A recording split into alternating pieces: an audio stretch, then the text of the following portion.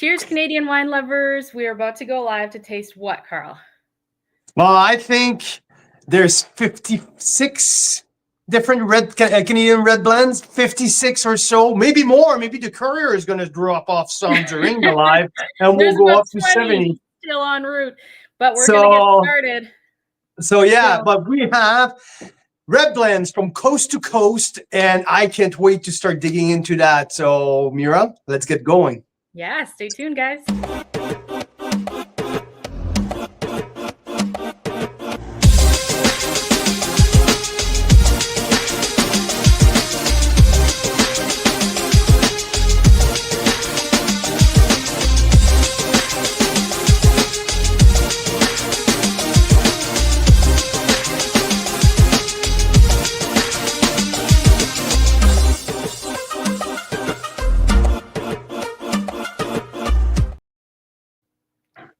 Here we are. Boom. There we go.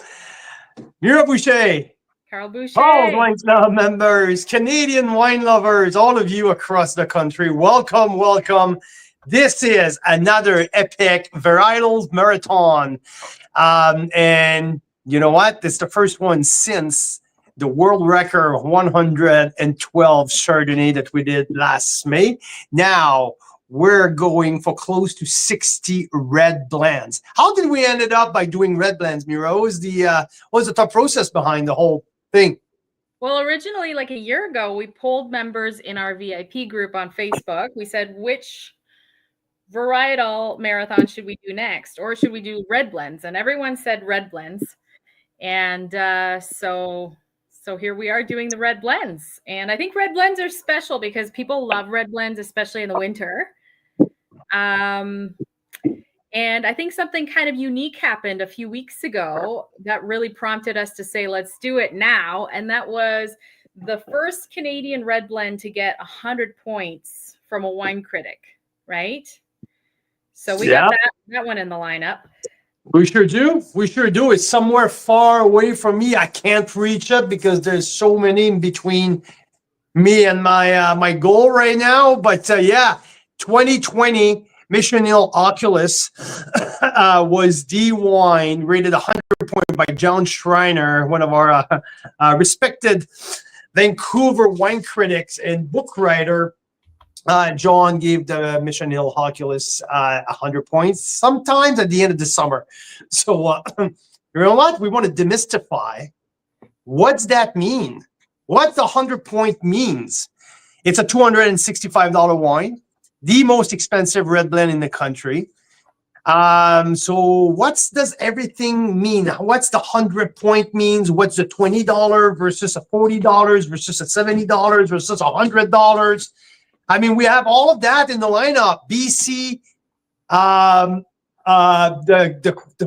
wait a minute, BC, North and South, or Niagara on the lake, even Lillooet, Lake Erie North Shore. So we have multiple different regions across the country. Obviously, Nova Scotia, there's no point Nova Scotia in there. Red blends, we're looking for something big and bold. They don't have the climate. They don't have the terroir to that. That's what they're not hanging their hat on that.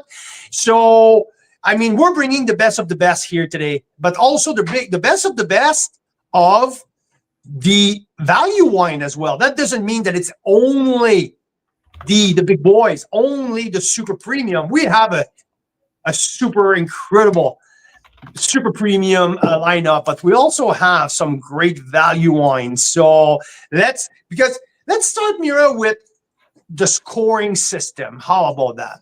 Okay, because we've been talking about the same thing over and over and over again about scoring systems since we started. We've been using the same scoring system. I've been explaining it regularly. And I think it's apropos that we talk about it before starting, because I think we fairly all have the same rating systems in terms of the wine critics, if I put myself in the mix of the wine critics. But yeah, we all score, most of us scores on the scale of 100. Most of us, when you hit 90 points, that's where the wines are getting very interesting. But one thing that is very important about how I do think, it's the price point. I always put the price point in the equation. Always, always, always. Why? Because to my opinion, my expectations are completely different for a $100 wine versus a $25 wine. That's why the price is in the equation. If a $100 wine tastes like a $20 wine, well, guess what? It's not a 90 point. It's not a highly scored wine. That speaks for itself, right? So I mean, it's pretty obvious then. So that's why I really, really put emphasis on the price point. And they can be a point difference, half a point to all the way to a point, a full point score versus like putting the price point in the equation. So there's that. So let's start. Below 88 points, I don't talk about it. And what's the reason for that, Mira? Is there a reason why we don't talk about it at below 88 points? There's a few. I mean, we don't want to, I mean, there's people who work hard to make these wines. We don't want to give the wrong impression. This wine is inherently subjective. So yeah, Carl tastes what, 1,200, 1,500 Canadian wines a year now, probably the most on the planet in terms of coast to coast Canadian wines. But you can have a bad day, you can have an off bottle, and your taste can be very different than someone who absolutely loves that bottle, right? So we only talk about the ones we feel are the standout ones, right? Exactly. And 88 point is the threshold. At 88 points, that's the point. That's a wine you know what? It's interesting. It's not an outstanding wine. It's not a wine that I'm going to go out of my way to talk about, but it's a wine that it's drinkable and it's pleasant. So to me, that's the definition of a pleasant pour. Something that it's fun to crack open and sip on. 89 point, that's a wine who meets its price point. That's a wine that, you know what, for X amount of dollar, it's enjoyable. Am I going to go out of my way to buy that wine over others? Maybe not. But the wine, if it's a $25 wine, meets my expectation. That's my 89 points definition. 90 points, that's where the wine starts to hit above its price point. And that's where my 90 points comes up. If it's a X amount of dollar wine again, and wow, it tastes much better, it tastes better than the price that I pay, and I will go out of my way to go to a liquor store to go pick up that bottle. If someone asks me, hey, have you tasted a good wine lately? Well, this wine will probably come up to the conversation. That's my 90 point definition. Make sense? So now, Totally. 91 points, that's where we're starting to climb to the rock star level. Our rock star level is at 93 points, right? 91 and 92, that's where you climb the ladder. 91 points, oh yeah, it punches way above its price point. And it's a wine with the personality. That's a wine among a lineup that, this one will stand out. So obviously, Mr. Obvious here, a point higher than 90. And I mean, that's how you build up, right? 90 points, you know what? Yes, I would suggest that wine in the conversation. I'll go buy it. This is even better. So here, we're hitting our 91. 92. Now, is it rock star level? Is it the wine that absolutely stand out in the lineup? No, but this is pretty darn close. That's where my 92 comes up, right? It's like, wow, it's not a top level wine, but it's a top 25%, right? It's 25%. Am I right with that number? Maybe no, maybe lower than that. Maybe that the top 20%. No, top 15. Yeah, top 15%. That's the 92 here, you know, like it's not the rock star wine, but it's the wine that you're like, whoa, that's good. So yeah, 92, 93 points. That's where we hit the rock star level. That's the level where you're like, okay, complexity, texture, length, intricacy, like there's many layers. And like, I mean, the price point, $40, no, it tastes like a $60 wines, or that wines really stands out in the lineup of 5. And that's the wine that I'm going to talk about for the next couple months. Always comes back to mind, right? Oh, we taste different Merlots, and oh yeah, remember that one? Remember that one? That's kind of my It becomes my like sentence, right? almost like a benchmark, right? It Yeah, becomes like a benchmark. exactly. The benchmark. Remember that one, right? That's the so 93 points. That's exactly where we're starting to be right up there. At the yeah, sorry, I was reading the comments at the same time. Right. So that's the rock star level. 94 points. It's the less than 5% of the wine that we've tasted this year. That's where my top 10 wine of the year, right? Top 10 wine of the year start at 94 usually, 93 plus to 94. So tasting 1,200 to 1,500 wines during the year. You see here, right? 90 plus, 93 plus to 94. I taste maybe 15 wines at that level, 15 to 20 wines all year long at that at that score. 95 points, to be honest, guys. I think there's 5 wines this year so far. And with it's December 28th. 5 or 7 wines that I rated 95 points. 96, there's 1. Plain and simple. That's where we're at. I scored once a 97 points, and I've never scored a 98 or a 99 points. Neither 100. So we'll see. Does it mean that 100 point doesn't exist in my world? Maybe not. That's not what I'm saying. Here's a question for you, Carl. You tasted some pretty incredible international wines. And I think I've asked you this once before. I'm trying to remember what you said. But have you ever tasted a wine that you thought, oh, this could be a 100-point wine? Like ever? Not just Canadian wine? No. Because it becomes a bit of a philosophical thing, right? Yeah, exactly. I've never really expect a wine to be perfect, to be honest. But I've never really tasted. I mean, that's the thing. Right? Exactly. And I think you mentioned it perfectly. It's a philosophical thing, right? Some people, so some taster. I think it means for that taster, who's presumably people who taste and score wine taste a lot of wine. So I guess they really refine their palate and they really know, when something stands out in a really good way. I guess it means that for that particular person, this is one they're wild about, right? Yeah, and okay. And let's put it that way. When you look at the 100 points of the world, okay, Lafite Rothschild, Latour, Mouton, Margaux, like all of the first growth, first and foremost. Couple of the California cult. That's usually the one, Sassicaia. That's the one who our taste usually gave the 100 points. This is almost always the select group of the same wines year in and year out. These wines are never tasted blind. So the taster are going in there knowing that they're going to taste the new vintage of Cheval Blanc. Knowing that last year was a tough vintage and it was rated 98 and this year was a great vintage. And you know what? I'm going there thinking that it's probably 100 points because it's Cheval Blanc. I'm not saying that their process is wrong. That's not what I'm saying. Probably what I'm saying is I don't know exactly in my mind, in my heart, in my soul, in my palate, exactly what it's 100-point wines.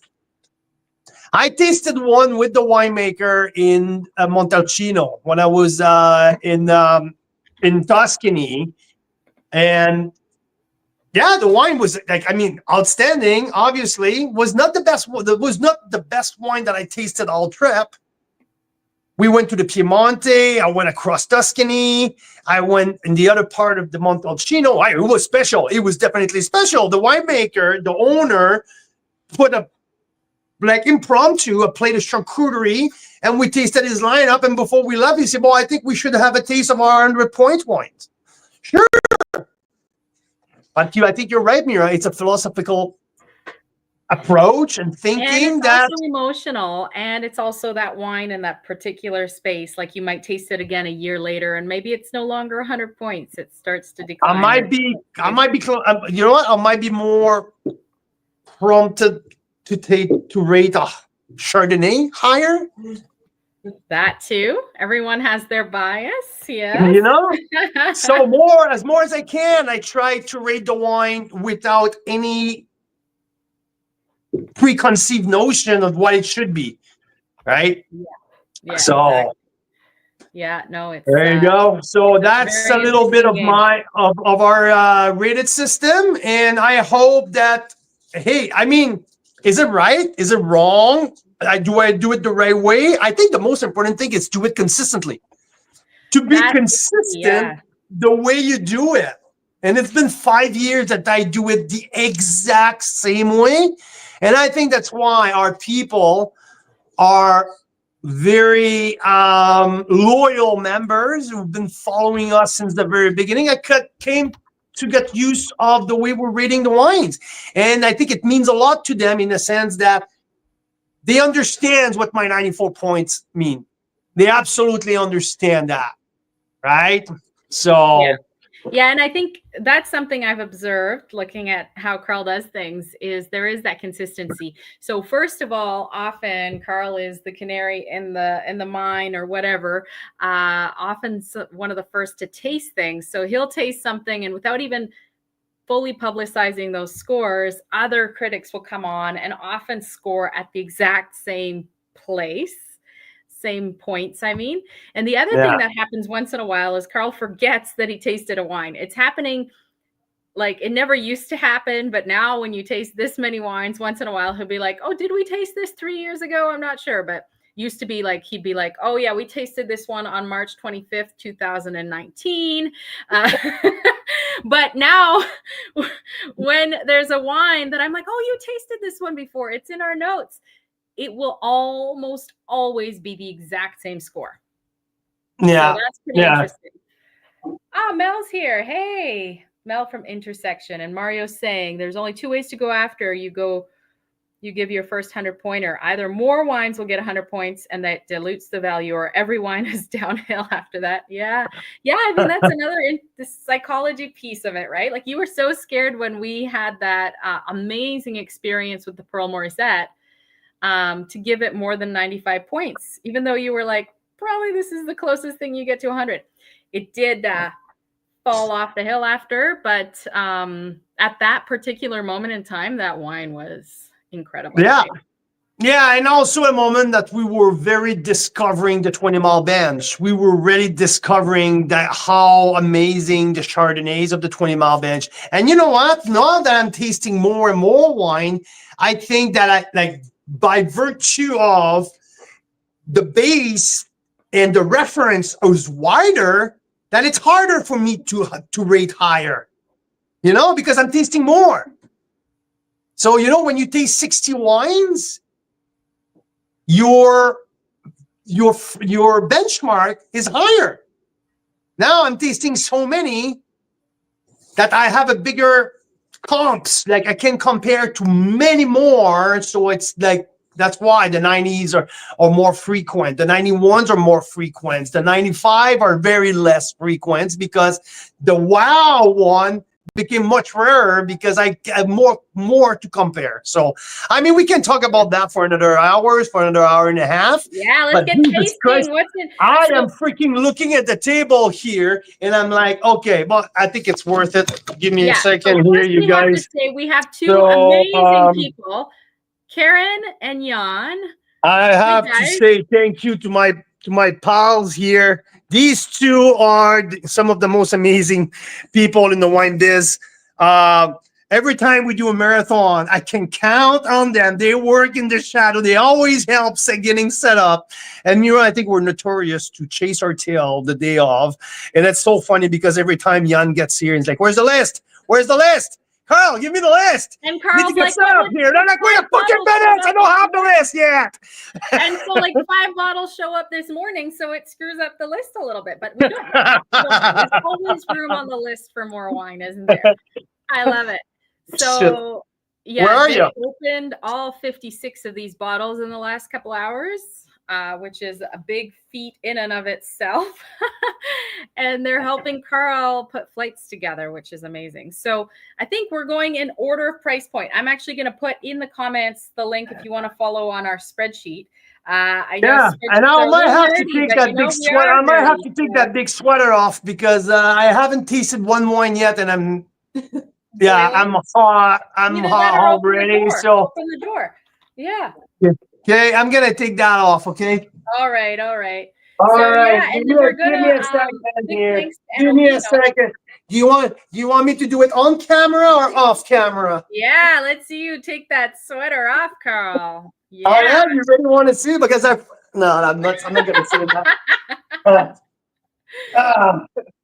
There you go. Bam. There you go. There you are. Put that up here. Put the glasses on. Now, let's get going. Jan even thought of the water. I have multiple spit cup. Jeez, wow. Okay. Fucking rocking. Now, let's start, okay? First and foremost, I found that in the cellar. You know, often you put, everyone who has a wine wall, a cellar, or whatever at home, you always forget bottles, right? If you're like us, not the most organized people on the planet, you always forget bottles. Sometimes you're like, holy shit. Huh, okay. I remember when I used to do cellar management, right, walking. You remember coming home with cases of wine where like people like 1988, Chianti regular. And the guy was like, oh, yeah, I may have forgot that in the cellar, right? Yeah, it's dead. It's dead. Anyway, I have a 2017 homegrown megalomaniac here, okay? And it's important to mention that bottle was $14.95 when it was released. In 97 vintage, so probably released at the end of 98. In 2018, sorry. So 2017 homegrown. Yeah, 2017. It's not meant to last more than a year or two. Like this is 2 years. I mean, this is a LCBO, like 1,000 cases produced. So forget bottle.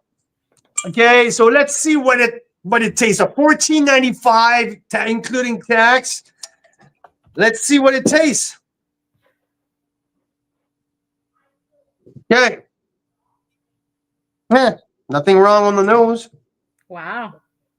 It's screw cap. And I mean, this is one of the things about screw caps is they do age really well. I mean, I think they age differently, but maybe that's like a romance thing. I still like the corks if you're going to age for a long time. Nothing wrong with it? Tasty? Absolutely nothing wrong with it. Absolutely nothing wrong with that. I'll keep the bottle close by just for a sec. So it's 7 years old. Yeah, homegrown 2017 homegrown megalomaniac, $14.95. There's nothing wrong with that bottle. Absolutely nothing. I mean, enjoyable. So there you go. 89 points. That's to me like 89 points. I'm like, I mean, is it the greatest wine in the world? No.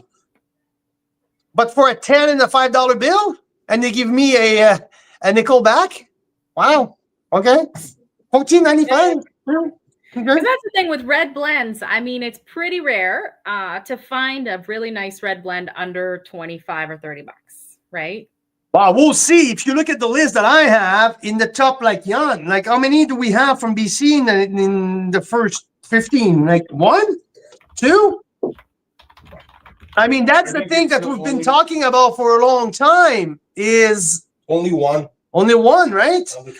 Under $25. Like we've been talking about that discrepancy of price point between BC and Ontario in terms of value wine. I think the gap is getting even bigger and bigger now. Like we have one wine under $25 from BC today. All of the other ones are all Ontario. They have the potential. They have the opportunity of doing more of the value wine because of the flat land, because of the machine harvesting, because of the size of the farms. and all that. But hey, Megalomaniac 27. I want another sip.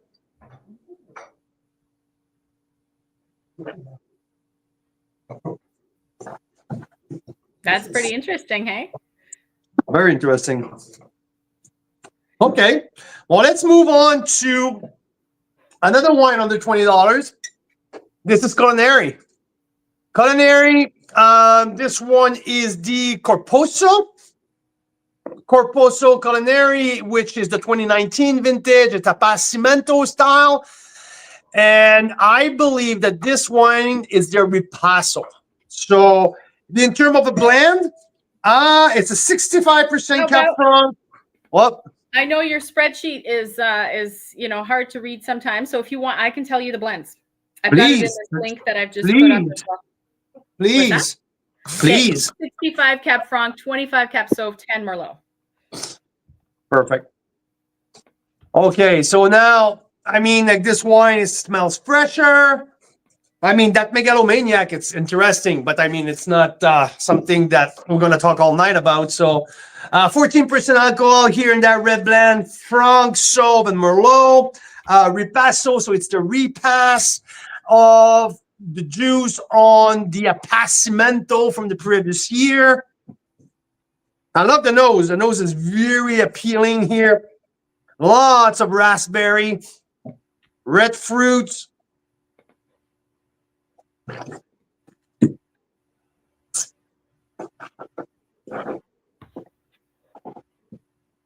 Lighter style. Fairly light, like every Ripasso. Yeah. And Ripasso is when they pass through the skins. Yeah, through the skin. So the pomace of the previous vintage. So they're just going to repass that. So Appassimento style. So you had all of the dry grapes usually from the previous vintage. They're going to keep it with the fresh. They're going to get the fresh juice passing through that, just to give them a little bit more complexity. Let's put it that way. Mm-hmm. And Mario's just asking, have we come across the Trius Grand Red, not the regular red? Not in this tasting, but have you, Carl? Have you tasted that one? We did 3-4 years ago when I went to my first trip to Niagara, when I met Marcel for the first time. Mm-hmm. In that first crazy day of tasting, you remember? Started with Big Head at 9:30 a.m. and you had 24 wines for us to taste, which screw up our day pretty bad, but in the right way. But yeah. So we went to Trius. I tasted that Grand Red, which is a fantastic wine, by the way. I would say it's probably a little bit like the Nota Bene of Niagara. Peller Estate, one of the top from Peller, smaller production, Bordeaux blend. So that's the... So that Corposo is very enjoyable. I would say, to me, this is a 90-point wine. 1995. Are you kidding me? This is such a beautiful price point. Really good price, including. So all these prices are tax in. May or may not be tax in for the tax holiday. Some of them are reduced for the tax holiday. Other ones, if they didn't seem to be reduced, we didn't reduce them. So that sort of thing. But yeah, so they should be all kind of the same, like tax in prices. There's a bit of complexity in that wine too. I'm like, wow, okay, this is fun. I really like that. So I love those wines because they elevate your meal. Like if it's a Monday night and you crack one of those open with your burger, I mean, it's a whole different experience. I'm telling you. Elaine's opening an Adamo 16 Meritage from Culinary as well. That's awesome. Yeah, we have not yet featured Culinary in the club. But I think it's maybe. I have to respond to Christopher. Christopher emailed me like 2 weeks ago. I haven't got back to him. So I know, shame on me. It's been a busy 2 weeks. I'm sure he'll understand. Hey, so that was a 90-pointer. I think next up, what do we have? Let me tell you. Day, one of our favorites. Oh yes. Okay, this is my go-to when I want to do a little gift to someone and I don't want to break the bank. This is my go-to. Like a little thank you for something. It's $25. And from the 2020 vintage, this wine has so much to offer for the price point. I mean, I've tasted that wine a million times. Holy shit, look at the color. Okay, can you pass me the culinary back, please? So I just want to show people the difference of color. Thank you. Same grape varietals. I don't know if you can see properly here. Can you see the difference on the camera? A little bit. Maybe not. In person is absolutely crazy how much deeper. Yeah, there's such a big difference in terms of color between these two wines. A lot about the vintage in there is 2020, a hot and dry vintage in Niagara. It allowed them to make wines that year that they usually don't make every year, right? And Bellaterra, which burnt ship bait's a Bellaterra wine. Don't tell anybody, but that's what it is. Fred DeProfrio makes the Bellaterra. And in 2020, burnt ship bait, they made the Reserve Red, which they released only last year. They kept that 2 years at the winery just to hold on to it. This wine for the price point, and that's why I gave that wine 92 points out of the gate, because talking about over-delivering, this one, it's not even funny. It's not even funny. I mean, so We love that wine. 52% Merlot, 35 Cap Franc, and 13 Malbec. Already on the nose, richer, deeper, more blackberry. There's still red fruit, but there's a little bit like now some dark black fruit entering the whole bouquet. 14.5 in alcohol, so already bigger, bolder, more robust.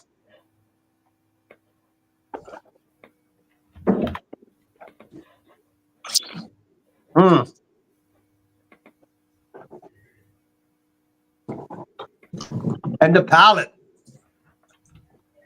softer, rounder, just bigger. Clay's here. So Clay's thing sounds like a gem. And where the fuck are ya?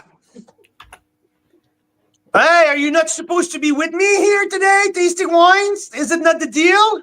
I do believe he's on the way. So what's I hope that we said. Hope that Joanna's driving, because driving and listening. No, just. Listen, but that wine, I mean, hey, that burnt ship bait. That's okay. If you look at the, I think, how's that work, Mira, for purchasing? Because I think we wanted to do kind of a little bit of a shop and listen and shop with us, something like that. Because this is definitely, if I have to do a top 20 recommendation, all of that, what we have here, this is part of the recommendation. Absolutely no doubt. You should get a case of that in your cellar. That's what Marcel Morgenstern called the cellar insurance, right? Because, yeah. Right, man, that's so good.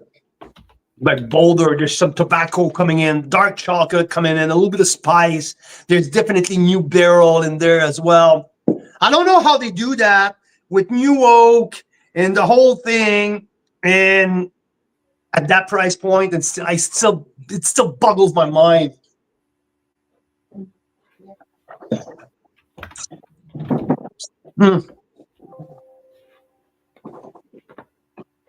Mira, when you have a second, would you mind to go in the kids' room and grab a bin where we put their clothes, throw their clothes out, and bring the bin downstairs so we can dump the wine? Because how many of those cups I'm going to need? I'm going to spend, yeah? Oh, it's true. It's true. Yeah, I'll be down in a sec. So, yeah. Thank you. You have your first winemaker interview stopping by in about 15-20 minutes. So who's coming first? Isn't it Alex? Alessandro? from yep, From yep. Fort Barons. Fort Barons, right? Yeah. So where are they in the list here? Let's see. Fort Barons. Fort Barons 10, number 12, like 10, 15, 2, 3, 4, 5, 6, 7, 8, 9, 10, 11, 12, 13, 16. Yeah. So can you do 16 wines in 16 minutes? I mean, you like, no, like You no, don't have to. but that's okay. When he joined, I'm gonna jump. I'm gonna jump right to his wine, and after that, we'll go from there. I decided that no one's gonna fucking stress me out today. So yeah, there you go. There you go. That's yeah, that's my approach. So you're telling me to hurry up. That's what you're doing right now, eh? Well, if you Okay. want to be at that place in the sheet, otherwise we can go back and forth. But Okay, so Burnstrip Bay definitely on my recommend list. Definitely. Okay, like no doubt. 92 points, Carl's Wine Club. This wine kick ass. Absolutely. Okay. So 92. Wending Home, Wending South, 2020 vintage. There you go. Here, want to splash? There you go. So we had a fun time at Wending Home. We had a great crew. I think it's all the way back in April. Is it? Isn't it? yeah, when we met with was it April? Yes, it was April. That was in April, right? And we had with us Richard De Silva, a bunch of members were with us, and we had a great time. And we went to Wending Home. We did a pretty extensive tasting there. I think we ended up tasting like 12 or 14 wines. That was pretty cool. So now we're tasting Wending South from the 2020 vintage. So it's a wine that it's $22. Okay, that's a wine that won Browns at Wine Align. That's a wine that has 52% Dornfelder, 25% Cap Franc, 15% Gamay, and 8% Lamberger. Okay, so Dornfelder and Lamberger are Germanic grapes. So it's the leading blend, 60% of these two, with Franc and Gamay in the middle. Unusual blend, which is a wine that drinks a little bit lighter style, but still pretty dark color, a little smoky on the nose, a little bit of potpourri, a little bit of a floral type of delivery on the nose.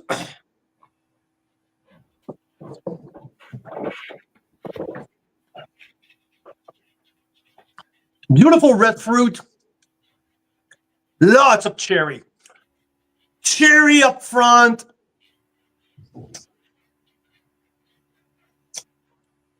Cherry and tobacco. Nothing too long in terms of length.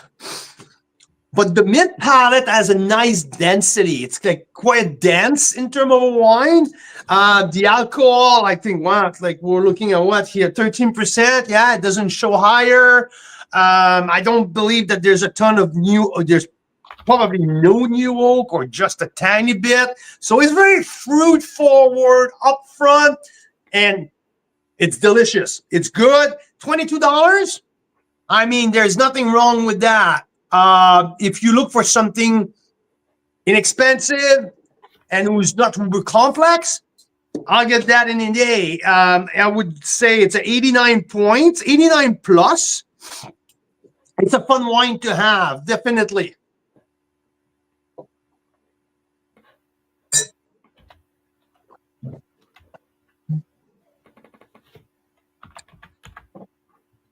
Funny.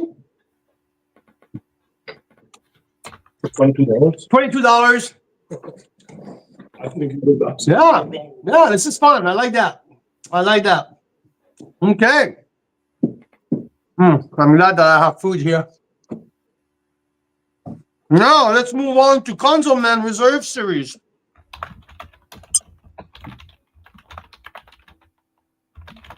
It's pretty interesting because I've never tried Consommé wine before, and they've been around in Niagara-on-the-Lake for a very long time. So I'm excited to start digging into that. This is one of their entry level. So Cab Merlot barrel aged. 2022. Yeah. Sorry, ahead. Carl. I missed your score on the Wending Home. 89 plus. Okay. 89 plus. Here with Consulman. This wine got a 90 points from Wine Align. And, I did not, okay. So 46% Cab Sauv, 29 Merlot, 25 Franc.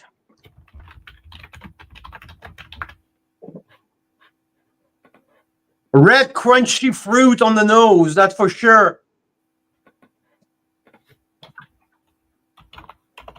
A little bit of savoriness here.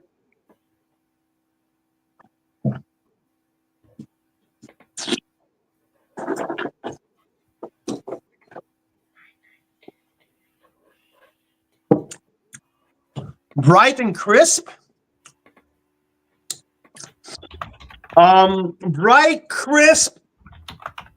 A little bit of spice at the end. A little bit of clove. A little of oak spice.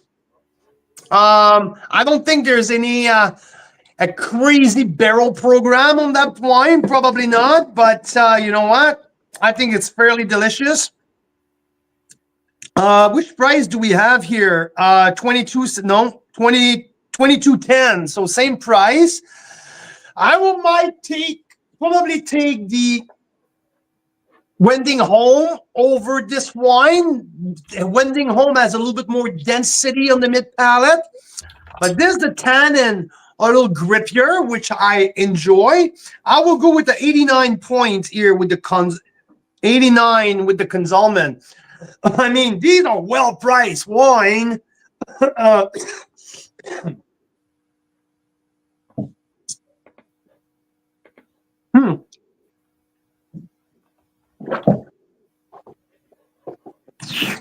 And I mean, one of the reasons that we see, I guess, the only wines under $20 that are red blends, under 25 that are red blends. There's only one from BC, the rest are Ontario. It's Ontario has like a few different advantages, right? Like lower price of land, often more established wineries, where they've already paid for all the land and stuff. Whereas in BC, if you're trying to get into a winery in the last 10 years, it's at least 5 times the price. And I see, Mira, the biggest factor in all that, the economy of scales. Thanks, Luke. I mean, it's the size of the farms. We don't have a lot of farms here bigger than 5 to 10 acres. In Ontario, I think I told that story many times. My first visit there, Marcel was taking me around and like meeting with the owners and winemakers, and always they say, "Oh, we're a small little family owned here. We only have 42 acres." So yeah. I'm like, first time you're like, you let them talk, right? So there's the first meeting. Second meeting, oh, so we're a small family owned farm here. It's only 37 acres. I'm like, And the third one, they go, oh, we're so small here. We just produced 15,000 cases. We only have 38 acres. You're like, okay, what's wrong with you guys? I mean, like, you're not used to that here. Like, when you see a small family-owned small farm here in BC, it's when I talk with Rob Hammersley, when it's Black Market, where they have their 5 acres. They produce 2,000 cases, and that's not most of it, but not a majority, but a lot of our producer, it's that. So, and there's also the geology or the lay of the land. I mean, there's no machine harvest here in the Okanagan. I mean, Niagara on the Lake, when you look at it, like Thomas will call it the beach. I mean, it's on the flat. And so you get the machine harvester there, and you can harvest your 30 acres, your 50 acres, your 70 acres of grapes, of vineyards, right? So it's different when you have to bring a crew to handpick the whole thing. So yes, economy of scale. the lay of the the other thing land. that I don't think they have in BC, unless maybe one of the conglomerates might own one, but in Ontario, they've got a few of those optical sorters. They cost like $500,000 to $1 million, but you can put huge amounts of grapes through and it'll sort it. Whereas here, it's not only done manually, but also with the human guesswork, right? We can't see through the grape to know which one is the perfect one. Yeah, for no, one they got that as well. They have it available, and I would say like some of the big producer has it. But the biggest difference is here they keep it for themselves. In Ontario, when Brian Schmidt collaborated with a couple of other to buy one, and they use other wineries, they let other wineries to come and use their stuff, right? Yeah.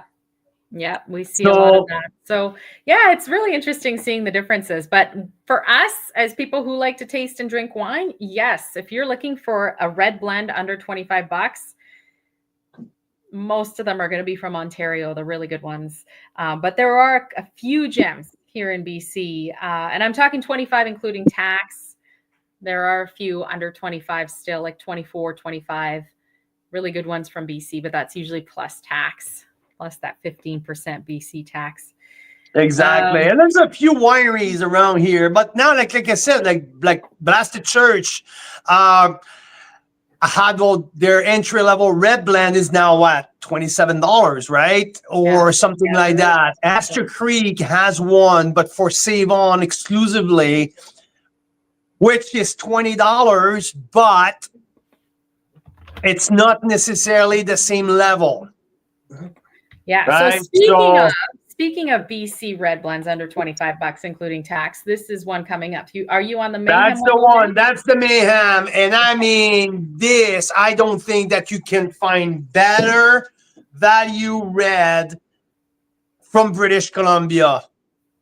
Definitely, I can't say definitely because there might be some out there that I've never tasted. But from my understanding, my liking, my palate, that Mayhem Cab Merlot, the 2022, I don't believe that there's any value wine at that price, at that level. This is, to me, that's my version of the Burnship Bay Reserve Red, to be honest. That's exactly, to me, these two, Niagara, BC, that's where I connect the both. Different vintage here, but I mean, in terms of quality, for the price, asking price, this is very at the same level to me.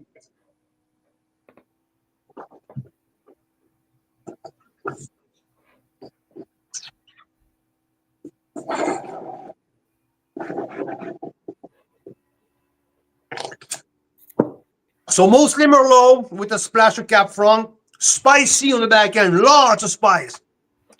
Lots of spice. Hey, whoa, wait a minute. Karen, do you think we can bring a glass or two to Mira upstairs? Yeah, absolutely. No? Yep. You know what? I am going to be down there very shortly once you start your interview, so it's all good.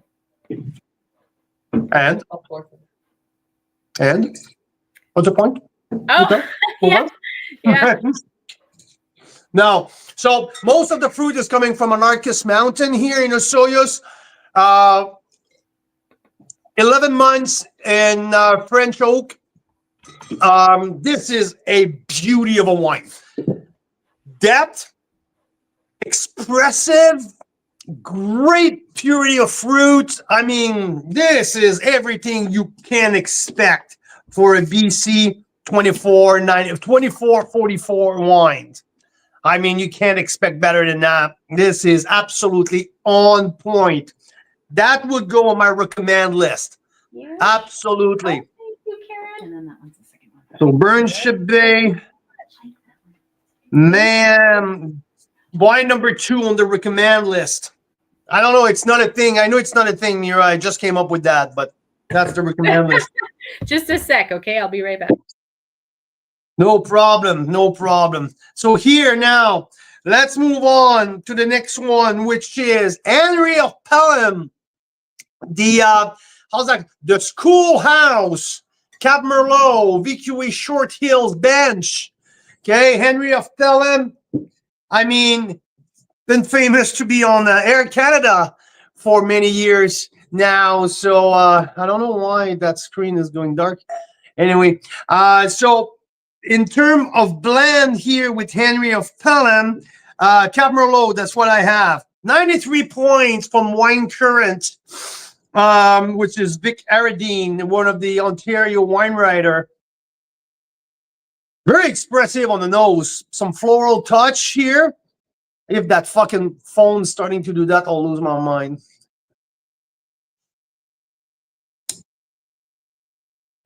There you go. Floral. Yeah, that phone is starting to do that, Mira, starting to go dark on me. I'm not spending the next 6 hours. But it just started when you disappeared. When you shut your screen off, mine started maybe. Yeah, anyway, so we'll see. Keep yourself in there. 35%. Anyway, Henry of Pelham. Oh, that's tasty.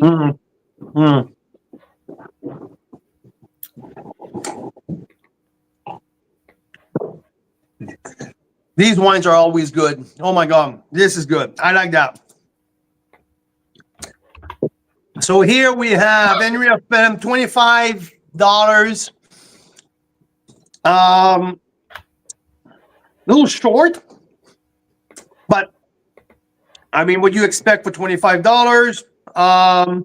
Good mid palate, a little floral in the nose, cherry, crushed raspberry, little bit of spice. I mean, it's well balanced, like 89 plus. Oh, I didn't rate the Mayhem Cab Merlot. I want to give the Mayhem Cab Merlot 91 plus. Okay. 89 plus for the Henry of Pelham. And what was your Konzelman score?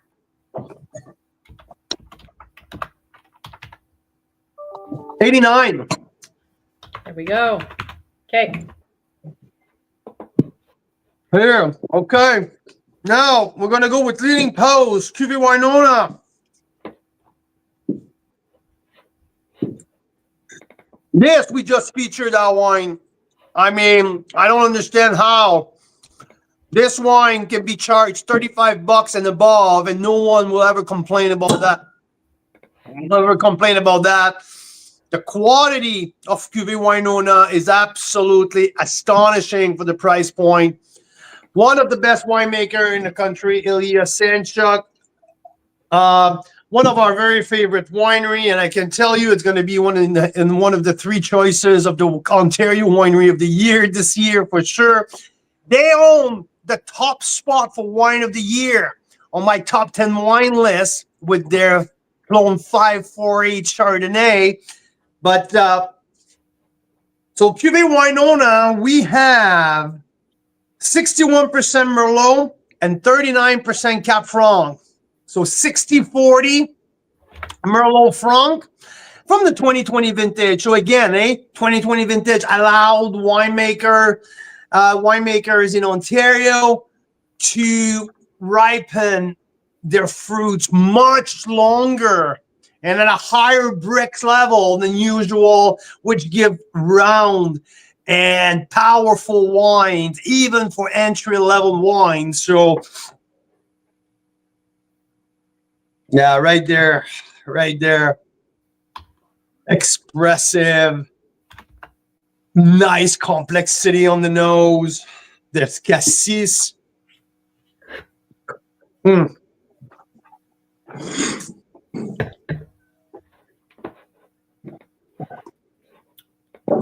I mean, the texture right away. You can see, you can feel the texture. You feel there's something up. Like, I mean, it's something that I haven't tasted so far in terms of texture, in terms of delivery, in terms of precision.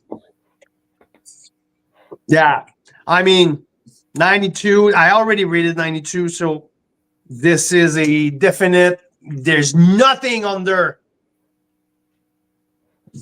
92 here. Like, that was my score originally, and I mean, I have to stop myself to not giving it 92 plus, but Hey, Mike and Jennifer had it over the holidays last week. Very nice. Yes. And Dylan had the Clone 548 Chardonnay.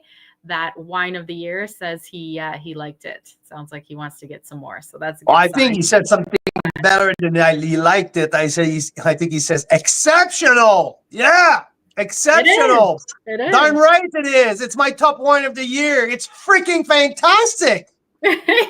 You're right. Leaning Post, QB Winona. Here we are.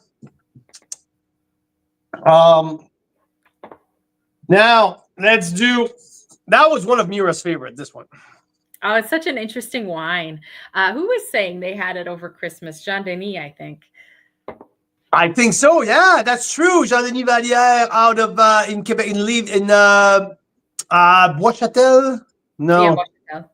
Yep. Bois-Châtel, yeah, in Quebec City. Jean-Denis had that wine over Christmas, and he said it was fantastic. This is a very unusual blend. Really unusual. Mira, do you want to check out this blend? I'm going to put it in the ticker here. But yeah, I mean, it's really interesting. Stratus, they pride themselves on blending, right? And I think we're going to talk more about blending because, I mean, with red blends, that's the whole thing, is that you bring in the best qualities from different varietals in different barrels and different vineyard blocks, and you blend them together and get something even better than it would be as a standalone, right? So with this one though, super rare, they put white varietals in a red blend. This is very, very rare.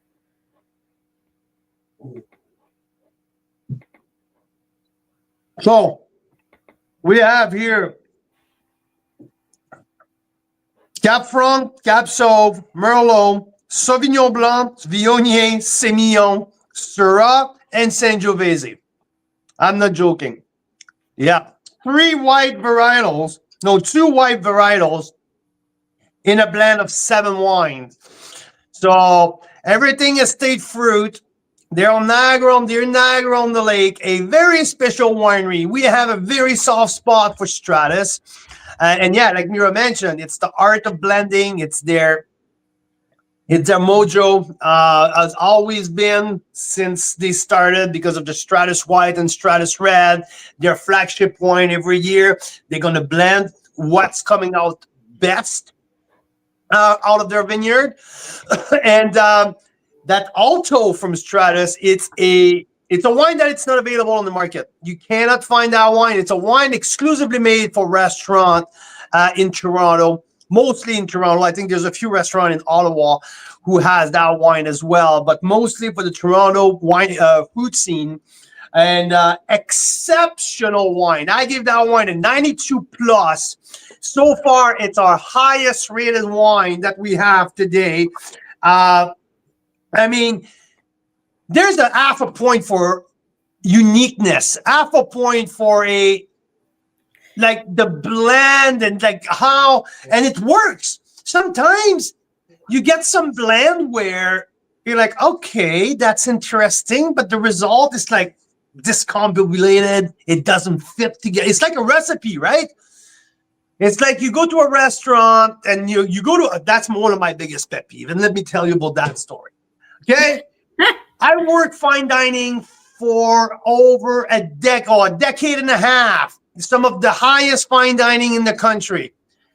The key in fine dining, it's not about how many ingredients you put in the fucking plate. It's that the ingredients match together, right? Same thing with blending. It's not because you put more grapes or more different varietals that your blend will be more special, right? Like you order a beef tartare, and there's like 7 different little side dishes around or different ingredients to mix, and they all clash together, but they ruin your darn tartare, right? We have been to fine dining restaurants where they make it look very pretty, very Instagram worthy, but all these little sauces and these little things they're putting on it actually don't taste good together. They just discombobulate it, as you would say, Carl. So yeah, So really is an art to the blend, isn't there? the art to the blend. So let me recap. Cap Franc, Cap Sauv, Merlot. And here's the kicker. Sauv Blanc, Viognier, Semillon, Syrah, and Sangiovese.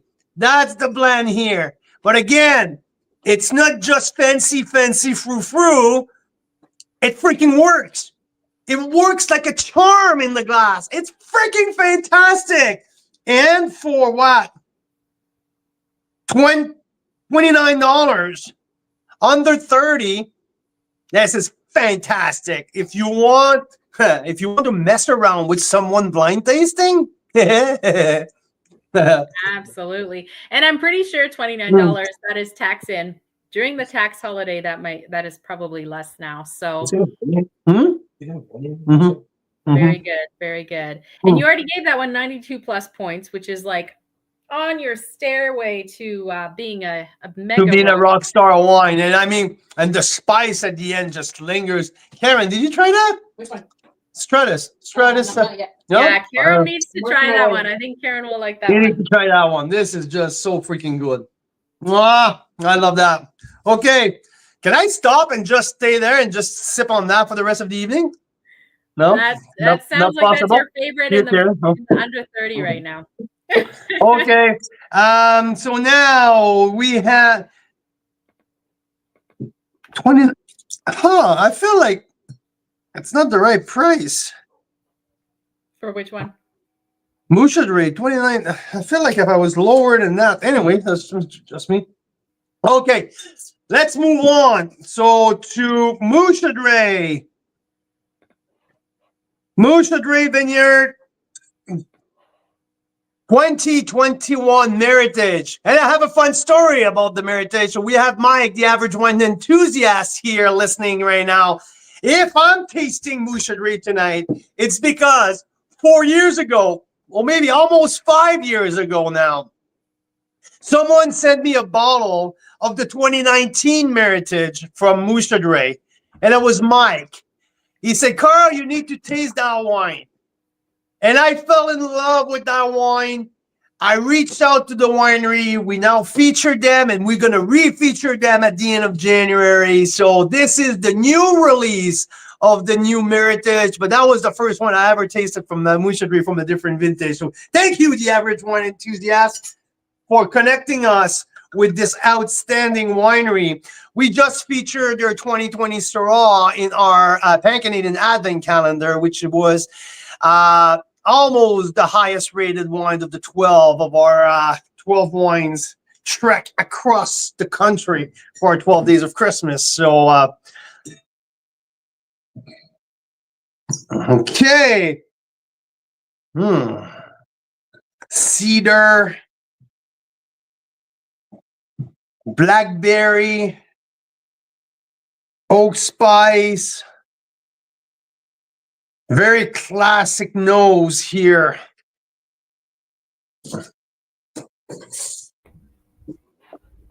I'm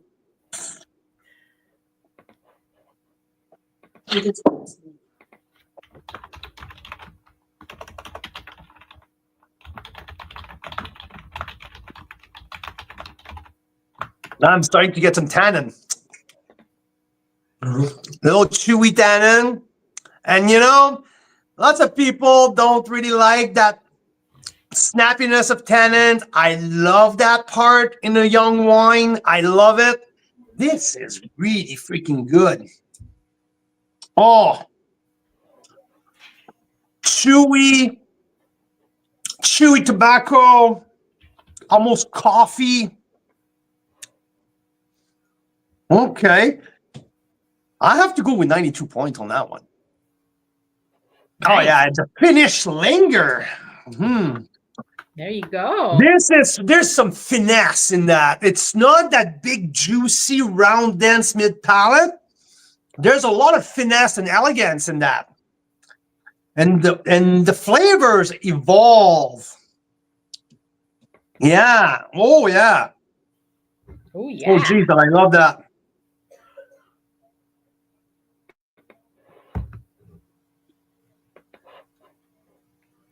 Yeah. 60% Merlot, 30 Cap Sauv, and 10 Cap Franc. Big fan. Very big fan of that.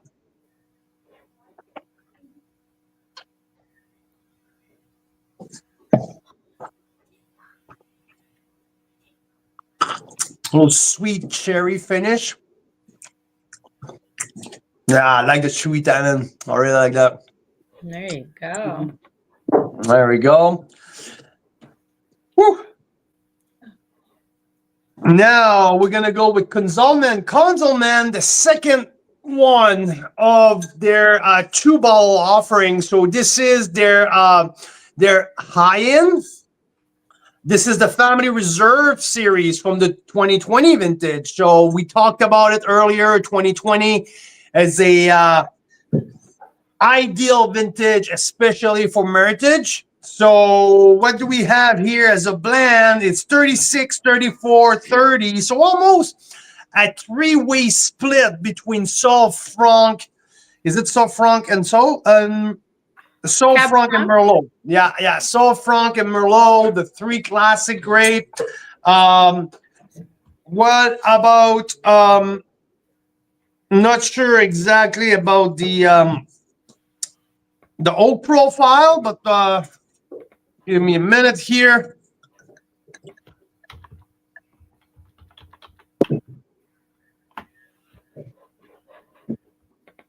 No, we'll probably save these ones for the guests. What's that? Oh, the glassware. Because I've been binging. I've been switching glassware. I need to be a little cleaner right now. You want me to? Yeah, no, that's fine. I'll be just, yeah. Okay, Konzelman Family Reserve. Now we're at over $30. So we're at $31. Yeah, and they don't talk much about their like oak profile on the website at all.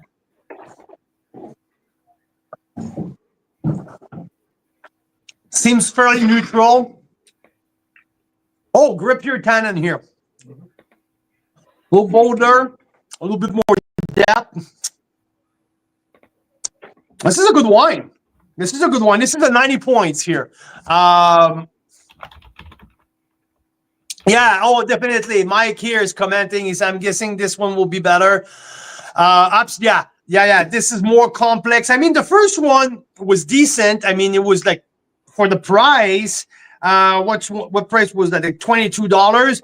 Yeah, I mean, I was honest. Like, and that's the kind of wine that I like to call it honest. This here, there's more. It's a little bit more serious, right? So at $30, $31. But there's definitely provides you that gives me more than $30 as well. So you know what? I'm gonna give that one a 90 points. Yeah, I like it. Doesn't last forever, but up all the way to the 2/3 of the profile. This is feisty. This is well made.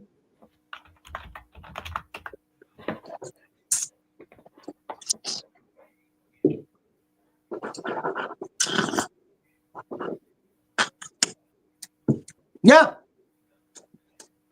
Chewy tannin.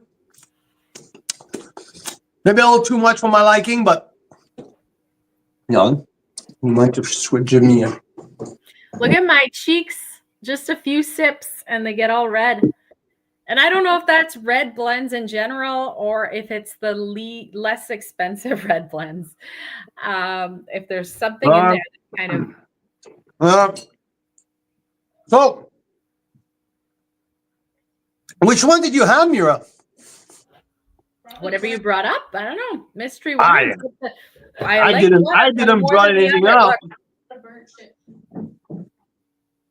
Burnt Chip Bay, and which one? Okay. The other one was the. This must be the Burnt Chip Bay. The Wending Home. Wending Home. Yeah. Yeah, Burnt Chip Bay has a little bit more darker fruit. Wending Home, Mira has a little bit more of the red fruit, a little denser. Yeah. You can tell which one I like more. That Burnt Chip Bay. Though I know that this is the Wending Home because it's not one I'm super familiar with. Yeah. But the burnt chip bay, I'm like, I recognize this from somewhere because we love this one. And you can always Okay. tell which one I like more. Oh by yeah. That's fairly obvious. the, Yeah. So we have here Rob, who's just joining in. Said he's on his way. yes. So we have a winery owner on its way and start the celebration of red blends with us. We also have Clay Martin, the with BC Wine Review. BC Wine Review Taste Buds, who's on his way as well. I think Daniel Bonterin from Bottega Wine Studio in Seven Direction already texted me that he's in Penticton right now, has a few errands to do, but is going to join us soon. Richard De Silva, also on his way. Hey. Oh my God, Karen is so sweet. She brought me a spit mug. Why? And some food. Karen, don't ruin the end of my night. Thank you. And this one. And she brought me the Alto. So did you like it? There you go. There you go. There you Saving go. it in another glass. I feel like that's one that Karen would like. I don't want to know. That's good. Not too much because I want to save it for all you guys stopping by. I don't want to dump this one. Thank you. So I have a new release here of Lely Vineyard and on the Niagara River appellation of the Niagara on the lake here.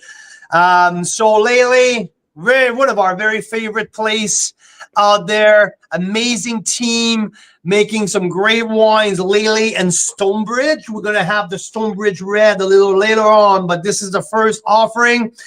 Very Bordeaux-esque on the nose.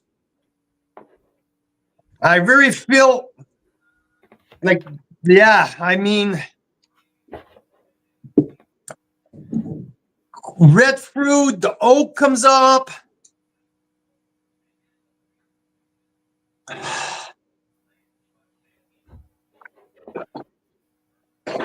Mm.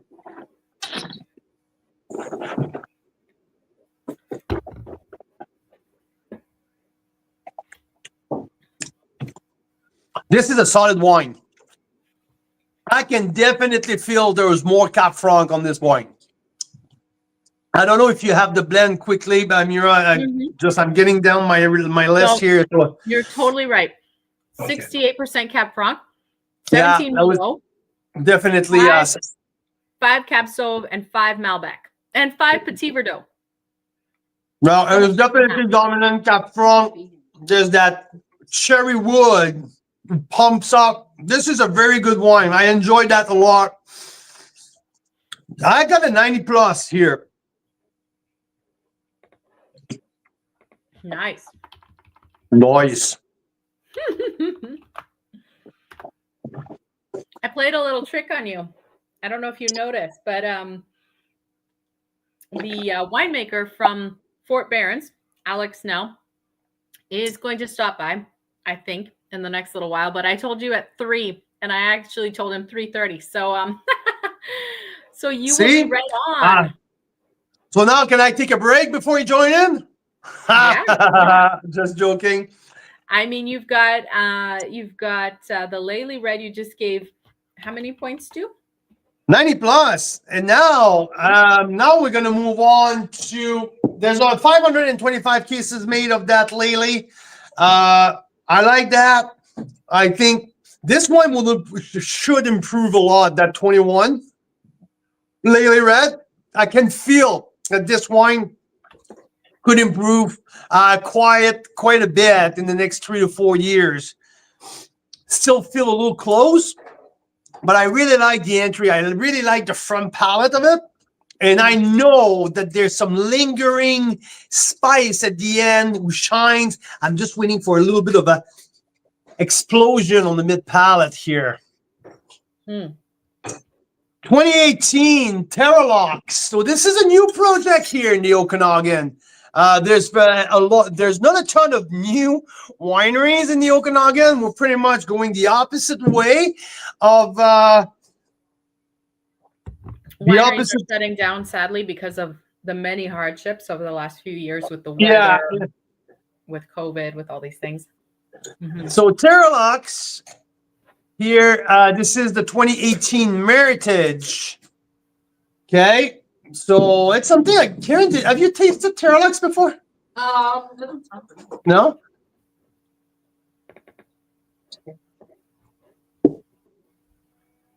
Cap from Merlot, Cap Sauv Malbec.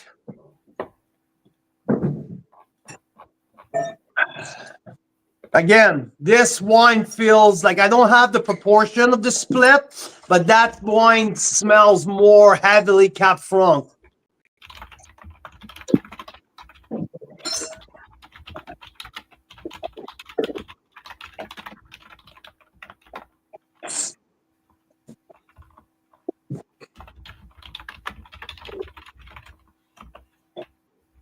Okay.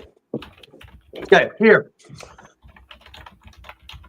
I think for the first time, I just hit a certain level of complexity.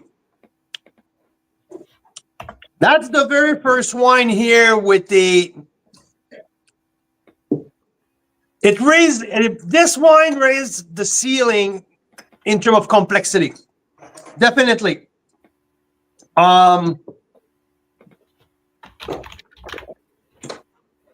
Yeah, I mean, 2018 vintage, so now we're at 6 years old. First time out as well that we have a wine that age, if I exclude the 17 Megalomaniac. So yeah, I think in terms of length, in terms of mid-palate, tannin, this wine has a bright acidity, very clean.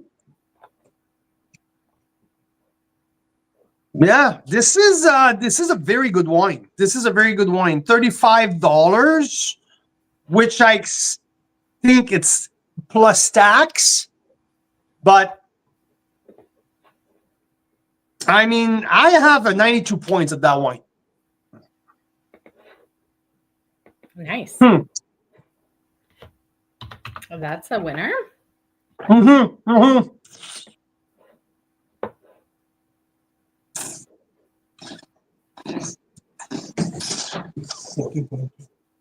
And it's well aged. I mean, that's true. I do believe we really enjoyed the 18 Syrahs, if I recall correctly. From who? So I imagine it's good for reds as well. Hey? No, but 2018 18 is a very dangerous vintage. That 18 is filled with smoke across the freaking across the valley. Mm-hmm. But this is clean. That's why I mentioned this is clean. There you go. It's clean.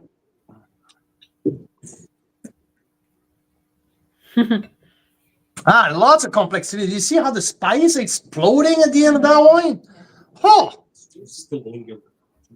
Yeah, and the bright acid. I mean, 6 years in it, this wine will be shining for the next 5, like easily. So, if you blind taste me on that, to me, it would be more expensive. Like to my blind taste opinion, will be more expensive than that. Interesting. So yeah. No, I really like what they've done with that Meritage. Absolutely. Awesome. Well, hey, your next 2 wines, we might have the winemakers stopping by. Yeah. So do we want to skip them so you can taste them with those winemakers? Yeah, absolutely. So how about we go to Wester Creek? Yeah. Hester Creek, we tasted actually recently with the Advent calendar. Absolutely. And this is a 94 points wine line. This is a platinum medal. So this one had made wave. Yeah. A lot since it's been released. Very young. Mm-hmm. A 2022. It's a GSM, the Grenache Syrah Mourvèdre from Hester Creek. We had Mark Hopley an interview last week. So this wine was part of our Advent calendar. So this is a medium body wine. This one, to my opinion, will need time. Like, I think this one has much more to offer. I give it a 93 points because I see what's coming. and I'm surprised of the price point.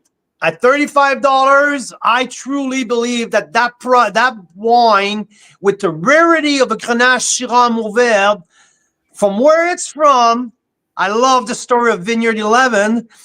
And I mean, this wine could easily be $50, and this one will go sold out. No issue there. But I think that it was 40 something because the GST free price is $38.59. Yeah, but it's only 5%, right, with the BC one. So it's $35 plus tax. Yeah. And so we still have to pay the BC tax because the BC LDB and the PST people did not participate in Trudeau's tax holiday. But yeah, so 38 all in. But yeah, it's a beauty of a wine. And I think you're right. I think there's more to come. There's complexity there. It is a lighter wine. But there's much more to come. And I think that this wine will offer more on the mid palate. Yeah. Come in. It's shy. I think it might be in a little bit of a slump right now, a little sleepy at this point. But there's so much. There's so much in that wine. I mean, it's a hidden, like I feel like you can dig, you can scrub, and you can find so much into that. So yeah, it's a Grenache Syrah Mourvèdre. The split is, let me go back, 51, no. 48 Grenache, 38 Syrah, 17 Mourvèdre. Thank you very much, Mira. And yeah, it's part of that the foundation series of Hester Creek, which is small batch wine, when they find some really, really incredible piece of dirt, and they can do something unique and something special. And this is part of that. Chat with the winemaker Mark Hopley last week about this and learn about their special vineyard that these are sourced from, the Vineyard 11, because it's an 11 out of 10. Yeah. So that was great. Hey, we do have Alex Snell, winemaker at Fort Barons, in the green room. Carl, did you want to take a 2-minute break? I could do a quick I would like to go to the bathroom. I would like to go to the bathroom. So we'll get on now for an hour and 25 minutes. So yeah, let me go to the bathroom. I'll rinse my mouth with some champagne. No, I'm just joking. That's what you got to do. I mean, yeah, I know. My cheeks starting to get blue. And it's just a start. We have where we're at now in terms of 2, 4, yeah, we're doing well. We're doing well. I think I can be done by 8 o'clock, right? You think? Hopefully, okay. So let me go to the bathroom. I'll let you chat with Alessandro, maybe backstage or whatever you have to do. If you give me 2.5 minutes. And then we'll bring Alex on. I'm going to do a draw for an Enovino, and then we'll bring Alex on. So we'll see you in a minute. Cheers. Enovino, my very favorite tool. My very, very, very favorite wine tool. This wine decants my wine one glass at a time. I swear to God. And it's not sponsored. No. My favorite. And he goes to the dishwasher. I don't have to dick around like with the towel and no. It goes to the dishwasher. So our friend Marcel at Bellaterra got sick of these wine aerators that you can use that melt in the commercial dishwasher. So he designed this beautiful one called Enovino. You can get it on Amazon. You can get it on our website. They're $40 each. And we're going to give one away now in a second. So what I'm going to do is anyone who's left a comment so far, I'm going to throw you into this draw. You might end up with a fun prize. And if you leave a comment from now on, we'll add you onto that list. So make sure you chat with us. Tell us what you have tasted before, things that you've heard us talk about here. If you've tasted it, let us know. If you're curious about it, let us know. It's just kind of fun chatting. And here we go. We'll do this draw for an Enovino wine aerator.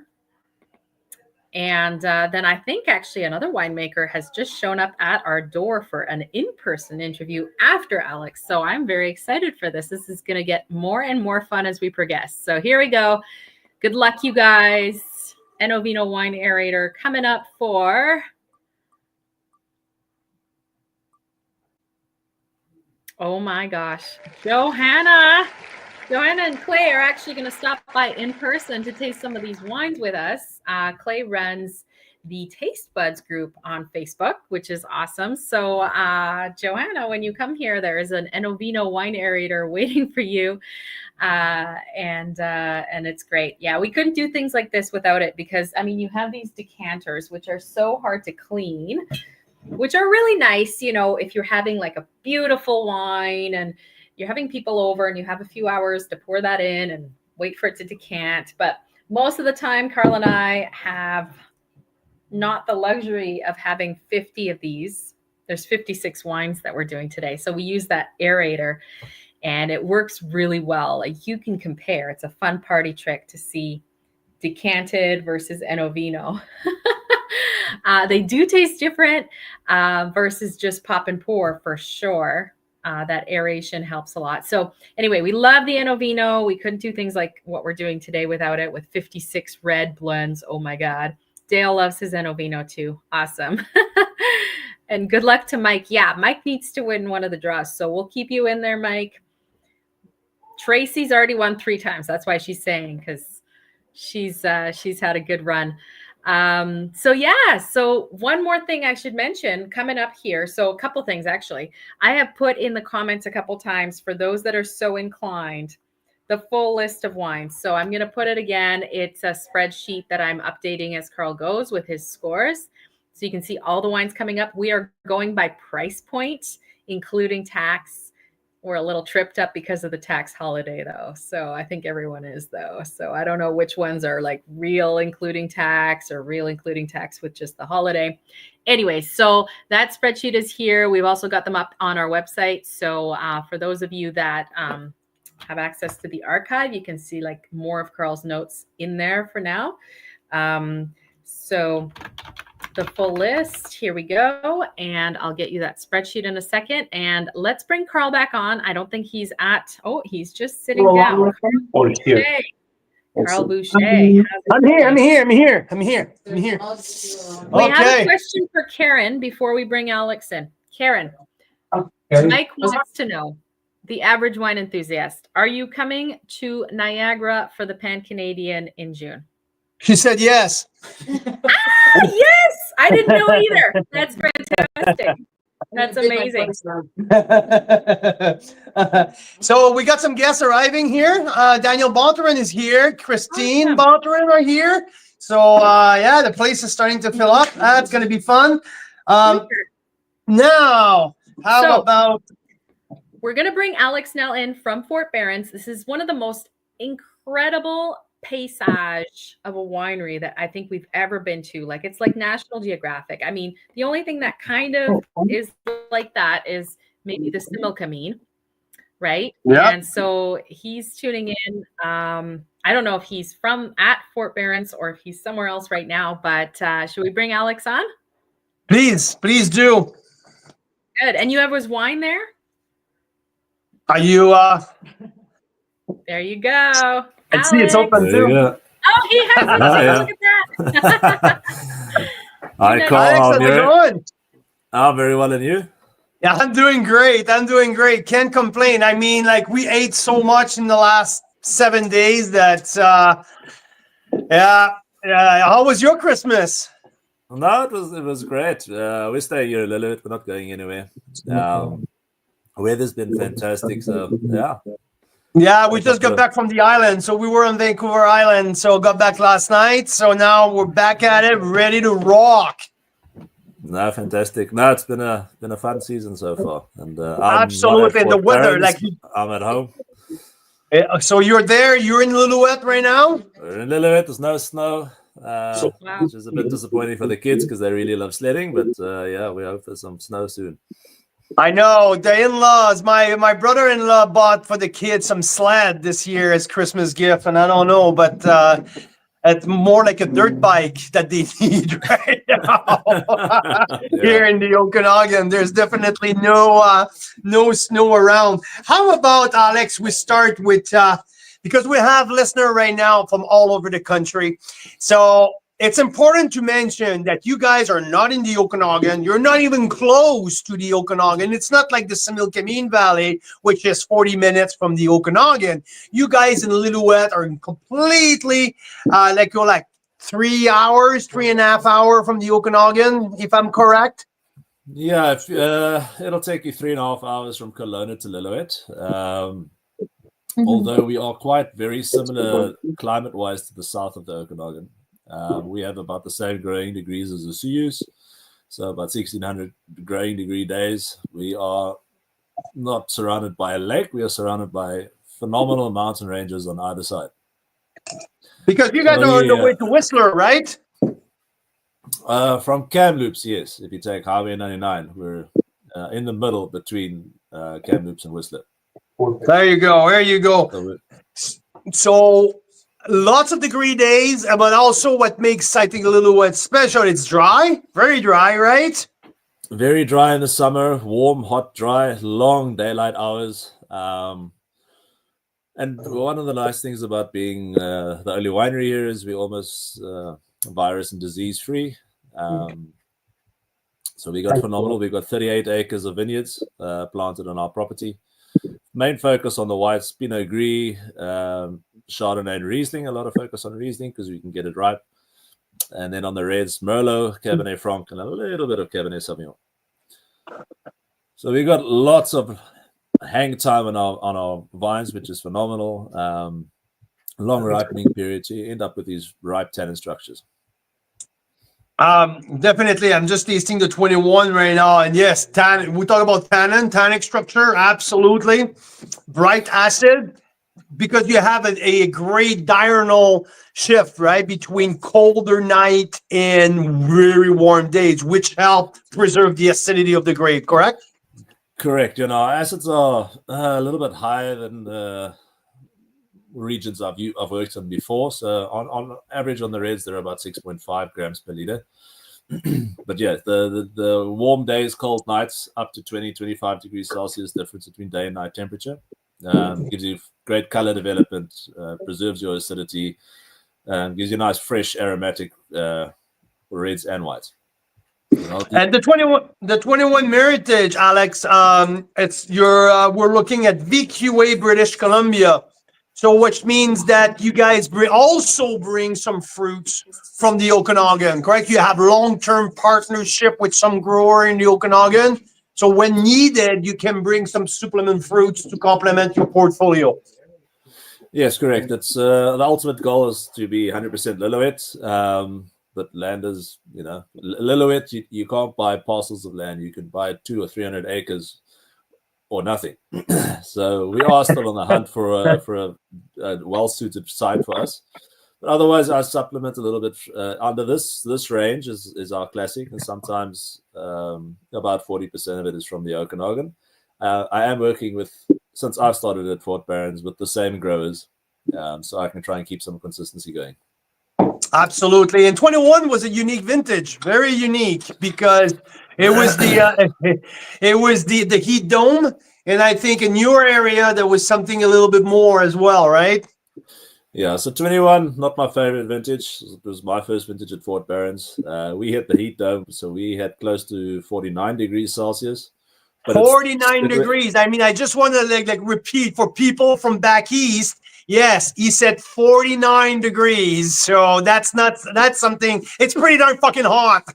Oh no, that was the end of June. And it was above 45 degrees for 3 days. So it was Friday, Saturday, and Sunday. I remember at 5 o'clock, it was 49 degrees Celsius. So I got quite a bit of sunburn damage on my young vineyards. The older vineyards handled it well.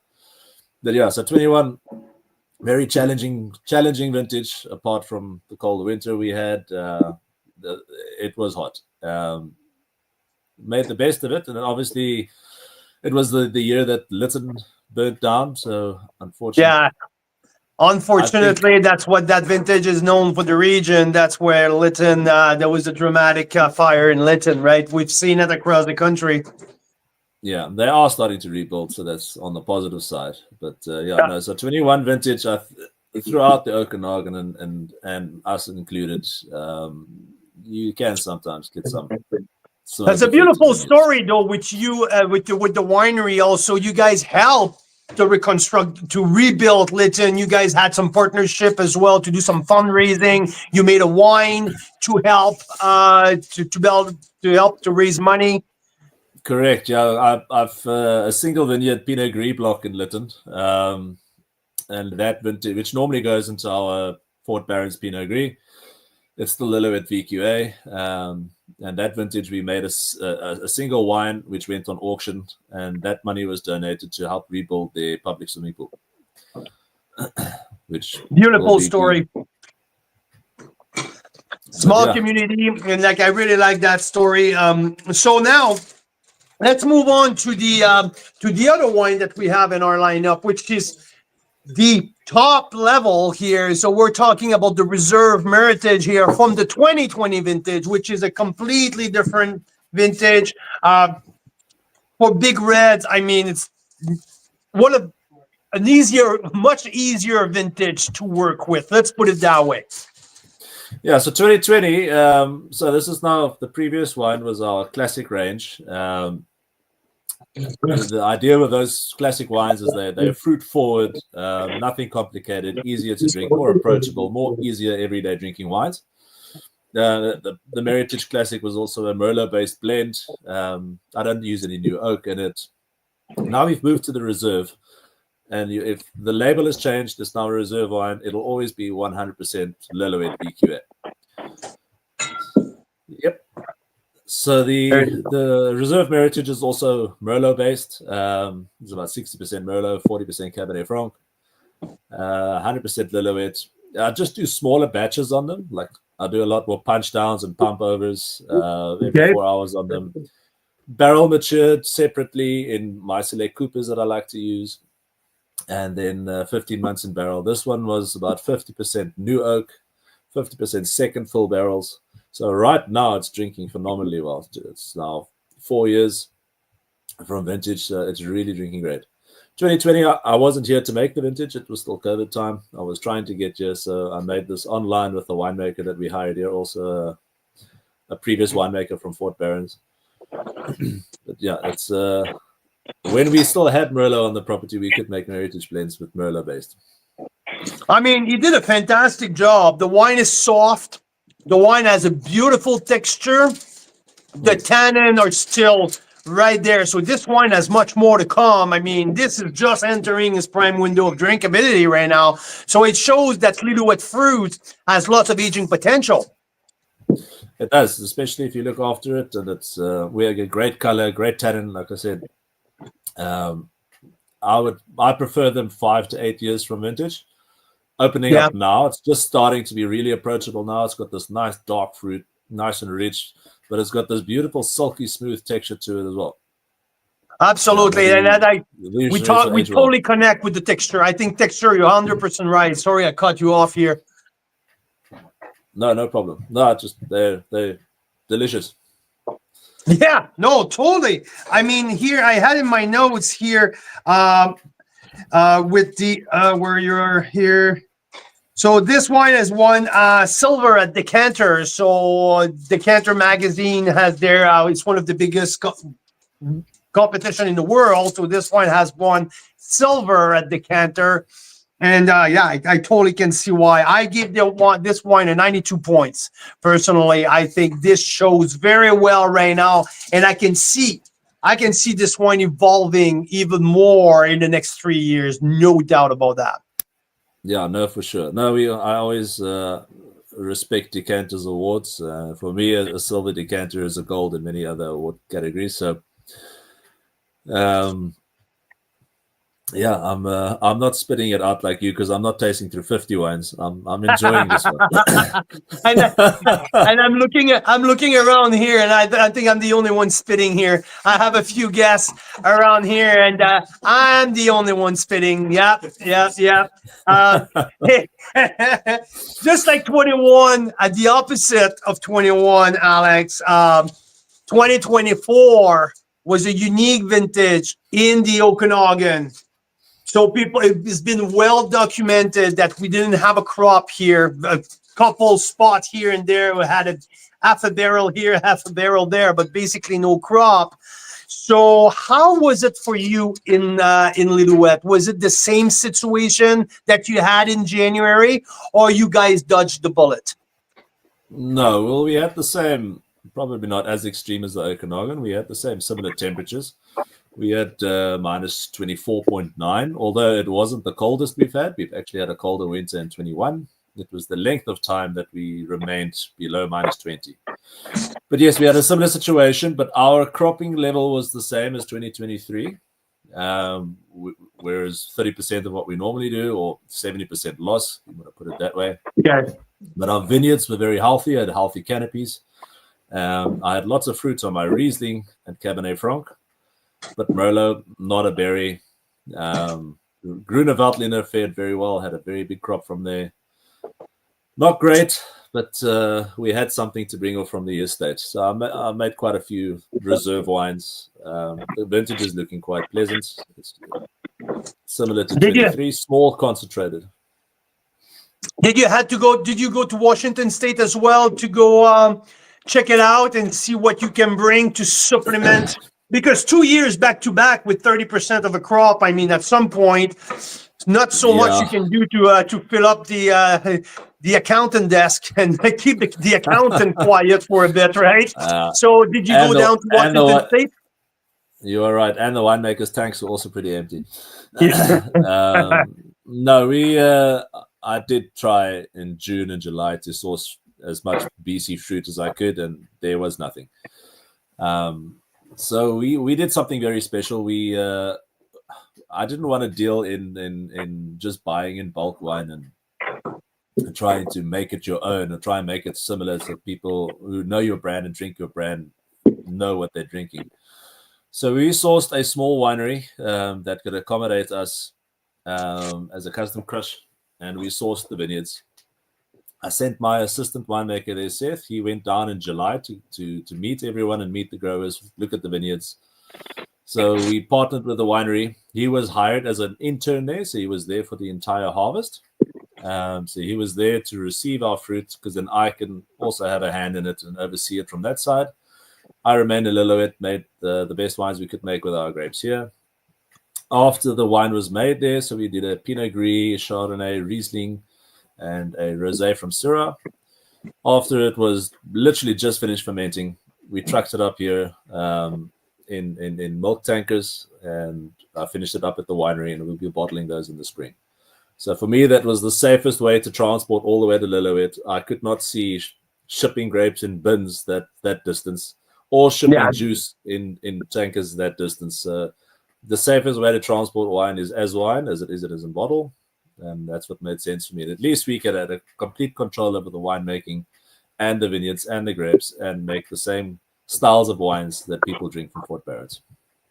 So your assistant winemaker directed the whole operation out there while you stayed at the winery, and keep your eyes on what's going on in Lillooet. Yeah, then I could chat to him on WhatsApp every day. We looked at the grapes together. We look at the analysis together and work out. I mean, my assistant winemaker's been with me now for almost the same length of time that I've been at Fort Barron's. I sent him to South Africa to the previous winery I worked at in January, February, so he did a harvest there, and I did the harvest in Washington. So he's now a well-experienced winemaker. That's awesome. That's awesome, Alex. I'm very pleased with how the wines out there, looking fantastic. They're spot on. We chose Washington because we wanted to get the similar climate and similar terroir and similar ripening conditions to what we have in British Columbia. No, totally. That makes a lot of sense. So when can we expect the release of these wines, especially the rosés and what you guys made out there? So we're expecting release around April, May? Yeah, I'm bottling in the last week of February. So from March onwards, middle March, we will start releasing those wines. That's really exciting. Super exciting, Alex. Hey, thank you, man, for spending a little bit of time with us during this Red Blend Marathon. I have 1/3 done now. Really cool. So 91 points for the reserve. So, I appreciate your time. I appreciate you being here. And we'll I think we're gonna connect. We're gonna connect again very soon. Thanks, Alex.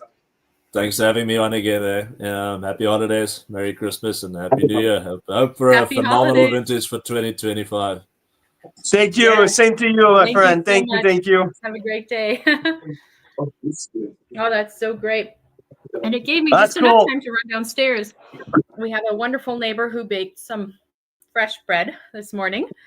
And I'm having it with Délices de Bourgogne, which is a lovely cheese. Lisa Bourgogne. Hey, question. I'll need a charger because the phone is down to 10%. So if I don't get a charger, Sounds good. we're gonna Sounds run good. Let into me get you trouble set up very with soon. your So next- let me get going now. I'm gonna jump on the Southbrook in a few seconds. But Yeah. for our listener and our spreadsheet, you can put 91 points to the 2020 Reserve Meritage.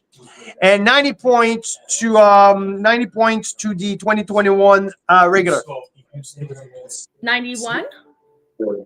91 to the reserve and 90 Okay. to the regular. You said 92 at some point too. Were there more than 91 for the reserve, please. Okay. I'm looking for it.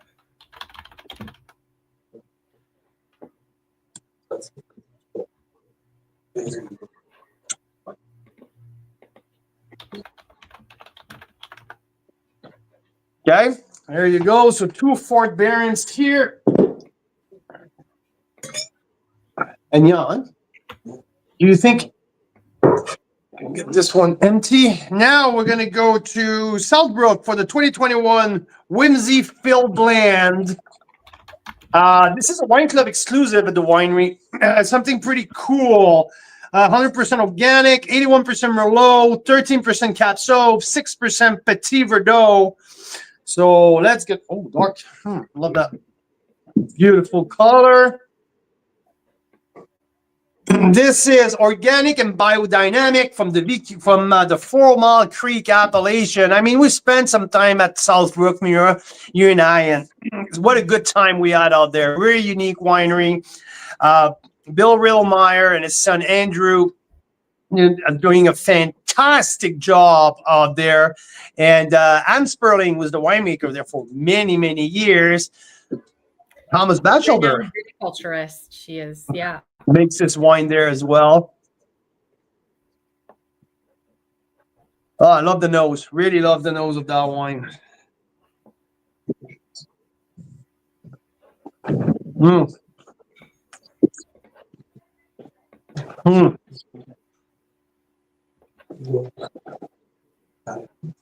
Oh yeah, that wine's pop. It's fresh. It's like concentrated on the mid palate. I love the spice at the end. Definitely some oak spice there. Dark fruit, but with also some cherry wood, like that little Cap Franc-ish. But there's no Cap Franc in there. So, but yeah, I mean, expressive red fruit and an underline of dark fruit, a little bit more like blueberry, and the finish of blackberry, I would say. You know what? That might be my first 93 points tonight. I freaking love that wine. The freshness absolutely pops out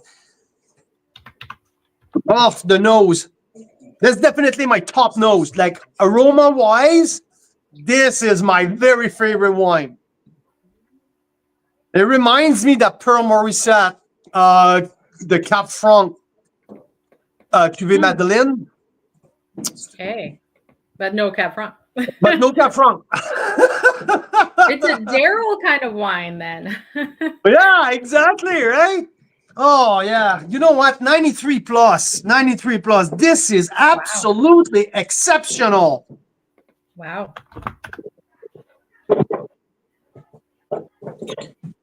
Absolutely exceptional. Huh. I mean, we're starting to get into the big dogs. It seems like there is quite a bit of a switch between 35 and under and over 35. We're starting to see I think so. I think so. level. I think so. I think that's where like the gap is in terms of the premium mindset. Mhm. If I make sense, right? Yeah. Depending of what's your target. Let's take an example. Like we know Bellaterra very well, right?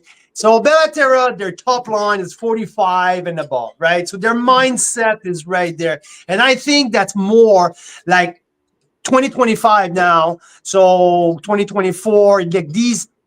I think that $40 to $50 is where the winery is starting to take about premium.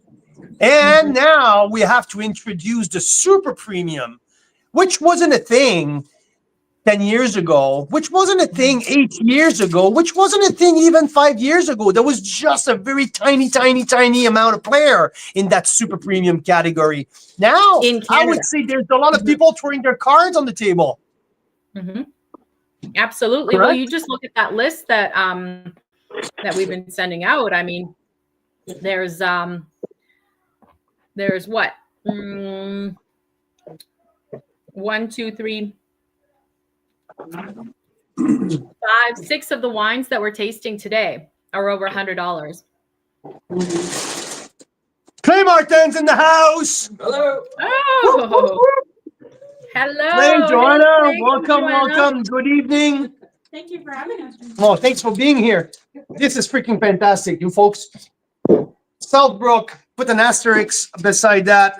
This is Mira going into the suggestion list. Okay, you know the thing that I just invented a couple minutes ago. Yeah. So The list of, if you're going to build yourself a case, this should probably be on it. absolutely, absolutely. Don't forget about my request of a charger because you're gonna do the show Yes. alone very soon if you don't.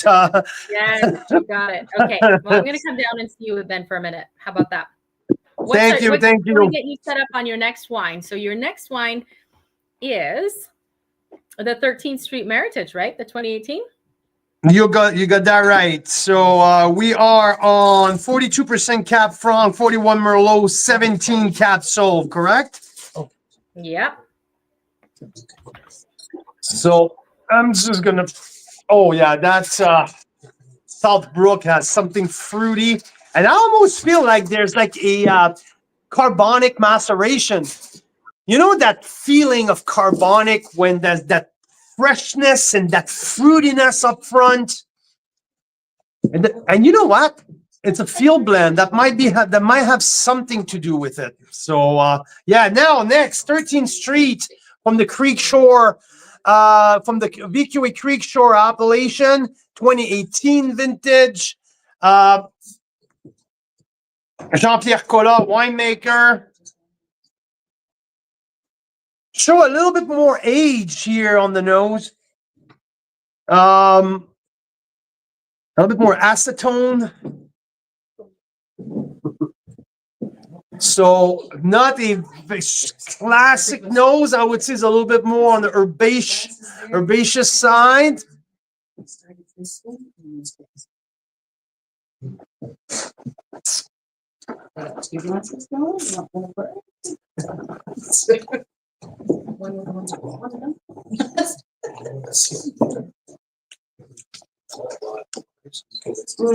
I mean, the tannin are still pretty grippy from a 2018. The nose doesn't really reflect the palate. A little disjointed right at this on that from that perspective. I mean, this is not a dud. It's $40, though. I have to keep that in mind. I would say for that, it's a wine that it's an 89 plus. Maybe 90. Yeah, let's say 90 points. Yeah, 89 plus 90, something like that. Ah, God damn it. Okay. Am I back? Yeah, I'm here. Yep. Confirm. Should be. Okay, let's move on. 89, between 89 plus and 90 for that Meritage here. From 13th Street to Hidden Bench, Terroir Caché. Hidden Bench is one of the producers that I was pretty darn excited to feature. This is the entry level, and this just disappeared.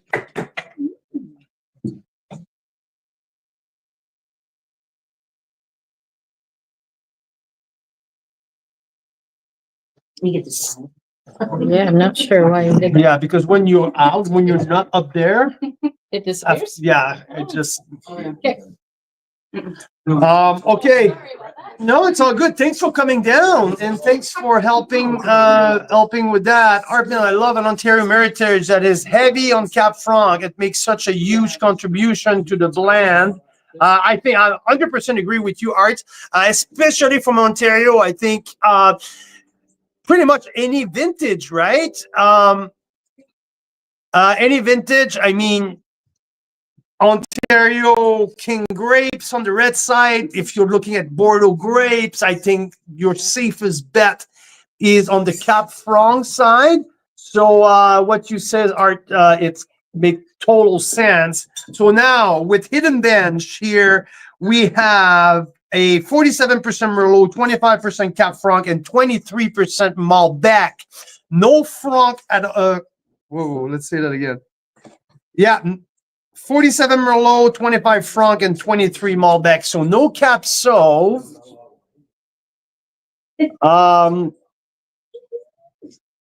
Oops. Here, the place is spinning up here. I really freaking like it. There's a lot of action. We have Rob Hammersley's in the house as well. Whoop, whoop, whoop. So we're doing Hidden Bench, Terroir Caché from the 2020 vintage. So let's get going with this one.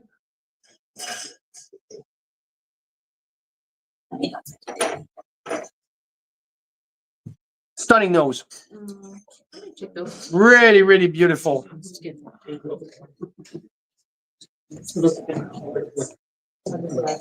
That's a nice mix of dark fruit, but a floral touch as well, which makes this nose very enticing.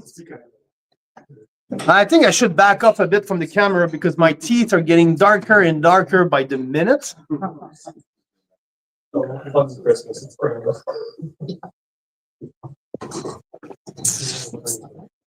This is bacon cherries.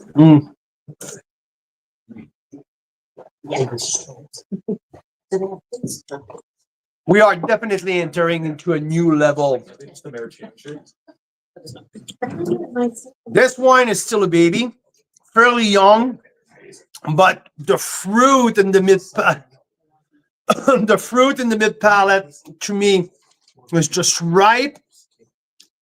Crushed raspberry, blackberry.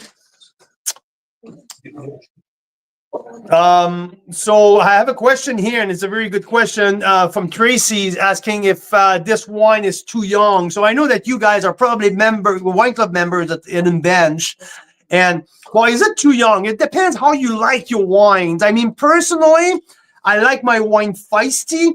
I like my wine in its youth.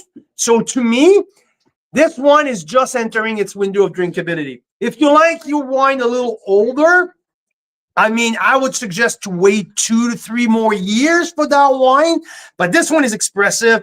This one has a very elaborate mid palate. There's a lot going on in the mid palate. And on the back end, the oak spice coming out very generously. I mean, there's nothing disappointing there to me.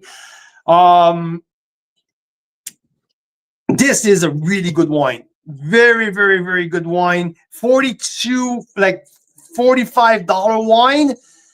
This is a premium wine who over deliver. I mean, this can be $60. Absolutely no doubt about that. Thank you, Mira, for coming back. I was about to go nuts. Oh, no, sorry. I don't know what's wrong with the phone because if you're not on the stream, my light goes off after 5 seconds. Oh, wow. Oh, wow. Yeah. Jim's wow. asking if it's too young. I already replied. I already answered that. Yeah. You were probably on your way back upstairs.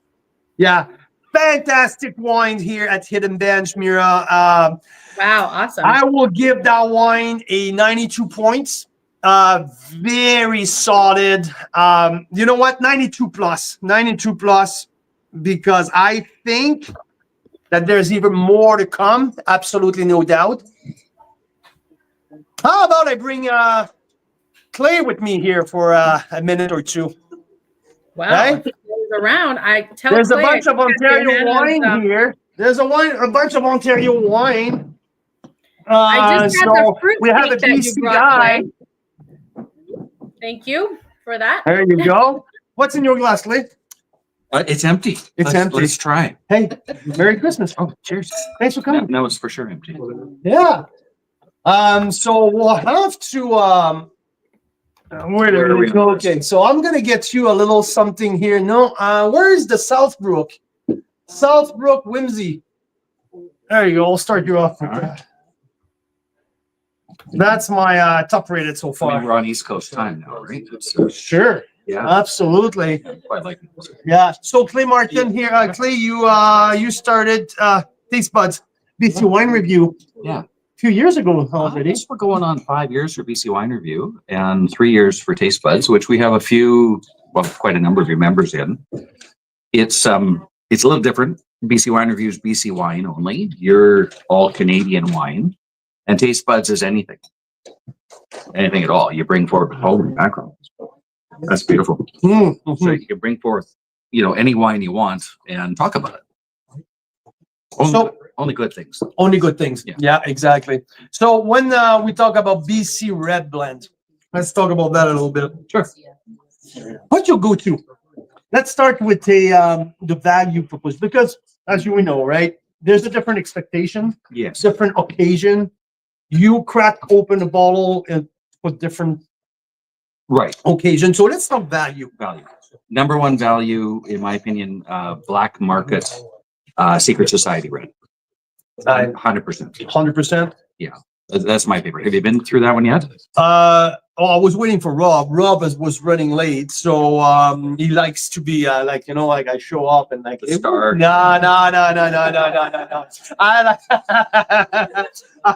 I already tasted black, but I was waiting for him to show up to taste it with him. But I already rated 92 points, especially the 22 vintage. The 22 is absolutely like knocked your socks off. It's stunning. I don't know why people why it doesn't sell out in the first 6 weeks. It takes 6 months, but I think the 22 will be going. Do you have another go-to in terms of a value wine outside of black market? We don't delve a lot into value wines. That's the unfortunate part. We find my wife has this taste profile that I guess your wife is friend with my wife. yeah. We both did good. We married up. I don't So- even try though. Like it's an interesting thing because like I'll go to a store and I'll be like, oh, that one, I love that one, and it's like the most expensive one in the place, and I don't mean to. It's just like, oops, I don't, Yeah, we're just getting into my wheelhouse here with the ones that we really like, the Tin Horn Creeks and the D'Angelo. Yeah. These are the wines that we actually bring out on a regular basis. They're in that $40 So that's the sweet spot. That's the sweet spot at your place. at our place. Yeah. Not too many $30 wines. A Stratus. Okay, so there's an Ontario wine. Yeah. I'm breaking my Yeah. veil there, but the Stratus is fantastic. The Stratus was spectacular, absolutely spectacular. So what's in your glass right now? It's the Southbrook Whimsy Field Blend, which is biodynamic vineyard here on the 4 Mile Creek appellation. Fairly special. When we're looking at a little bit more of a premium on the premium side, Slate. Yeah. I know that we had an outstanding experience at your place when we did the Lariana vertical, which was something 9-year vertical, 2012 through 21. that was pretty fun. Yeah. And you and me often read the wines very much the same way. We're pretty close Pretty close. in Yeah. our scores. My favorite of that vertical was the 16. I know the 17 stood Yeah. out. 19 was my favorite. 19 was your favorite. It was my number 2. Yeah. So what's your favorite? What's your go-to premium wine on the BC? Yeah, my wife is a Phantom Creek Petite Cuvée, oh, there it is. It's coming up. Coming right up. That's her reach very, very regularly. In fact, we've been members since they opened or before they opened. And I think we get 3 to 5 of those in every shipment and give them out as well. Moraine is also a go-to. The Moraine Meritage and their Syrah. Oh, you have that one as well. Would you look at that? Moraine Meritage is coming up soon as well in the lineup. Yeah.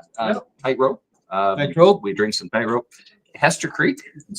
We're often into the Hester Creek wines. I'm not as much of a Garland fan as I am. You're more of a judge?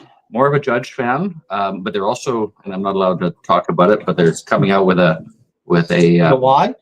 no. The Italian Sangiovese blend. Yeah. It's coming. We tasted it in barrel. I know. Wasn't it So great? yeah, I know. That was your show. I know. Well, that's awesome. So, well, we're glad to have you here. To have you taste all of these Eastern. Well, we'll try the Eastern, East Coast ones first. Yeah, absolutely. There's a lot we're looking forward to. so good. Get out there. Okay. Have fun. And Cheers, friends. cheers to you. Cheers. Thanks for joining. Thanks for There you coming. go. And I'm gonna get 1 or 2 more delicious wine. I'm gonna food. bring Rob too.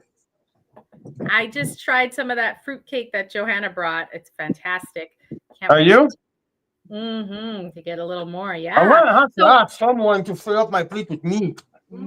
Oh, meat, yes. Yeah, I need meat. When you're having Keep me reds, going. you To gotta have keep me some going. meat. Hey, So that Hidden Bench 92 Plus was an absolute freaking stunner. And you know what? I'll do Phantom Creek and Foreign Affair, and I'll bring Rob Okay. after. Okay, how about that? sounds great. Yeah, let's do it. So Phantom Creek, So- we got here. Ooh, Cap Franc, Cap Sauv, Merlot, Petit Verdot, Syrah, Malbec. Lots going on. So, Petit Cuvée, right? Yep. Petit Cuvée. Oh, it's dark. Holy shit, that's a dark one. Okay. Petit Cuvée number 3, baby. Petit Cuvée number 3. Yes, baby. So here, let's see. Can you repeat the blend, please, for me? Okay, it's 43 Cab Franc, 33 Cab Sauv, 16 Merlot, 4 Petit Verdot, 2 Syrah, 2 Malbec. A little splash of those.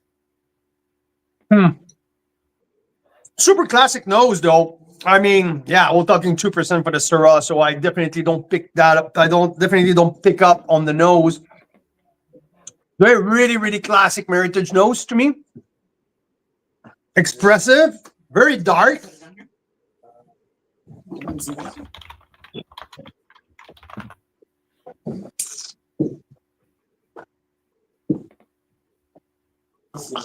Dark fruit. Soft tannin. Nothing too explosive on the mid palate. Nice length. I mean, it's funny because we didn't have a ton of connection with Phantom Creek, right? It's not a winery that we experience a ton. Early days when they opened, I had a kind of a funny tasting experience out there, to say the least. But so yeah, we didn't really push into their portfolio. This is a fun wine. This is a good wine. I like that. Price point wise, it sure deliver. I mean, it's not overpriced. It delivers my expectation. So I will go with a 90 point on the dot for that wine. I mean, let's put it that way. Everything that I would expect from a house with that reputation at that price point, it's in my glass. Nice. And maybe more, right? So there's a 0. I'm not disappointed. I'm just giving me the will to dig a little deeper into their portfolio. So it's a good welcome card into the Phantom Creek portfolio. Nice. So 9 points here. Let's do the Foreign Affair, the Temptress from Foreign Affair, which we featured earlier this year. Yes. which we had a So we already pretty successful let's offer, see what which changes. yeah. Here, this is the fun label of Foreign Affair, which they do a lot of Appassimento style. This one is at 14.5% alcohol. We do you have the blend for us, Mira? I do. It is so the Foreign Affair, 38% Cab Franc, 31% Merlot, 23% Cab Sauv, and 8% Petit Verdot. So a nice chunk of Petit Verdot in there. Yeah. Usually Petit Verdot will help with the color, will help with the structure, with the backbone, but also with the finish. So, okay. I don't smell a ton of Appassimento and any usually Appassimento will leave a little bit of residual. So I'm not sure if where we are here with the Appassimento. Yeah, and they have announced that more and more they are not going to have Appassimento in every single wine, only when it makes sense for the vintage. So this being 2020, they might have said, don't really need much, if any, Appassimento, because it was such Well, a that's big the thing, right? With 2020 vintage. Oh, that's the length. There's a great length into that. Oh, length, there's a lot. Holy shit. No, there's a very, very significant burst on the finish past the mid palate. It slows. It's like a crescendo, right? It starts slow but evolve and develop quite quickly. I like that. This is a 91 point. And I would like to remind people, like, if you don't see a ton of scores under 90 points. And why is that, Mira, you think? Right? Is there a reason why what we receive is not a whole lot? Because wineries are sending us some of their best wines, right? Yeah. And so when we want to source, like even some of these less expensive ones, often they're just ones we've picked up, we've purchased. It's not necessarily what the wineries sent us. But generally when the wineries send us a sample of something, it's going to be something they think is standing out right now. And it's pretty unlikely that's going to be under 90 points or under 89 points. Absolutely. And I think that's a reflection of what we have on the table as well.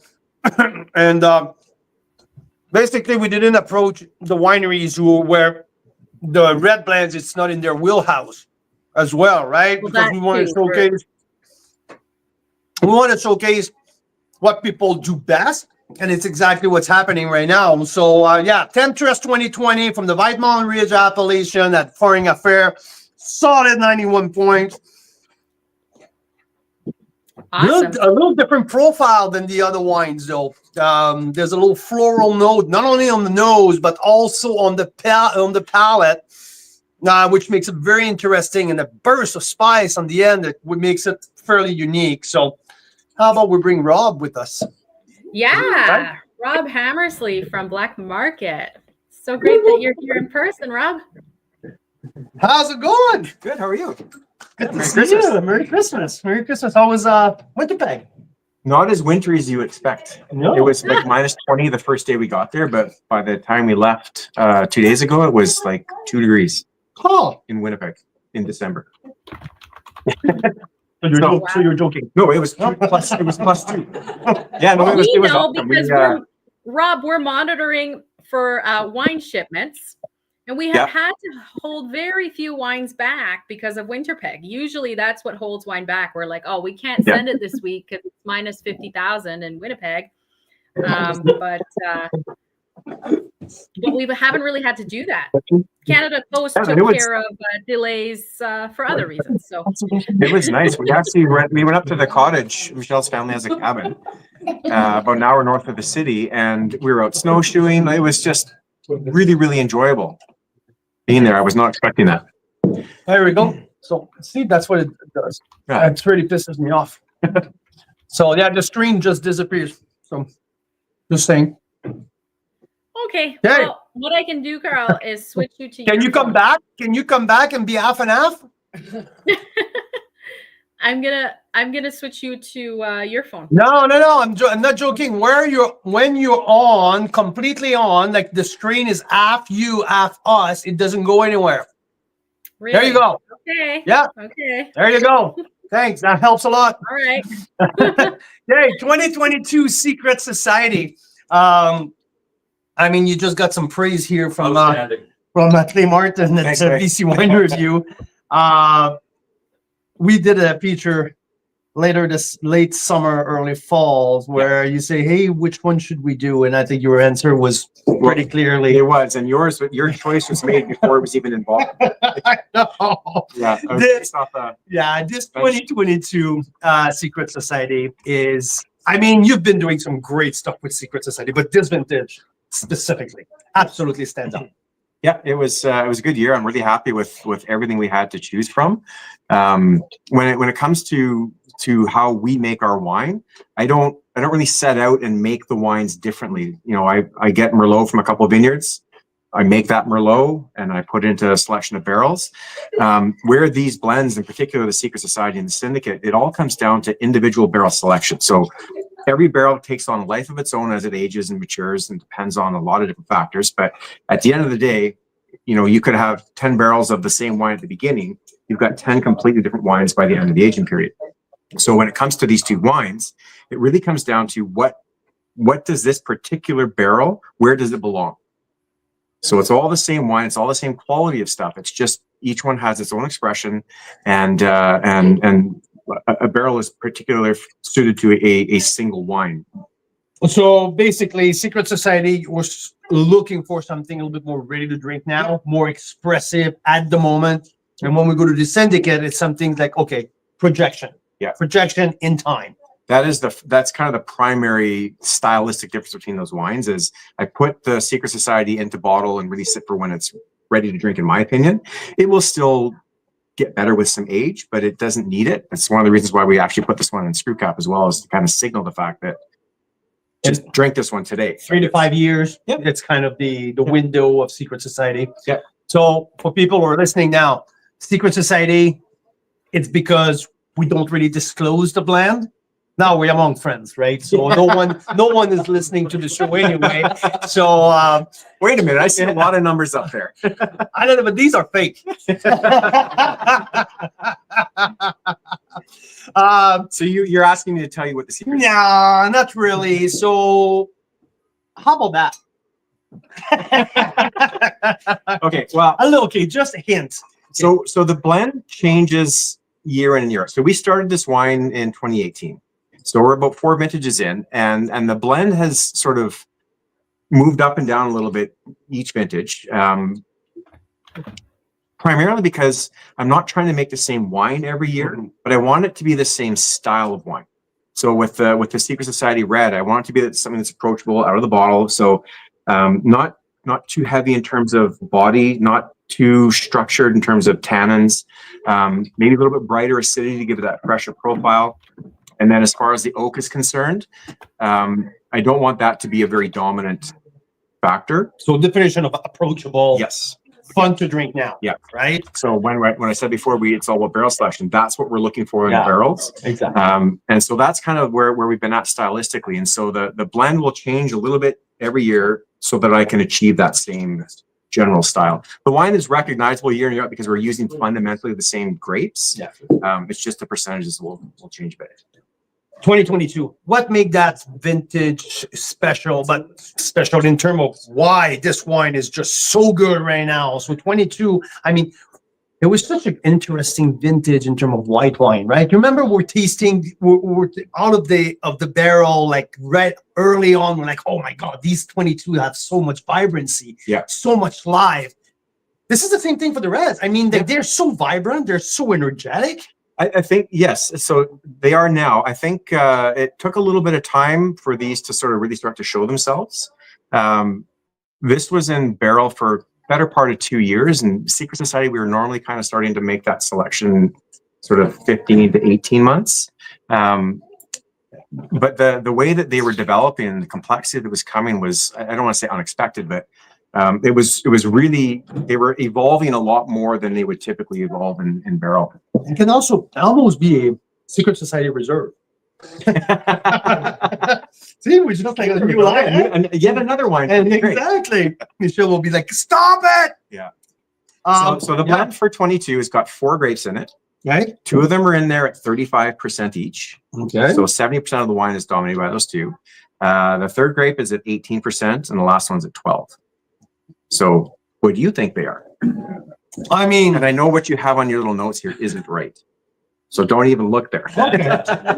Ooh, So- okay. Okay. So what's coming out of you? I would say probably Cap Franc. It's part of the blend. It is not. It is not. It is not. We did an unsanctioned Cab Franc in 22. So oftentimes when I do that, Okay. there's less wine to go to the other Okay. blends. So there's Well, no there was Cab still Syrah in 2022. Franc. There was. So, so I will put Syrah in there. Yep. I know that you really like to work with Syrah, so let's put Syrah in there. Let's put Merlot in there, Yes. and Cab Sauv. Yep. And Petit Verdot. Yes. There you go. Look at that. Huh? Without my sheet. No, this is a fantastic one. I give that one 92 points right out of the gate, and I love that. Now, let's move on to the big dog, because a couple years ago, 2019, and that's funny because we had Clay and I had multiple conversations about that. The 2019 red. The sleeper vintage. The sleeper, exactly, right? The sleeper vintage. And 2019 Syndicate was on my top 10 wine of the year.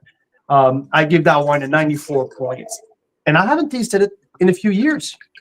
And it took you a few minutes to find one in your cellar because this wine doesn't exist anymore. Yeah. Very few bottles left, but we have one here tonight. So that's the 2019 Syndicate. So it's a retaste of one of our top 10 wine of the year of 2023, right, Mira? I think, correct, with 23? I don't know. Your notes say 2021.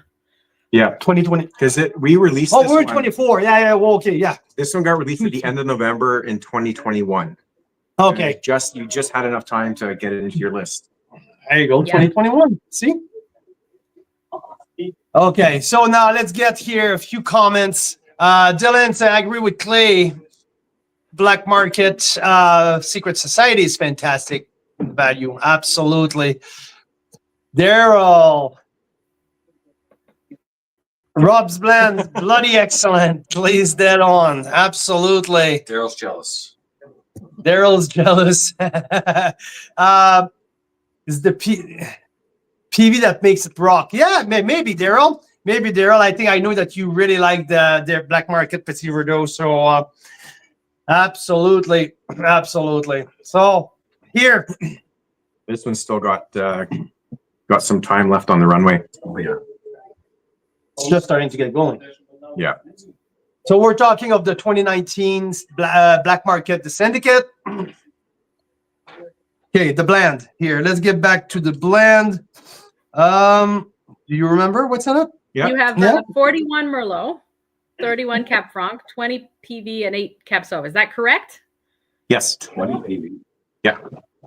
So pretty much since we What's another started, one? the syndicate has always been heavy on PV. I believe the lowest was just shy of 10% in one vintage.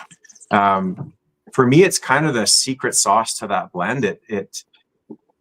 So Petit Verdot, it's a big, bold red grape. It brings tannin, it brings color. That's typically why it's put into a blend and normally why it's in a relatively small proportion. But it also, that grape, and maybe it's unique to British Columbia or slightly cooler areas, I don't know, but it has an amazing floral component to it. And for me, that aromatic lift just brings everything with it. And I think it definitely helps the aromatics. I don't really need structure from the Petit Verdot because we have a lot of that with our Conviction Ridge Merlot. So that's not the reason it goes in there. But for me, it's all about the aromatics. This wine is a 15-year wine. Like, absolutely no doubt about that. This one has so much aging potential. It's not even funny. Yeah. Wow. And now, like, at least a year after I tasted the last time, this wine is absolutely on pace, exactly where I'm thinking it's going. Still, the tannin are still like feisty, Yeah. but you can feel it. They're smoothing up. They're smoothing up, but they're still there. Another 3 years of that tannin show, like really shows the strength. The mid palate is dense. Mhm. The mid palate is full. Like now I'm starting to see a little bit of a oak spice developing. Yeah, On the more back on the back end. Yeah. Yeah, that's where I'm seeing a little bit of evolution right now. It's on the back end. Like the wine was like this, and now it's expanding. It's starting to expand. So, So the Merlot that we're using in Syndicate comes from Conviction Ridge, which is in Cleveland. And then the Merlot that we're using in the Secret Society is from actually Mark Simpson's vineyard. We've been sourcing from that vineyard long before he purchased it. But it's a very different Merlot, much softer, more fruit forward, a very sort of a round feel to it, where ours is all about the power and the structure. So that's one thing that helps this wine achieve its sort of approachability, is by not using Conviction Ridge Merlot. We might use a little bit. There's sometimes 1 or 2 barrels that go in, but if we had used all Merlot from Conviction Ridge, it would be a lot more like the Syndicate. yeah, no doubt. Yeah. And like, I mean, this is the first of 94 points. I mean, I'm sticking with my initial score. This wine is a rock star and will be a rock star for many, many years. It's just too bad that we can't find any anywhere. I have 1 bottle So this was the in the cellar that I'm not touching. I really want to see that 10 years from now. Well, yeah, I really want to see that.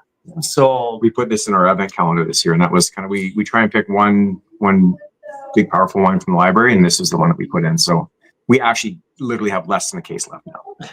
well, I know when I went to pick up a sample, you're like, oh, no, you had like literally to look around to find 1 bottle. So I'm not. That's awesome. Hey, before I let you go, there's probably some fun stuff coming up from you for 2025, because like we talked with Alex at Fort Barons, you went to the Washington State route to keep the accountant happy. Yeah. Amongst other things. Yeah. Amongst other things. But you found some pretty cool stuff. And I think it's time for you to get some listener pretty excited about what you're doing. Well, We're talking about Chenin Blanc and when I rolled in here, you had, I don't know, probably about 12 to 15 wines on the table, and my first one I reached for was the GSM from Master Creek. So we are doing the GSM this year. We bought Syrah, Grenache, and Mourvedre from 3 different places. Pretty excited about that one. My plan in terms of what will end up in bottle is, I'm not setting any plans out because I want to see how these wines are going to develop on their own. But the plan is to do a blend. And then if I can have enough volume to make this make sense, I would love to have some single varietal Syrah, single varietal Grenache, and single varietal Mourvedre. okay. And put them together in a pack.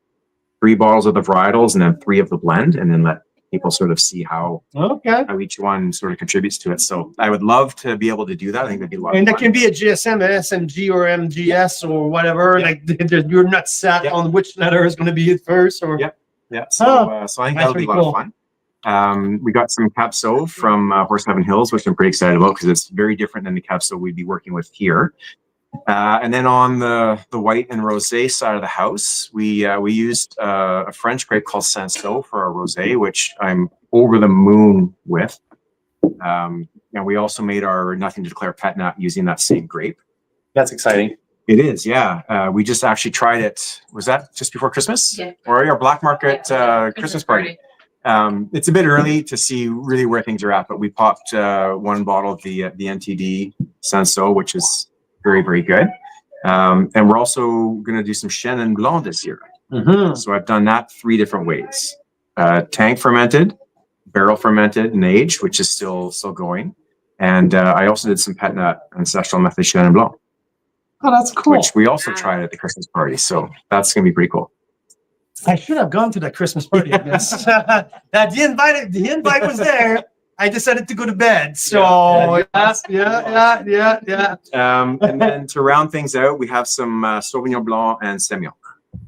Okay. Yeah. So So I've worked with all those before, but the Chenin's new on the white side and the Sanso is new on the rosé side. that's exciting. Yeah. That's pretty exciting. Hey, happy New Year. You as well. Thanks for being here, and enjoy the selection. Will do. Yeah. Bye, everyone. Thank you. Thank you, Rob. Okay, That's awesome. Okay. Because I just can't hear my boss saying, "Hey, if you want to finish something tonight, maybe we should get going because No, it's great. I mean, it's so exciting to hear what Rob's been up to and this new creative kind of opportunity with the Washington State grapes. We're really That's it, excited right? about it. Mhm. yeah, no, it's exciting. It's very, very exciting. So I'm just looking at my list here, the place is filling up. That's pretty cool. So people, hey, guys, I want to hear. Is there any wine so far that stands out? Jan? Well, before I try, Leaning post. Oh, I got a leading post here. Leading post. Hey? Ted Vinci was my Hidden bench. oh, sorry, yeah. Hidden bench. Okay. The Vinci before I try Whimsy. Society, yeah. Whimsy. Okay. Airless. The Turlux was nice. Yeah, the Turlux was very surprising for me. Like it was my first time trying them, and for $35, it tastes more super premium, to my opinion. So here we go. A little bit of a crowd perspective here. So, Mira, what's in your glass right now? I think I'm still on the Stratus. I'm a little behind. I will come down and get a little more. Yeah. Okay. I'm good. Okay. So Are we now doing Stonebridge next week? Yeah. Oh no, I just want to say I have just poured the Stonebridge 2019 red here. What's in there, Mira? What's in there? 58 Cab Sauv, 32 Cab Franc, 10 Merlot. Okay, well, thank you for the breakdown because this is a project led by Anne Sperling and Peter Gamble, which their Cab Franc, the 2019 Cab Franc, was on my top 10 wine of the year last year. So this is their red blend, 230 cases made. I truly believe that what they do, it's absolutely magic at Stonebridge. It's the other brand of Lele Vineyard. And funny enough, we just spoke with Rob Amersley, and Rob sent me a couple pictures of the staff party, and he had the Chardonnay Reserve West and East open side by side. Wow. At the Christmas party. So I would like to know, Karen, which one of the East or the West did you choose from Stonebridge? I like the East. The East. There you go, just like me. I mean, they're both delicious. The East is like, At the event we did at the winery, it was almost 50-50 as well. So people are very, like, even Anne choose one and Peter choose one, and it was blind. So it's pretty cool to see how people are super divided with the East and the West. I did remember this summer. Yeah, when we We were doing it, and there was both that were on the top 10. Yeah. In my books. Yeah. Yeah, no. So now we have the the red blend, which I really love the nose. A little bit more on a Cab Sauv, so I get a little bit of eucalyptus here. Mm. There's definitely blackberry. There's chocolate mocha. Yummy. Mm-hmm, mm-hmm. Mm-hmm.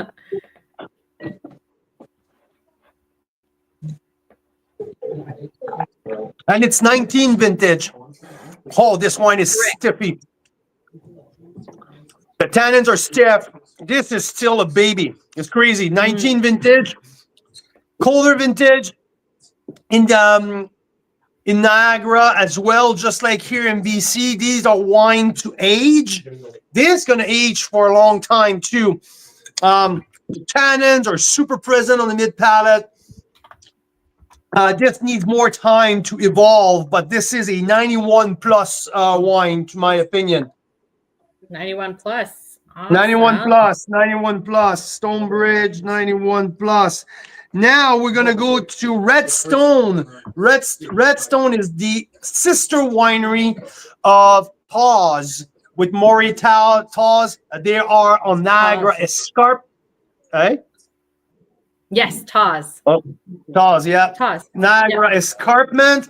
Now we're digging into 2016 vintage in Niagara. So 2016 was the previous 2020. You know, we're talking about very big good and vintage, bold. big and bold vintage. 16 was a really hot vintage where big blends were ripening properly. So let's first time tasting Redstone. So I'm pretty excited here. What do we have in that wine, Mira? Oh yeah. Well, my sources say 50 Merlot, 25 Cab Franc, and 25 Cab Sauv. So pretty straightforward. There we go. Half Merlot and a split of Cab Franc Cab and Sauv. delicious nose. Oh my God, this is fruity on the nose, like lots of fruit, Bing cherry, cherry wood, Coca-Cola. Yeah, there's no herbaceousness, there's no like floral component. This is boom, this is fruity.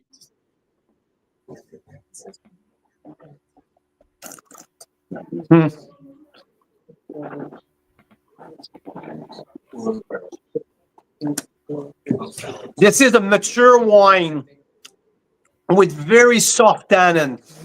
So for the crowd here, if you like your wine a little aged with very soft mid palate, 16 Redstone here, super soft. Personally, I like a little bit of tannin. I would like a little bit more torque, but this is fruity, cigar, oak spice. This wine has arrived. This wine has hit this prime window of drinkability. That's not going to get better. I think it just hit the top level of its curve. It's delicious, very delicious. I really like the first half of that wine. The nose, outstanding. I'm going to give that wine $46. I'm going to give that wine a 91 point. 91.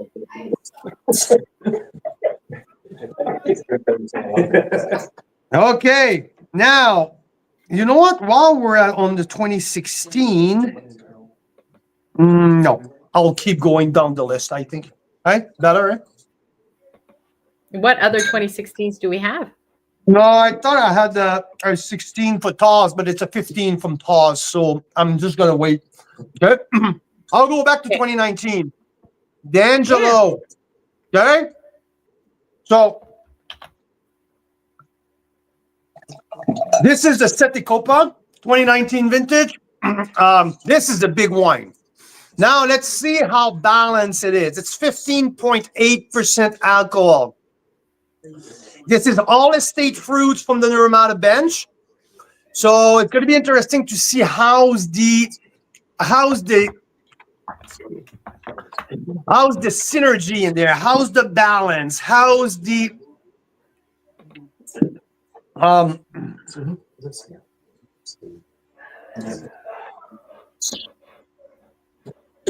yeah, that's true. Mel has an axiom here. Where's the axiom? Yeah. Well, I see a 2020. Oh, that's the 2020. Yeah. It's on the 20 vintage, Mel. You're right. So let's do the Sette Copa here. What's in the blend for Sette Copa, Mira? She says, I forgot to bring the 20 home. So she's drinking a 16. Oh my God, that's amazing. That's a good I think problem. that 16 was part of our top 10 wine of the year, our very first year. Yeah, possibly. I believe. Oh, maybe it was 15 though. Maybe that was the 15 of the Axiom. And I know that Axiom made position 9 or 10 on our very first top 10 wine of the year. Nice. So we were where? Oh, the blend. Oh, the 19 D'Angelo. Mm-hmm. We're 31 Merlot, 20 Cab Franc, 19 Cab Sauv, 18 Malbec, 12 Petit Verdot. Oh. Bold, big, spicy. This is a fucking bomb. Woo. This one was double gold at the Old Canadian, but this needs time. And it's 2019, but needs more time. Really muscular, very powerful. I mean, it says 15.8 on the bottle, and it's definitely 15.8. big. I would say, to me, at that price point, I will give that wine a 90 point. And I would be curious to revisit that in 5 years. For people who like big and bold, this has to come and go in your cellar, because that, I don't see how you can make bigger and bolder than that with a legal alcohol ABV on the bottle. I mean, this is at the very top level of hit in the face. Isn't that interesting? Because I think 19 was not necessarily a really hot vintage. I know, that's why I'm confused a little bit here. It's a colder vintage. I mean, the harvest is grape in the snow. But yeah, I'm not saying the wine is good. The wine is good. It's fruity. It's just unexpected from the vintage and from the location too. It's Naramata Bench. I mean, it's not East Bench Soyuz. It's different. Source grapes elsewhere, possibly. No, Sal doesn't. Sal doesn't source grapes anywhere. It's always 100% estate. Yeah, he always been, and like he says, until I die, I will be. So yeah. He's very set on that. So 90 points. I mean, yeah, there's a market for that. Don't get me wrong. It's not a wine and finesse. It's a powerful wine. There you go. I mean, okay. My wine, I like my glasses like my teeth. I'll switch for this one. Okay, let's move on to the 2021 Moraine. So from the same end of the Naramata Bench, same side, so below the road, Moraine. Here, what do we have? What's the split here, Mira? It's another 51 Merlot, 43 Cab Franc, 6% Malbec. Okay, so dominant Merlot.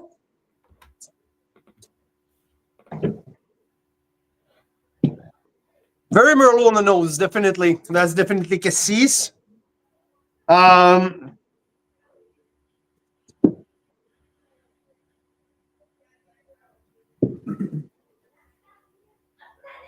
Fruity, like another wine, like it's much more on the fruit side. There's not like the herbaceousness often with Merlot. I like to see like that savoriness, herbaceous, sometimes a little bit of floral component. There's none of that. It's all in fruit. Fruit, chocolate, a little bit of cedar.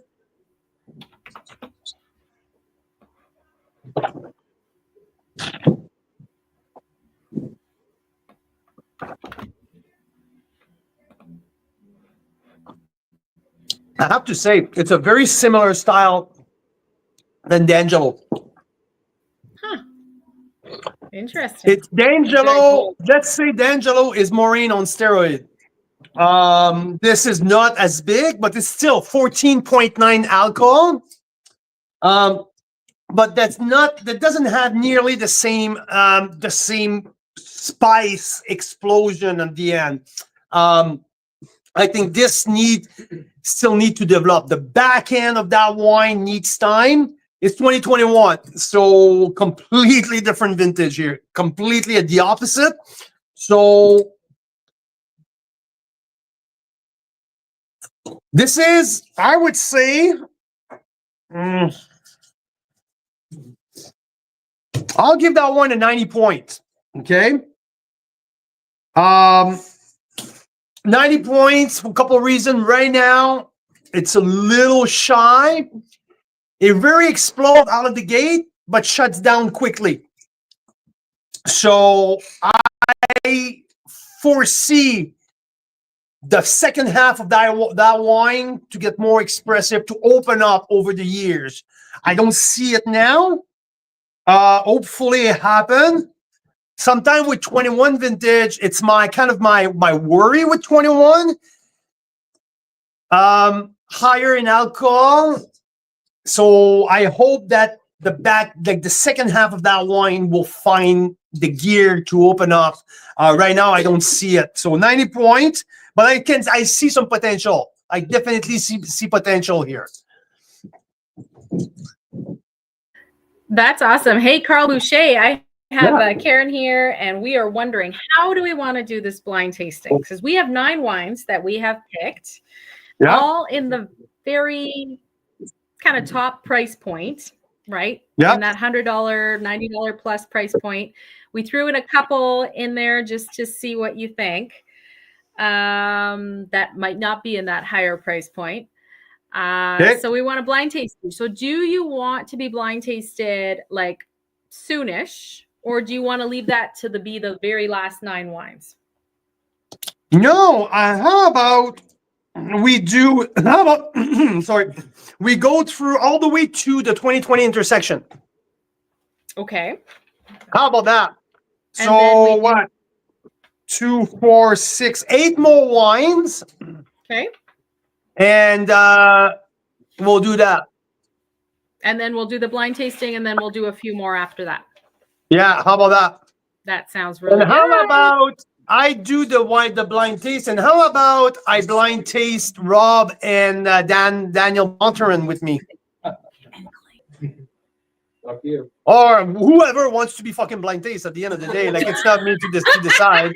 Yeah, I think a lot of people might want to be blind tasted on this. They Okay. should all be blinded. Okay. Does Karen already know which one's which? I bagged She knows. She bagged them. Okay. She can laugh as we try to. So Karen's gonna be the Vanna White of the blind taste. I think so. Sounds You okay good. with that? Yep. Thanks, Karen. Okay. So let's move on to Bellaterra. Or not. Bellaterra. Oh, Yep. There we go. Bellaterra 2020 Meritage. 2020 again. That big beautiful vintage from Niagara. That big beautiful vintage. That big beautiful vintage. One of our very favorite winery in the country. I mean, I remember tasting these wines separately in barrels. In 2021, they were just babies in barrels. I retasted them in 22, just before final blending, and sorry about that. And now here we are. We tasted that Meritage like way early in pre-released, and there was so much potential long term. So it's exciting to see where is it now. I mean, we're right at the door of 2025. Times have fly by. Hey, Yes. so I mean, I remember that release in 23, and I was saying, "Wow, okay." And I remember, I think I put an open score on that wine because I was like, it's 92 all the way to 94 because I knew there was much more coming in that wine. So let's go. $49, including tax. There we go.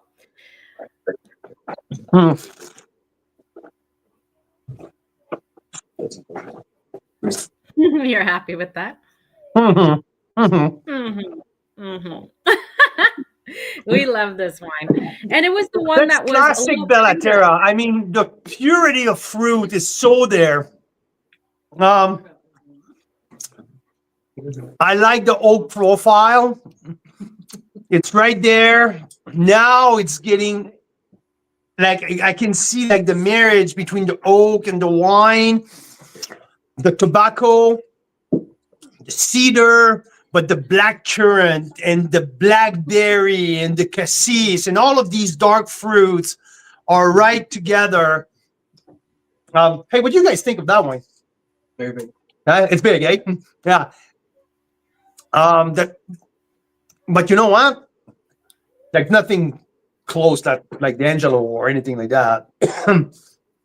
I think it's big and balanced, and that's funny because when we tasted these wines before release, by far the Meritage was the one who needed the most time. I won't say that wine has arrived yet, but it's on his way. It's really on his way. So this is a 93, maybe, 93 points to my opinion. Oh, it's already there. I guess I already read it. Oh yeah, I'm pretty sure we did a pre-release on this wine. Yeah, and I rated it 93 back then. So there you go. Consistency. I don't know. There you go.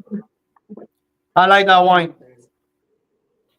There you go. Very nice. Okay, let's go back to the Naramata bench. Naramata bench. Yeah, I know. My tongue is getting a little thicker. Okay, let's get back to the Naramata bench. We have 2017 Vertigo and 2022 Vertigo. So two of the same wine, 5 years apart. That's going to be fun to do that side by side. Yeah, side by Okay? side. Yeah. And Vertigo is a wine that, if I remember correctly, it's a wine with Barbera in there. And a very... It is. You are so right. 50% Merlot, 30% Barbera, 20% Cab Franc. Okay. For which vintage?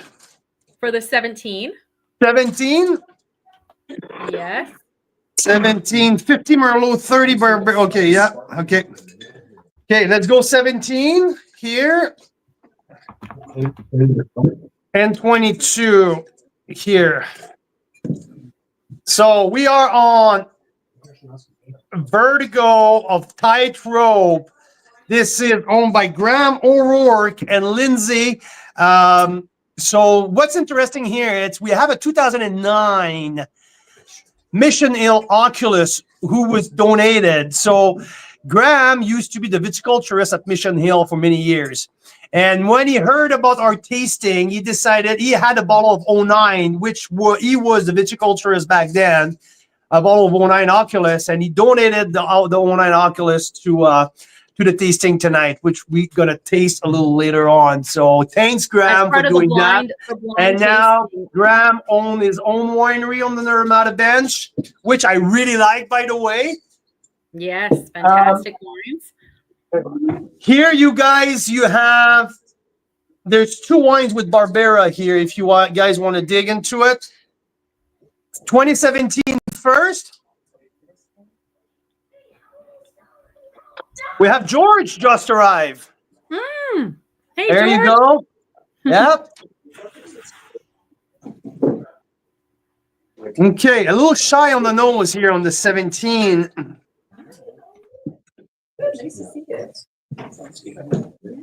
How are you? I'm doing good. How are you doing, sir? I don't want to interrupt. No. There's no interruption here. Okay. 100%.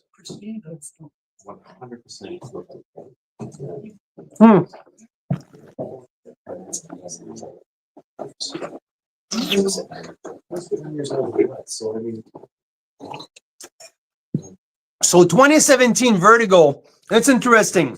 So 30% Barbera in there. This wine has hit maturity.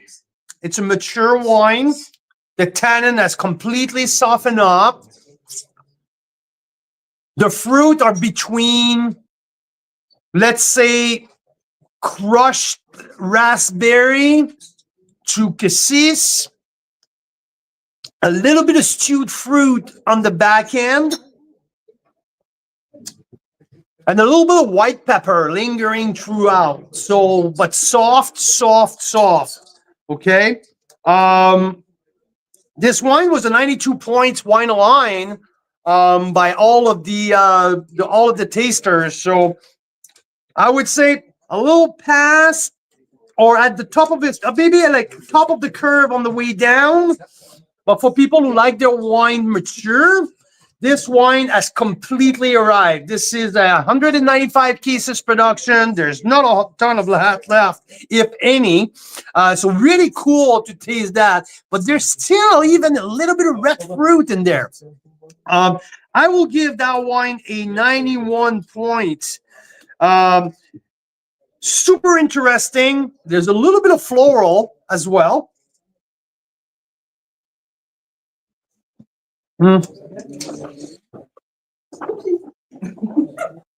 Yeah, cranberry jam even. Yeah. Okay.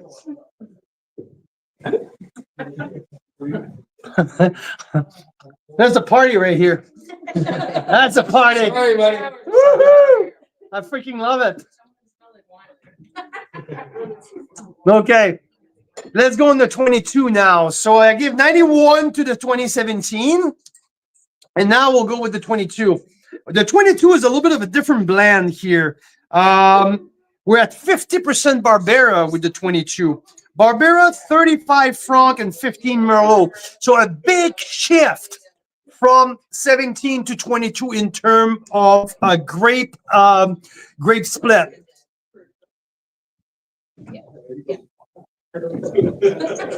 There's a couple that have the same.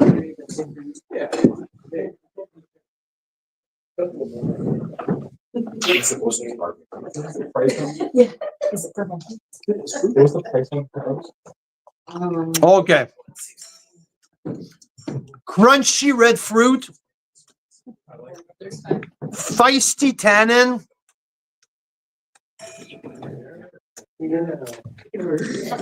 Stunning length. It keeps going and going and going. I mean, I would say this wine needs another 18 months to settle down, but I quite like that. I quite like that. And if you've been watching us for a while, I think you know that I like my wine pretty feisty. So it's absolutely in my wheelhouse. I really like that. I can see where it goes. And this is a 92 plus. I really like what that wine can become in 18 months to 36 months. I really, really, really like that. That little, the charcoal-like minerality finish, like a little bit almost like pencil shaving, that I did not expect from Barbera.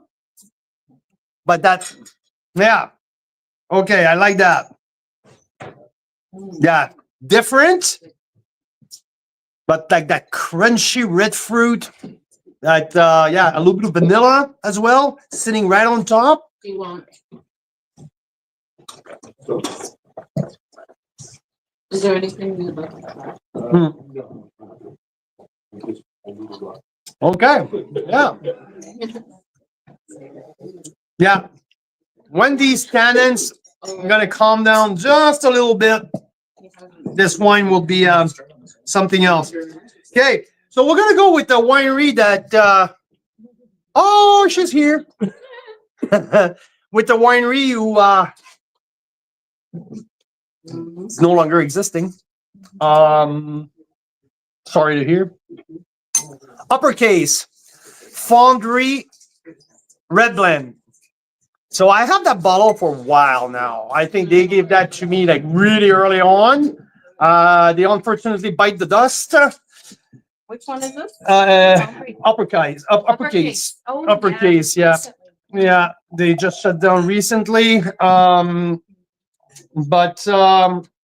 Yeah, I haven't tasted their wine, so let's see. It's the Grand Reserve, 45. So it's a $49.99. So a $50 wine, 60% Merlot, 20% Cab Sauv, and 20% Malbec. I believe that they had a big piece of land in Okanagan Falls. That was most of their estate vineyard, but they also used to source grapes in Osoyoos, if I'm not mistaken. So,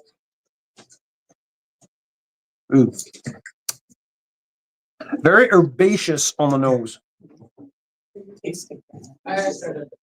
Okay, let's move on.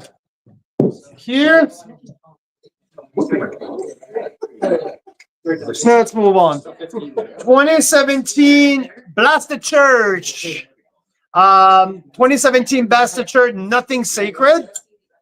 Evan Saunders, really like that winemaker. Really like what they do at Blasted Church. I think they do 4 or 5 different Bordeaux blends. This is one of them. We tasted earlier this year the 2019 Nothing Sacred. We had it in our Advent calendar, and we had it. Oh, I'm looking behind me, just thinking that you were sitting right there. Yeah. So yeah. Kelly and her son just arrived, and they actually have a 2009 Oculus that they recently opened. Awesome. which I think is in our blind tasting as well. There's a good chance. So 37% Merlot, 24% Cap Sauv, 14% Cap Franc, 13% Petit Verdot, and 12% Malbec. So a great split here. Let me just clean my glass. So which wine you're on now? The Blasted Church? Nothing's sacred here. Okay. Oh, the color. Dark. 17, it's a dark horse. Yeah, 17. A little colder vintage, a little bit of a roller coaster vintage on 17. I remember really, really liking the some of the Black Hills wine from 2017. So I think it's kind of a hit or miss for 17. So, oh yeah, beautiful nose. Beautiful nose. The fruit are still the fruit is still coming out first, but there's the tobacco. Even a little bit of pencil shaving.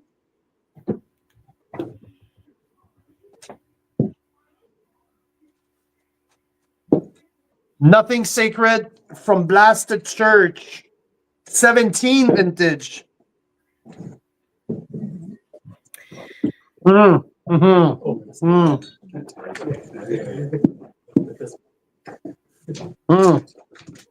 So we recently featured the 2020, I think, or 21 in the 19. Oh, okay. Sorry. 19. This wine is fantastic. Fantastic. The texture is absolutely glorious. Rich texture. The tannin are still acting, but they're not overpowering. The oak profile is very well split. There's that vanilla. It's there. You can feel the wood. The finish is long. But I thought the texture is really rich. Rich texture. So we can see we're getting more into the premium wines, because I always ask Carl, like, what really stands out about premium wines, and often it's the texture. Often comes from things like oak, right? Really nice oak, but yeah, the texture really stands out to me. Nice.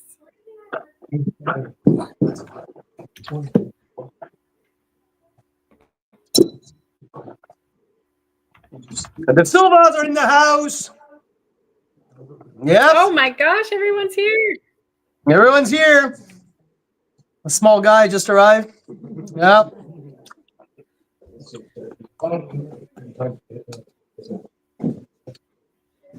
Now, is it the tannin or is it smoke? I have something very, very chewy of that on that Blasted Church who's coming out at the very, very, very end. Very chewy. Yeah, it's interesting because I really love the texture. I love the mid palate, but something comes out at the very, very end, and it kind of a weird.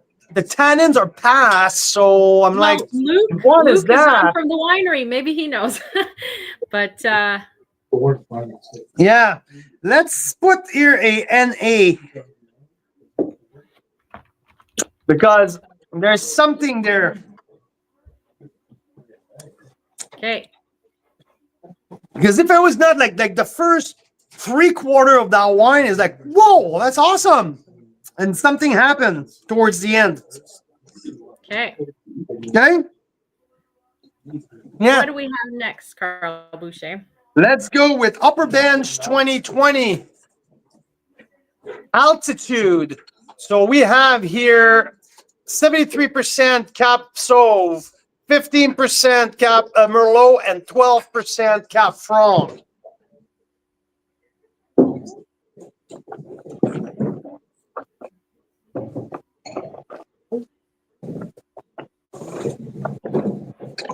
Just rinsing my mouth.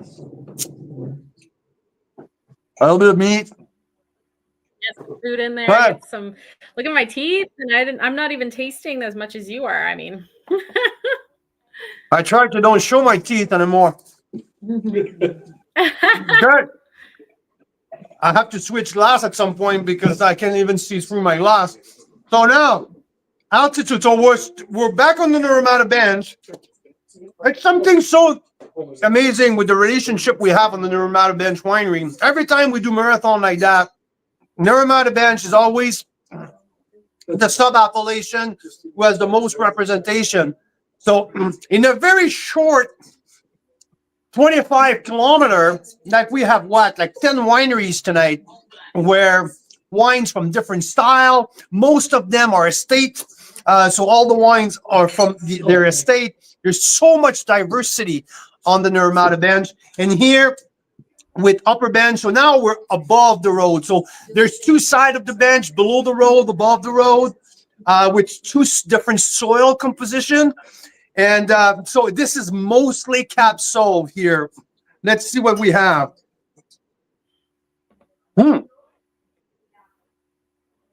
Beautiful nose.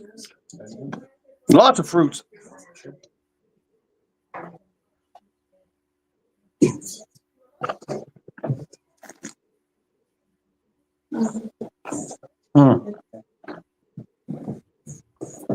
So this is very Cab Sauv dominant, which is interesting coming from the bench, the Naramata bench. It's still young. Mm-hmm. I like that pencil shading. That's truly Cab. Like the Cab Sauv really pops, obviously at almost 75%, but ripe fruit. And from 2020, so it's not surprising, the right vintage to ripen that late ripening varietal. Oh, very good. This is a very good wine. This is a 93 points. This is a very, very good wine. I really enjoy that. And this can go on for another like 6-7 years. Absolutely no problem, like even more. So right now, if you got the curve here, I haven't hit the top of the curve. Like it's entering its prime window of drinkability, but the fruit is really approachable. Tannin hit the mid palate at the right place. There's kind of like a 30% new oak in there, which shows well, and it's totally appropriate for that wine. And like, you know, I wouldn't mind more. 30% is absolutely fantastic. I like that new oak expression into that. I like that wine. I really like that wine. 93 Amazing. plus. 93 plus. Let's put a plus on that. Yeah, I like that. Okay. Okay. So let's do one more here on the bench. Tightrope submitted another wine, which is not the Vertigo. This is the Equipoise. Hope I said properly. Yeah, it sounds correct. Equipoise. Sounds correct, right? Yeah. So what's the blend in there, Mira? All right. We've got 40% Syrah, 40% Cab Franc, and 20% Merlot. Just three. 2022 vintage. I'm expecting a little baby boy here. Something fairly new. Definitely Syrah on the nose. That's we won't argue with that. Little meatiness, little blueberry. Nice fruit.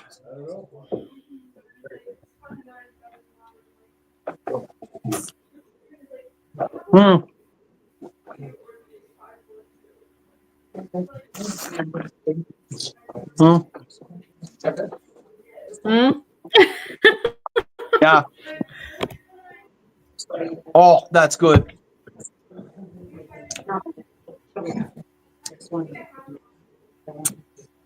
This is fucking good. Oh, wow. This is real fucking good. Ah! Oh, yeah. Oh, I like that. This is We've never had definitely this. this is definitely 94. Really? This is definitely 94. Maybe a plus in there. Wow. I mean, Okay, I what we have got to talk something to about too taste is here, that- guys. I need your opinion here. This is really, really, really good. So we're back live tomorrow for an hour or two because we want to retaste some of our favorites, especially the top 10 highest scores. Reason being is we think it's a bit of a glimpse into the future. Like, what does this wine look like in 5 years, 10 years? Winemakers say that for every day it's been open, under cork, of course, it's like 1 or 2 years of aging, right? So you get a glimpse for every day that it's been open. That white spice, the white pepper who just like opens up at the end. Wow, that sounds amazing. I'm glad you found a gem. There you go. Yeah. I really like that. Oh. I mean, Carl is like a human experiment. And there's energy in that too. I mean, the tannins are not too aggressive either. Yeah, I really like that. I really, really like that. Human experiment because you can tell by his level of enthusiasm how much a wine stands out for him. So, okay, Mel, we got your wine here, Mel. We got the 2020 Axiom. Okay. Intersection Axiom, which usually, traditionally, they have a third between Merlot, Franc, and Sauv. And I think with 2020, it's the first time that they're starting to break up the 33. And we got here 67 Merlot, 24 Franc, and 9% Cap Sauv. So knowing that they're known for their Merlot, I totally think that they're one of the best Merlot producers, especially in the south of the Okanagan.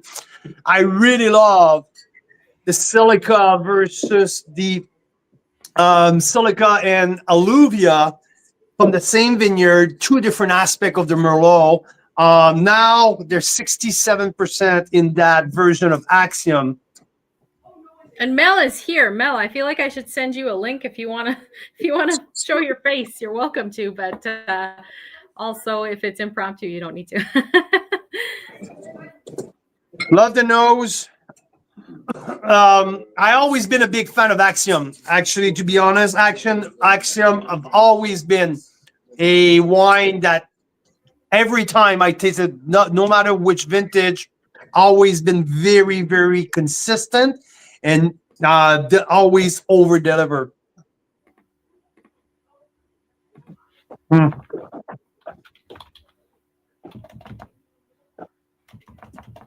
Oh, Mel, I'm just trying to find your email here.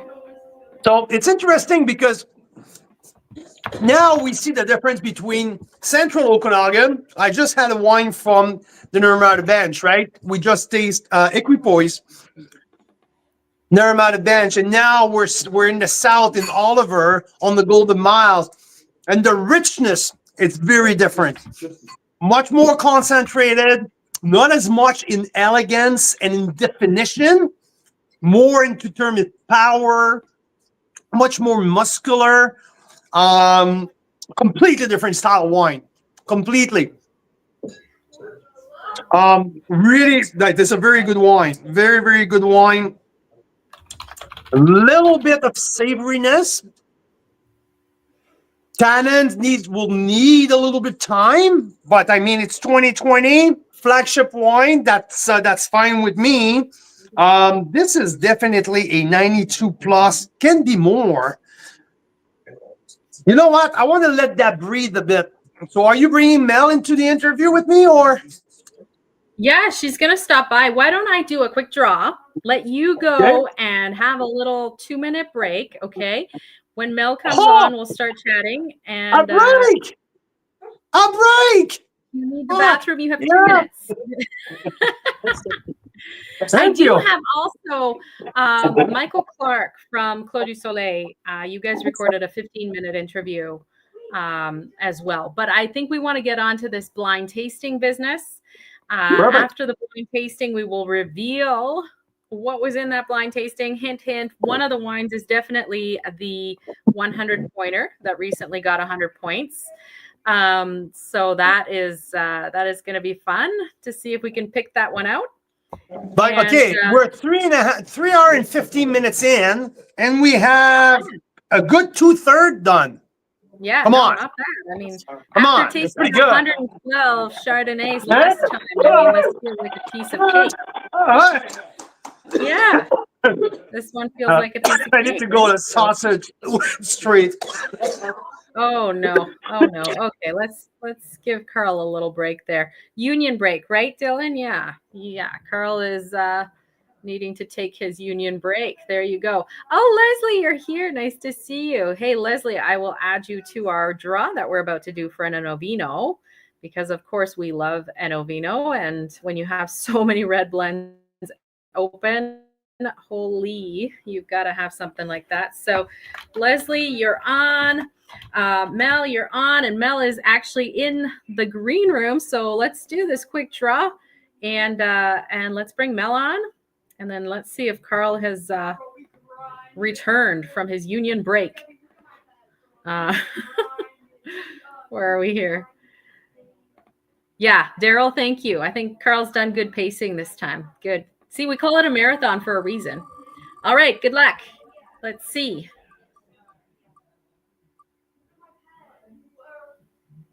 Tracy's on a roll. Tracy is on a mega roll. Tracy, you just won an Enovino. Oh my gosh. You guys were live with us the last couple weeks. Tracy's won a few things.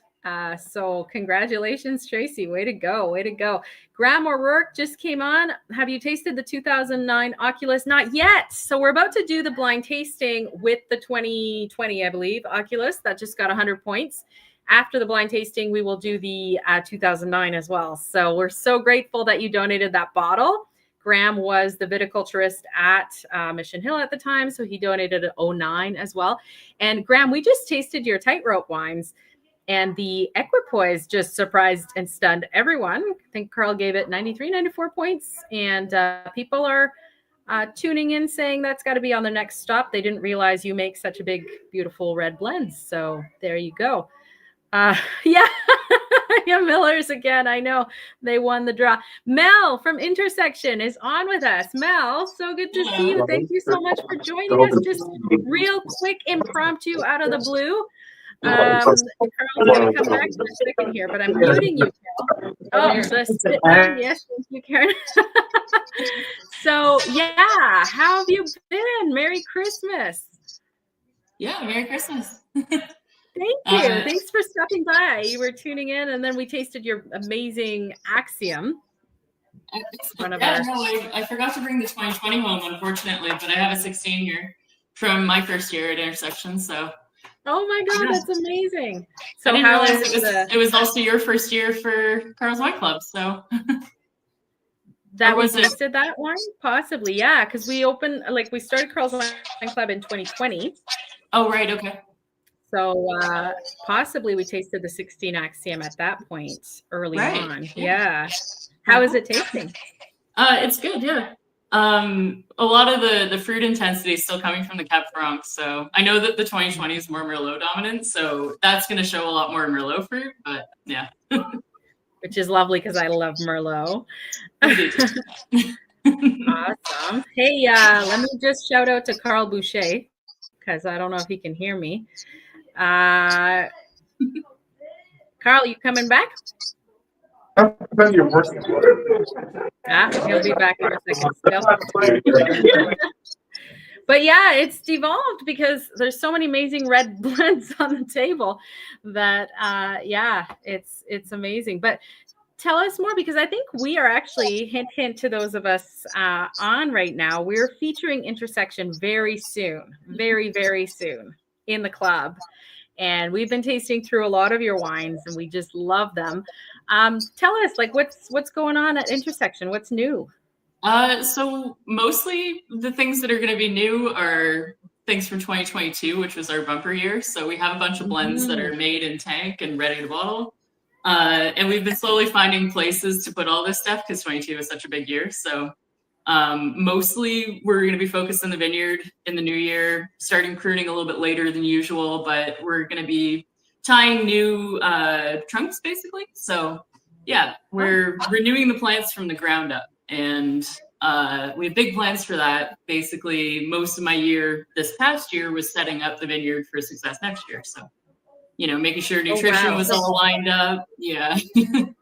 Yeah, so that tells me, because I mean, you guys had a few different issues. I remember there was a flood in the vineyard, and then of course there was a deep freeze. But what you're telling me is that the vines are mostly still alive if you're retraining them. Is that right?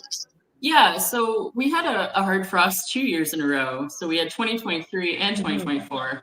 From 2023, I was suckering new trunks, basically like training new suckers. So I had all this low stuff that was saved. So when we got knocked again in 2024, it was like, okay, well, I'll just retrunk from that spot. So yeah, so like those plants are still, I had growth up to the top wire in 2024 from the bottom of the vine. So, that means that there is still living material there. I have to kind of ensure that stays stable enough to, grow and produce for 2025. But the goal is to produce something in 2025 of our own and, see how we can support the plants. I have kind of a bit of a systematic replacement thing that I might be doing, but you can't do all of it at once because then you lose vines that are still viable. So, depending on the success of what we tie, I think we're gonna be in like a decent position next year. So wow, yeah, it's challenging. Awesome. It's challenging to look at That's that good because news. any years we've put new plants in, it's been like, oh, just hold on for the winter kind of thing. So yeah, but yeah, especially when they're new, right? That's the thing when they're new. But oh, that's great. And with the Axiom is like, it's your sort of signature wine, right? So tell us more about Axiom and what we're tasting. It's one of our bigger sort of iconic reds. So usually while we're known for Merlot, anytime we can get Cabernet Franc, Cabernet Sauvignon, we're going to be making the Axiom blend. And it's not necessarily one we do every year. So it kind of depends on the availability of that fruit. Hi, Carl. I think his mic might not be on, or I can't hear. I muted you because it was loud. She does that quite often. So.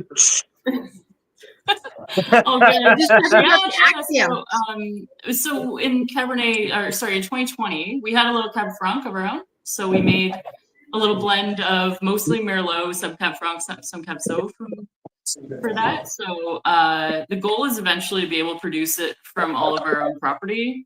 Cab Sauv has been a bit of a challenge because we planted some in 2022 and it froze in 23 and 24. So we have to kind of get a couple of good cooperative winters before we're seeing any Cab Sauv from our own property. So yeah.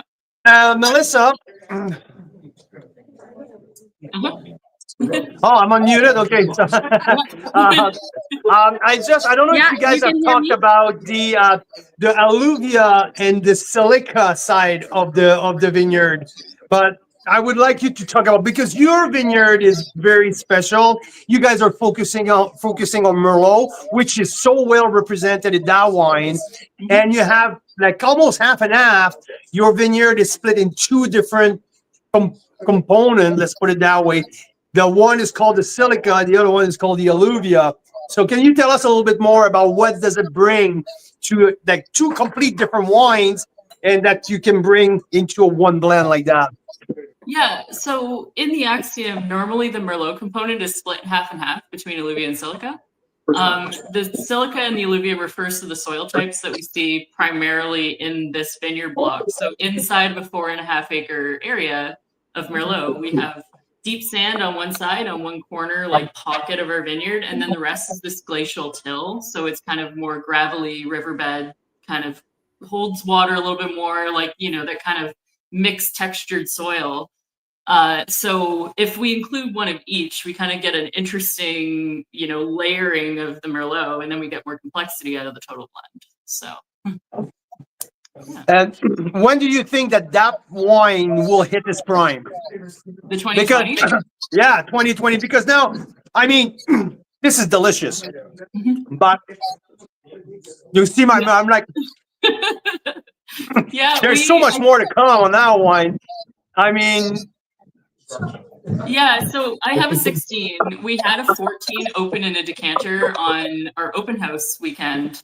And it was, I think we decanted it every couple of hours we checked on it. So like for a couple hours here and there, like it was honestly holding up really well. So usually we say for most of our bigger reds, especially the like sort of legacy ones, we want to see at least 5 years on them. I would go a little further, and it kind of depends on how much you like primary fruit to be intact.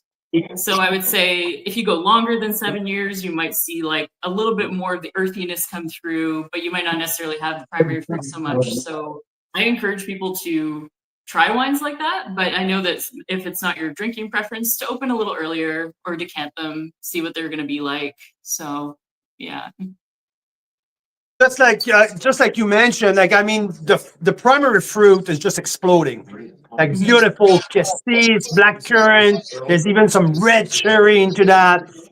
The tannin are still right there at the forefront. So I actually had 3 years where the tannin will tame down a little bit, but this wine is absolutely fantastic. 93 plus points. I mean, yeah. No, this is a really good wine. I really enjoy that. And I like also that little charcoal-like minerality on the finish, right? That little texture, that rugged texture on the finish, which to my opinion, comes from the dirt, right? The vineyard side, and I really enjoyed that part. To me, that's really like the cherry on the icing at the end, like really makes it to the next level. Yeah. Well, thank you. I appreciate seeing like an early look at these too. Because normally I would like a little more bottle age on the wine before release. We ran out of Cab Sauv, so we launched the Axiom maybe a little early. But I think that you can get a lot of benefit from decanting it. And if it shows like just that it's intact now and you don't have to wait, that's good. So I like that, you know, like if it's a whole like really good picture of the blend now and then it will be later on, then yeah, it's additionally like beneficial, right? So Absolutely. And guess what? We're going to feature that wine in January as well. And we're very excited. A full 9-bottle lineup from Intersection coming up in January. So, yeah. Yeah.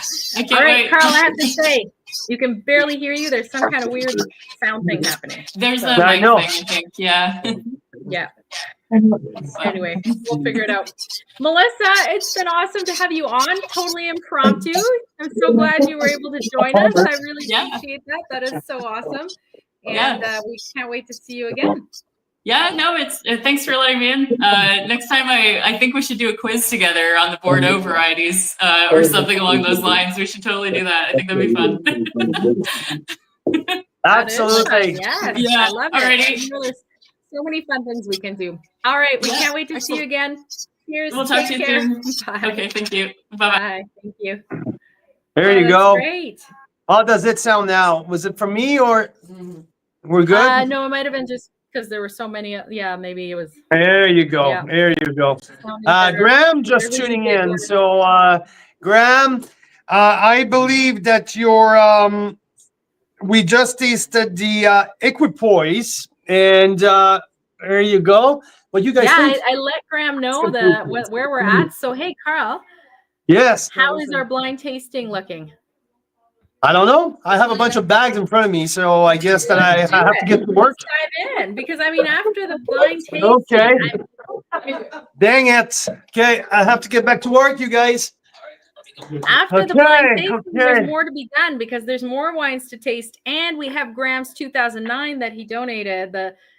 Okay. So pointer with the same wine made in 2009. It'd be pretty freaking fabulous. Do 3 wines at a Do all time? 3 at the same, but they're all random. All random. Okay, so let's do 3. Let's do 3 at a time. Okay. And I'm gonna be honest, there might be one that is not a blend in there. Not a blend. Okay. That's cheating. That's oh, doesn't How need did that that much. happen? We don't know. No, it's because somebody dropped off a wine. Huh? During the live, a wine appeared at the door. And Karen decided to put it into your blind tasting just for a little fun. Just for a little fun. I'm not making even now. Or, yeah. Okay. Okay, so 1, 2, 3. So 3, it's a little older. Anybody else want one? The third one. Okay, so now for people who are listening, we're in the blind taste. I have how many wines total? There's 9, 10, sorry. 10. So number 10 was Karen. So you just pull 1, 2, 3, right? I didn't do from the first, no, it's random. Okay, it's random. So what should I? Okay, this wine is which number? This is number 5. This is number 5? Yeah. What's this one? Number 10. 10 And and number 3. number 3. Okay, perfect. Is that the first one? So Okay. Karen is the only one that truly knows what's in all these bottles, but she will reveal them for us. So we'll reveal them. Perfect. So the number 3, it's definitely an older wine. Okay, I can smell it. I can see it. Number 10 is very muted. Though it doesn't tell me a whole lot on the nose. And number 5, fairly expressive and fairly like a lot of pencil shaving, like a lot like left bank Bordeaux. Very like black fruit, oak.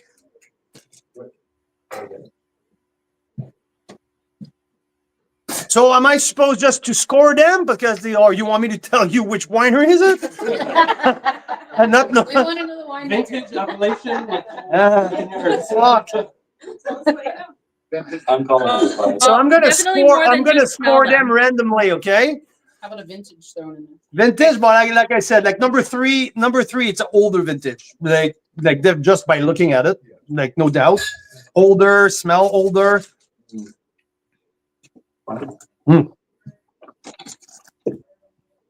Karen, is he right? For number 3?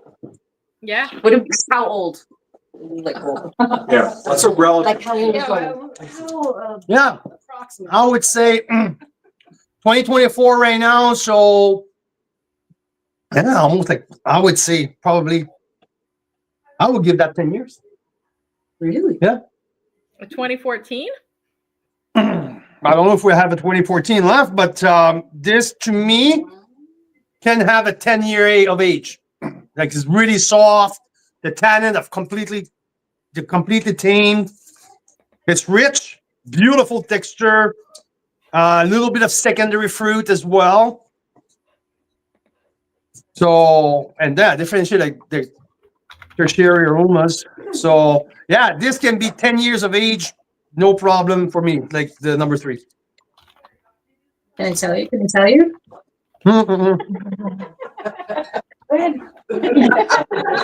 Like you want to tell the surprise. I will give 92 points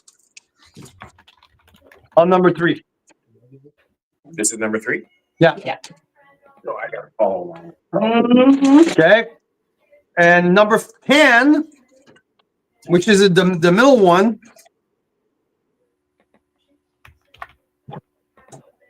Number 3 in there?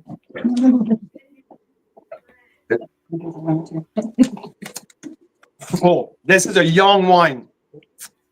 Feisty, fruity. Really, really young. Really fucking young. Very young. Really young. Okay. That's an underage one. Can I see some IDs? Whew. Exciting though. Okay. Very delicious, but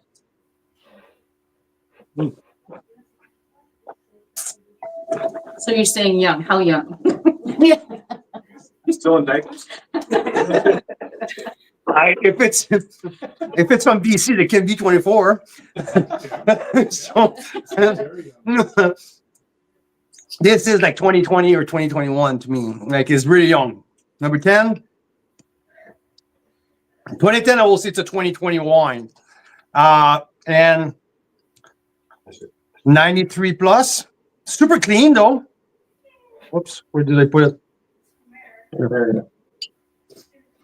So And number 5. Number 5 has a bit of age.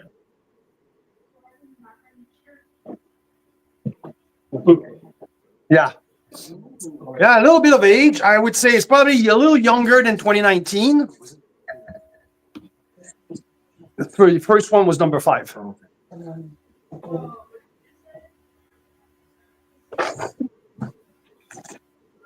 this is that's the only one you had the first one. Yeah. So the first time there were 5. And then I had 10, 5. Number 5 has an absolute stunning spice on the finish. A lot of spice. The tannin are much rather still a fairly young wine. I don't think 5 has hit its prime window of drinkability, but it's getting there. I will give that wine a 94 points. So I'm doing 94 with 5, 93 plus with 10, and 92 with 3. Number 3, it's much older wine. Number 10, it's a recent release. And number 5, I would say it's a 2019 kind of.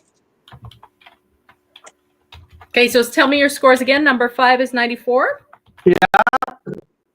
Number 3 is 93. Number 3, it's 92. And number 10 is 93 plus.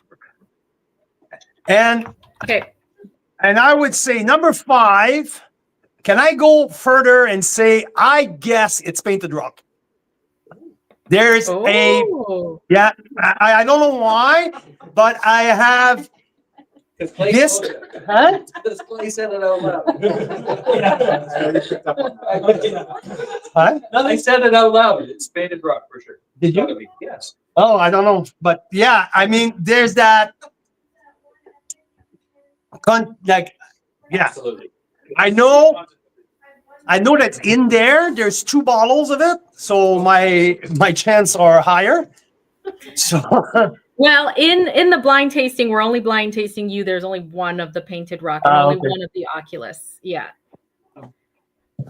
Okay, so yeah, that's where I'm at. 94, 93 plus, and 92. Oh wow. Okay. So do you want the reveal? Yeah. Yes. Yeah. I think number All 10 right, is so let's do Ontario. number 3 first. Number 10 is Ontario. Number 10. Number 10 is right here. This is Number 3, number 3. Nota Bene. What year? 19. What? See, still developing. What did you say, 92? Oh, I said 92. Okay. Nota Bene. Oh, wow. And then number 5. Yeah, I mean, you showed me that. But that's a 19. Yeah, that's what I thought. Painted Rock. 94. Yeah, 2019 Painted Rock. Red Icon. Yeah. Number 10. What's number 10? I think that's Ontario. Prize of the night. You think number 10 is Ontario? No. No way. Oh, What is it? Show me. Show me. Cabernet Show me. Franc. That's why I said that's Show me. pretty fucking young. Oh, it's a 2014. That's the one in the brand new. That's the one in the brand new barrel. Ah, okay. Yeah. Okay, wait. So what? You said that one's very young, and how old is it? It's one. It's a 20. Like it's not. It's still in barrel. Still in barrel. You remember like Oh, the okay. wine in the brand new barrel at the winery? Yeah. The Cap Franc and the brand new barrel. No, this is fantastic. I knew it was like porn, but they're fucking. But 29. Okay, I need your opinion, you guys. Like the number 3. There's something wrong with that bottle. Like you feel like it's a 10-year-old wine. The Nota Bene. It's not made by Sanka. I mean, no. Upon release, this wine was really good. It was really, really, really good. Okay, so well, we're down 3 of the 10. That was fun. So thanks for putting me on the spot. It's just a start, I guess. Okay, let's do 3 more. Let's do 3 more. Oh, 3 more blinds? no cheating. You have the only list, right? Okay. And sorry, what? Yeah, was your something number- went wrong with the Nota Bene Number 5? 19 because. Oops, go ahead. What was number 5? Number 5, Yeah. Painted Rock 2019. Okay. Yeah. Yeah, there's only red icon and Okay. red. You want more? No. More. All right. So we're gonna do what? 3 more or all Yeah, 7? we'll go through it. 3 more. 3 at a time. It's easier for me on the blind taste. Number 1. Yeah. Okay. And we get to find out faster. And by Alright. process of elimination, we'll know what's left. Yeah, there you go. Oh, but I don't know which one is in the bags, and I don't know if they're not all No, there. not So you, it's me. oh, okay. Now Okay. we gotta- So I mean, okay. 1, 6, and 7, Mira. Okay. Okay. So 7, it's much darker, much deeper in color. 6, a little bit more brownish. Well, yeah, and a little bit more secondary or tertiary.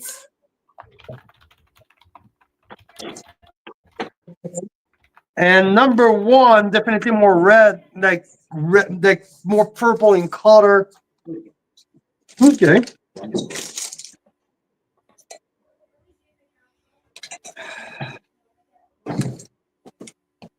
Number 1 has more Cap Franc.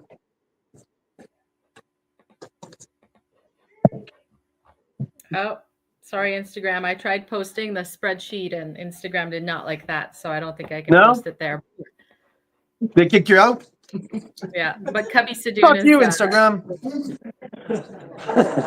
winemaker at Ferox, I believe, right? Yeah. Cubby is winemaker at Ferox, I believe. Yes. Oh, Cubby's on? Yeah, in Instagram, yeah. Oh, that's awesome. Hi, Cubby. Cheers to you, man. We're like, 40 wines in, so. Okay. Now let's start with number 1.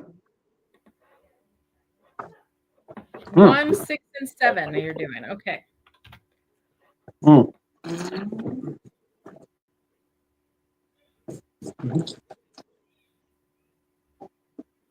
and try them. Holy shit. So 1 is young because the tannin are so freaking feisty. There's a little bit of burnt toast at the end. Yeah. We'll see. Right? Yeah, but really tannic. Number 1 is uberly tannic. Okay. Okay. Number 6.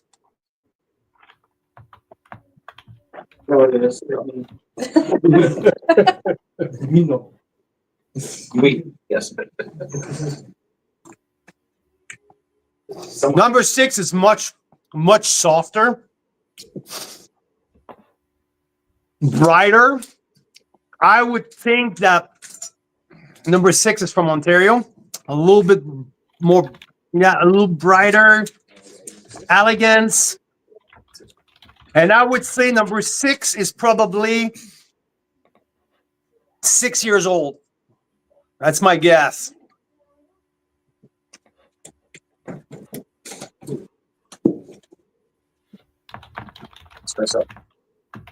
Okay.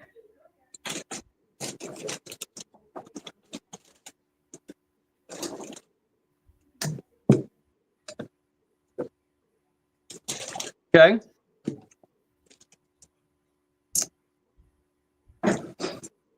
Seventh is a little bit more Merlot dominant. Lots of dark chocolate.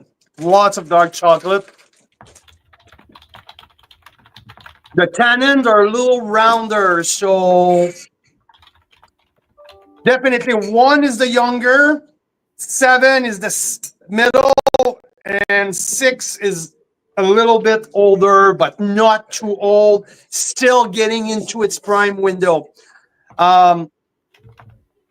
Okay, let's score them now. Yeah.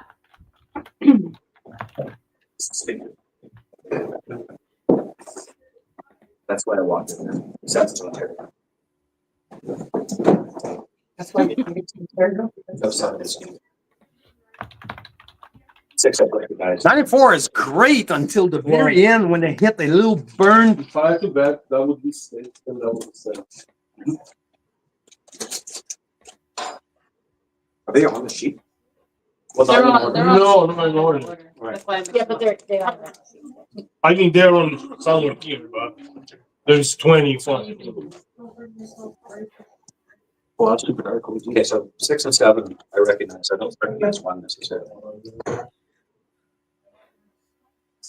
1 surprise. Oh, 7. Let's try one. Let's try before the Reveals. It's fun. I love it. Mel's just saying that you've got a bit of a superpower there.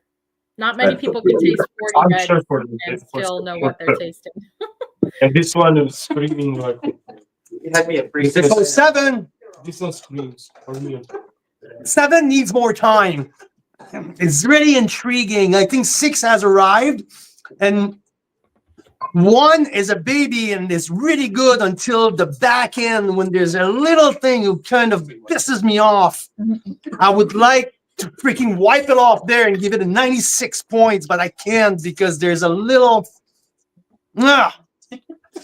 94, 95, 93. Okay. So 1 is 94. Yeah, 6 is 95. 94, but could have been much higher if it was not for that little. It is much higher. Okay, and 7 Yeah. was 93. 96 is 95 and 7 is 93. Okay, let's do it. Yeah. Let's find out what they were. So All right, number so 1, number Carl said, 1. very frantic, younger. It'd be a very high score if it wasn't for something at the Right. end. Ah, that's the Bolero. Wow. And guess what I gave it the first time? 94. 94. 94. Number 6. 95 points. 95 points. Oh! We got the winemakers. The Nobreza, 95 points. Over here, show me. It's the De Silva Nobreza, okay? That's not like if I knew about it. Okay, have you scored that one before? Yeah, I did. I gave it 92 plus before, and now we'll have to change that. Whoa. It went way up. Number 7, Ice Cellar. Oh, that's way on the Wanda. 2020. Okay. Yeah. Ice Cellar. Yeah. Which one pissed you off? 2020. Fred. Yeah. It was like, fuck, it's almost like it's so high, but there's one little thing. Can you please bring me Fred on, please? I need to talk to Fred now. You fucking piss me off, man. It could have been a 100-pointer. Yeah, we're so close. Yeah, but that's kind of can cool. we You bring give it 94 now and 94 like Can we bring Richard here for a second? yes. Yes, Richard. Can you come here, please?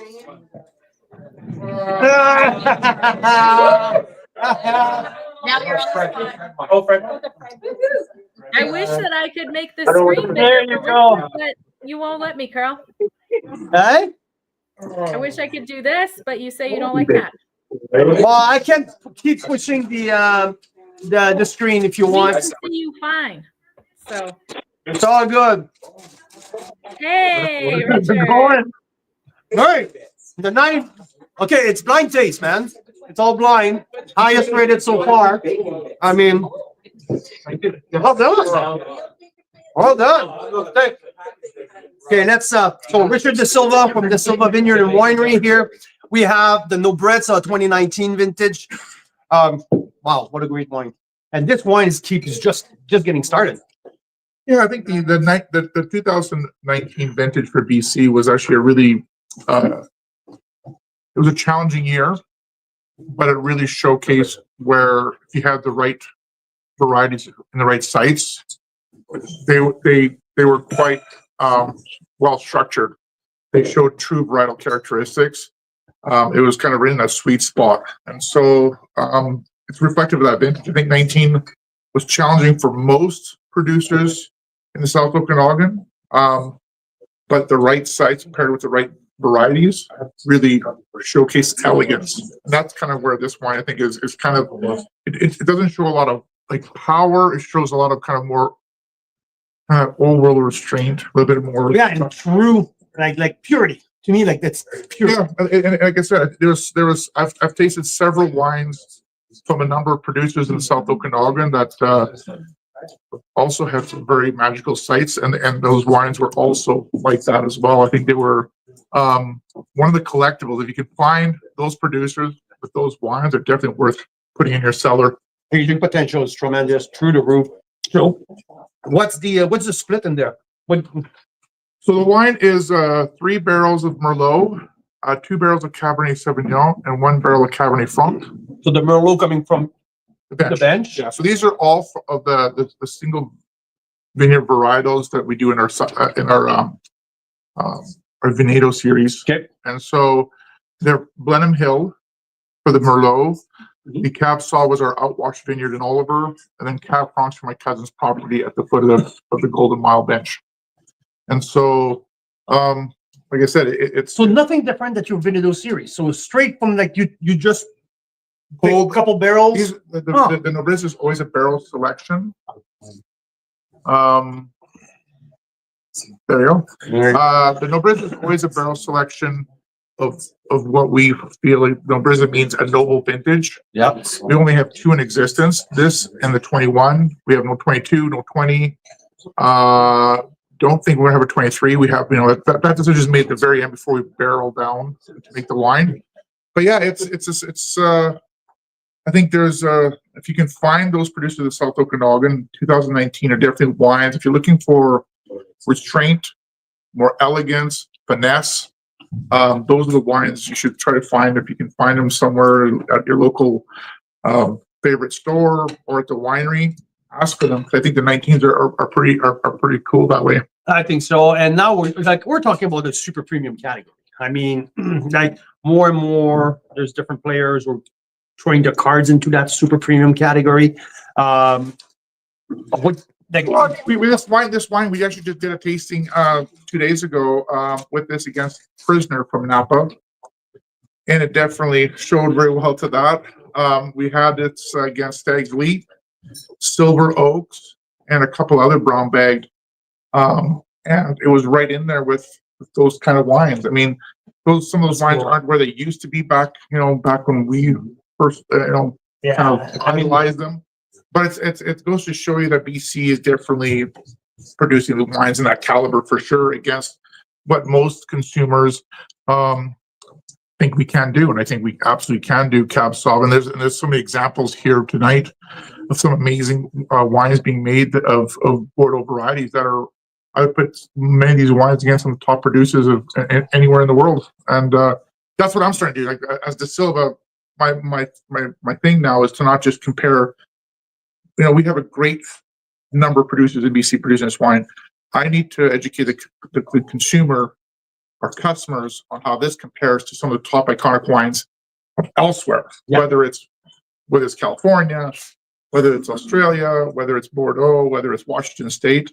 That's where I want to do, because that's where you start saying, okay, now we're all in the same playing field. I'm excited to the future. I always say that still my best wine is still yet to be made. This one is evolving pretty darn good. And I mean, this is just entering his window of his prime window. I mean, it's still young. The tannin are softened up a bit, but there's so much more. Like there's much more to come. Yeah, I think that I stylistically, my wines always have more of a medium tannin in them. They're a medium, not medium plus. Sometimes medium plus. So it's kind of a stylistically how my wines come out.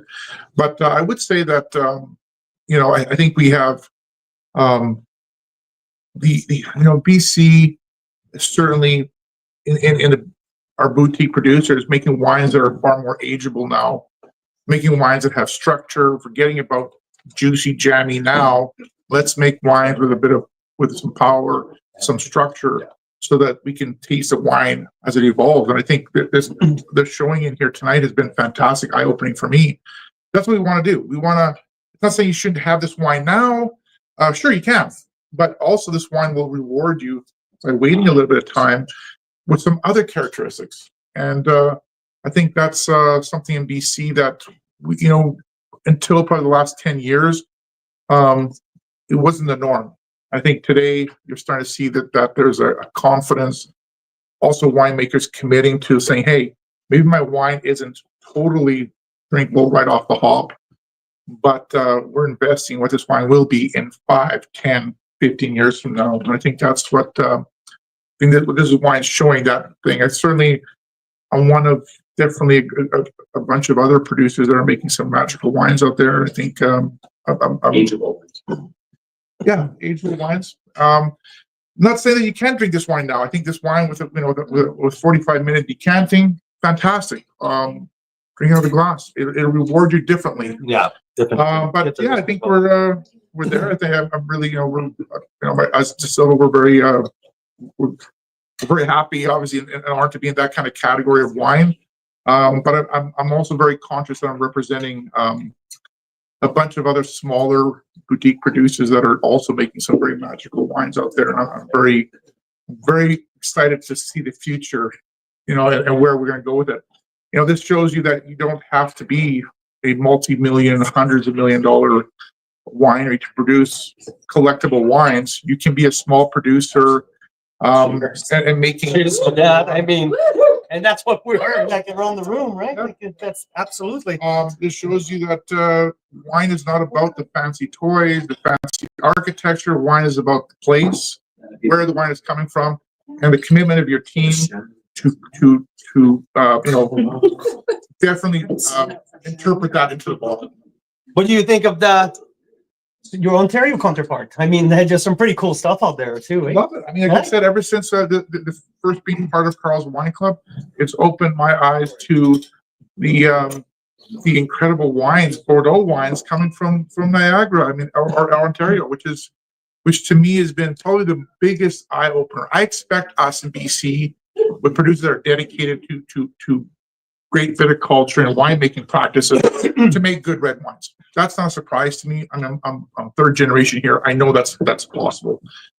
But unfortunately for us, we live in these fish bowls. I wasn't aware that Ontario was also doing that.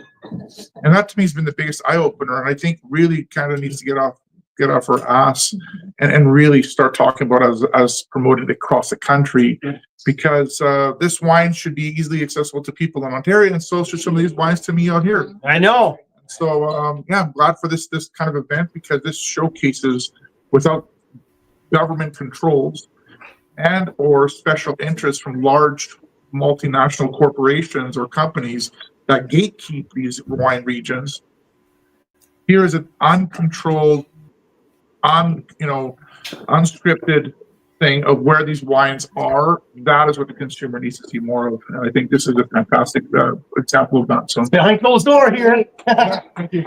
Thank you. Congratulations. 95 points. No Bredsa 2019. That's so well done. Well done. That's awesome. Yeah. And I think people are okay. Where's the third flight now?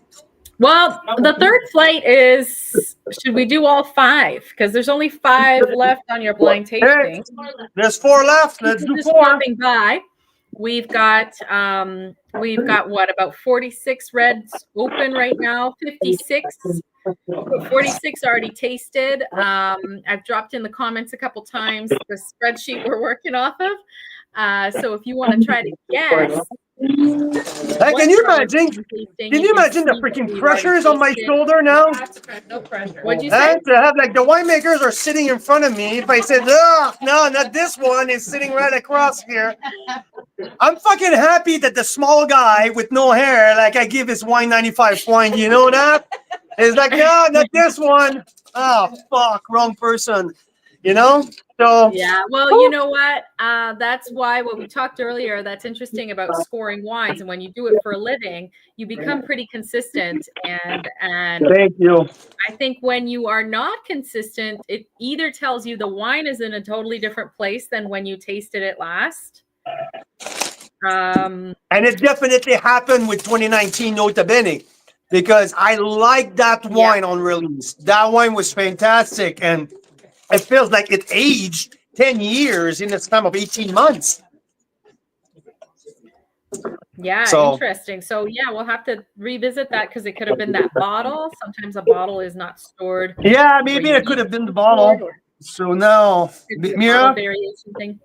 wine 2, wine 4, wine 8, and wine 9. So you're doing 4? Yeah, because 3, it's 6. 6 plus 4, it's 10. So that's what we have, right? Ah, good mathing. Just saying. Nice 2, mathing. I like 2, it. 4, 8, and 9. There we go. There we go. So this is your last flight that's blind.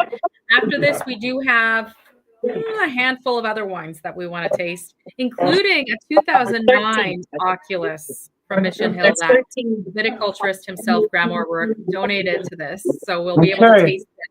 The new 100-point vintage with the 2009. So on the nose, I would say they're fairly much all of the same bracket of age. Okay. And color and nose, there's no like older wine in there. All right. Okay. And so, okay, let's start with 2 here.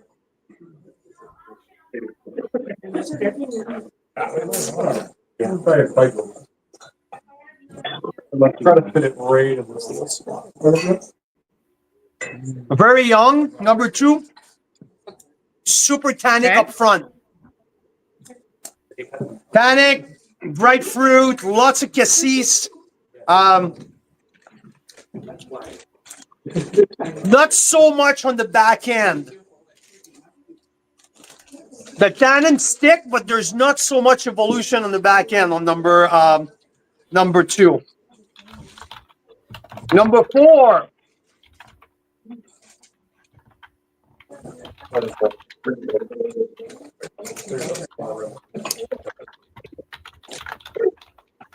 Okay.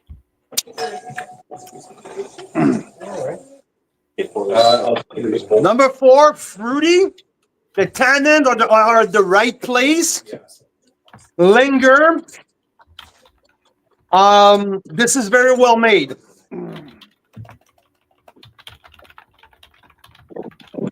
Okay. Number 2, number 4. I mean number 4.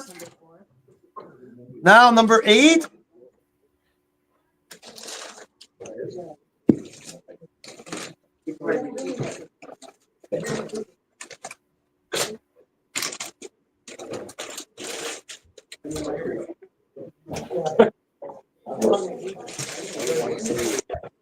Number 8 is a little older, much softer. Much softer, not as complex though. Much more. I like to use a Richard expression in the fish bowl. I mean, it's like really like contain. Start, mid, finish, done. Okay. Yeah. Number 9.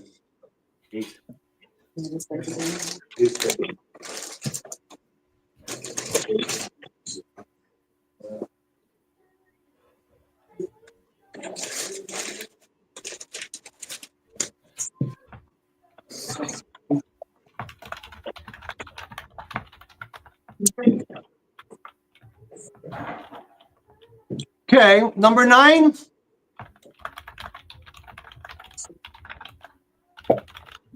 Yeah. Well, I'm just chasing perfection, right? Which one is the perfect one, right? Which one feels more like, oh, that's where I'm at with these last 4, right? Yeah, you I know would say- that 100-pointer is in there somewhere. Well, that's one. That's what I'm saying. I'm chasing perfection here. I'm just trying to figure out which one would be the perfect one into that. I would say the number 9 Yeah. has a great length. It's pretty soft. The fruit, but if it's perfect, if 9 is perfection, is missing density, is missing explosion, is missing concentration. I mean, Which one's perfect? There's none. None of them are perfect. I can tell you just that. None of them are 100 pointers to you. Right? None of them are 100 No, points. no, no. to you. There's not 100 point Okay. here. There's not 100 point here. I would say 4 and 9 will be the two who are the highest score in on that flight. So Okay. far, to me, to be honest, number 6 is the best wine. Number So And that's the legato.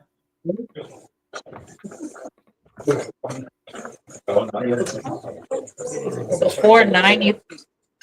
Did you say 4 and 9 were your highest out of those 4? 4 and 9. I mean, the chief was number 4. number 2, I'll give it 93. Okay. Problem with number 2, I like pretty much, but it doesn't linger. Number 2 stopped after mid palate and it's gone.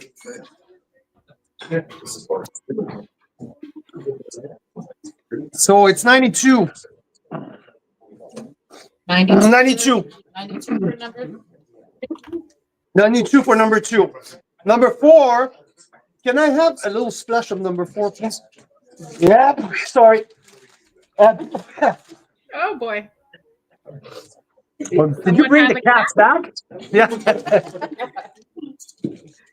Super dark.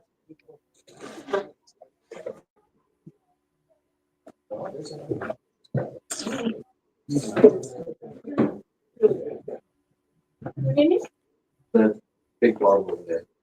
No. Right in front of you. Oh, the 2009?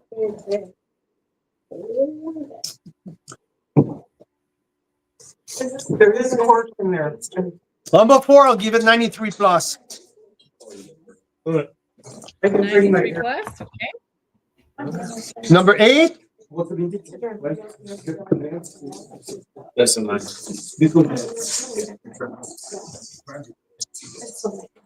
It was open Christmas Day. I'm sure. There. No, sure, 5 days. Yeah. Okay. Well. Keep that in mind.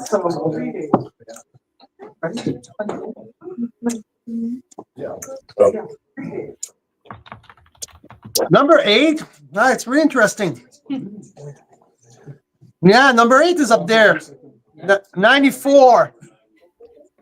A good Okay. 94. Yeah, number 8 is really good. It's really, really, really good. It lingers a lot. You know what? 94 plus. It keeps going. Keeps going. There's a lot in there. 94 plus for number 8. And number That's the 9. one you said that could be a little older, softer, and not as complex.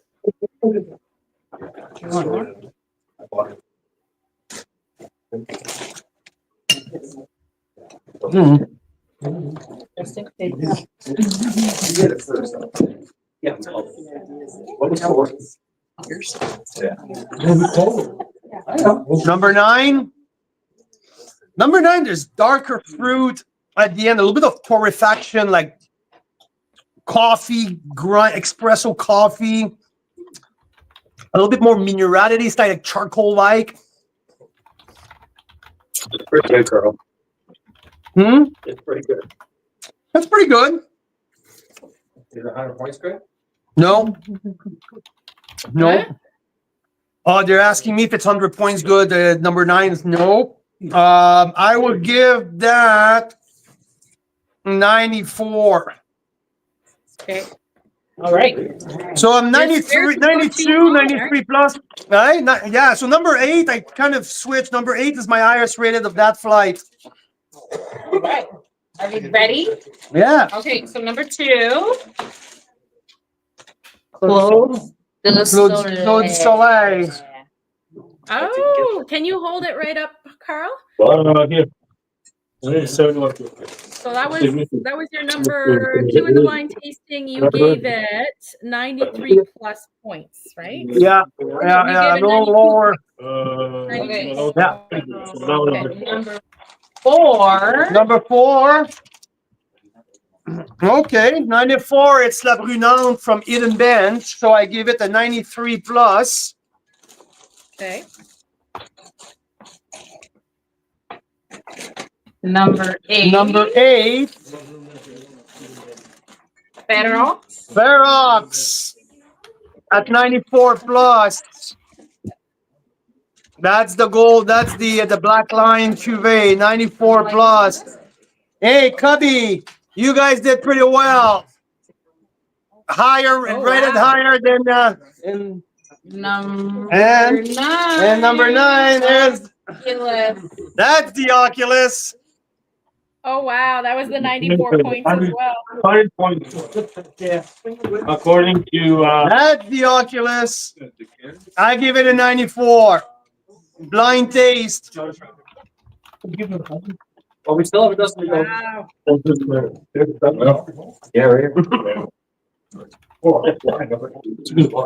So, And sorry, that was La Provenance. so there's 2 wines rated higher than the 2 wines rated higher than the Oculus so far, but no, in the blind taste, it's Ferox and the Silva Nobreza. These 2 blind taste have scored higher than the 100 points Oculus. Blind, I'd have no clue which one it was. Same score than the Oculus. There's the number 1 was which one was number 1? Rob, do you want to find that wine? Anyway, so I have so Fred Wines. So Bolero was same score than Oculus And the Oculus, okay. and no that and number 5 Number 5 was Painted Rock Painted Rock Spread. 2019. 2 wines have the same score and blind taste. The other one were close or around. Wow. So wow. shout out to Fabian Rice at Ferox and Cubby and his teams. Score higher than What year was that? 2020. And Richard De And Silva. Cubby is actually watching. He says him and Fabian are very proud to hear that. So that's awesome. Now, That's one amazing. of the things we often talk about, Carl, and hopefully we haven't made it into a competition, but we often talk about how it's not versus. It's alongside. It's alongside, and it's about learning, and it's about if one of us wins, we all win, right? So it's about learning. Yeah, and the thing is, I was not cheating. I was just putting on paper I didn't know which one it was. So Yeah. So it's just interesting too. And also I think the best way to really gauge what these wines are like is to taste them for yourself. So now we know that there's some real incredible standout wines at all price points. But when what's big and new for Canada is I don't think 10 years ago there were very many wines in that $100 plus category. Well, that's the thing. It's the new playground that we're playing in right now. Like it's fairly new, like 3 years now, where many more players say, "Yeah, I'm throwing my card on that table because I want to play in there. I believe that I can make a difference in there." So yeah, it's fascinating to see that, and an exciting time for us wine drinkers who like Canadian wine. There's Richard De Silva. Yeah, so I have another dozen here. So if people wants to stay on, I have another dozen and some pretty cool wine in here. So let's keep it going. Okay, Your top 2 real quick. Real quick. Yes. Your top 2. the top 2. Smell.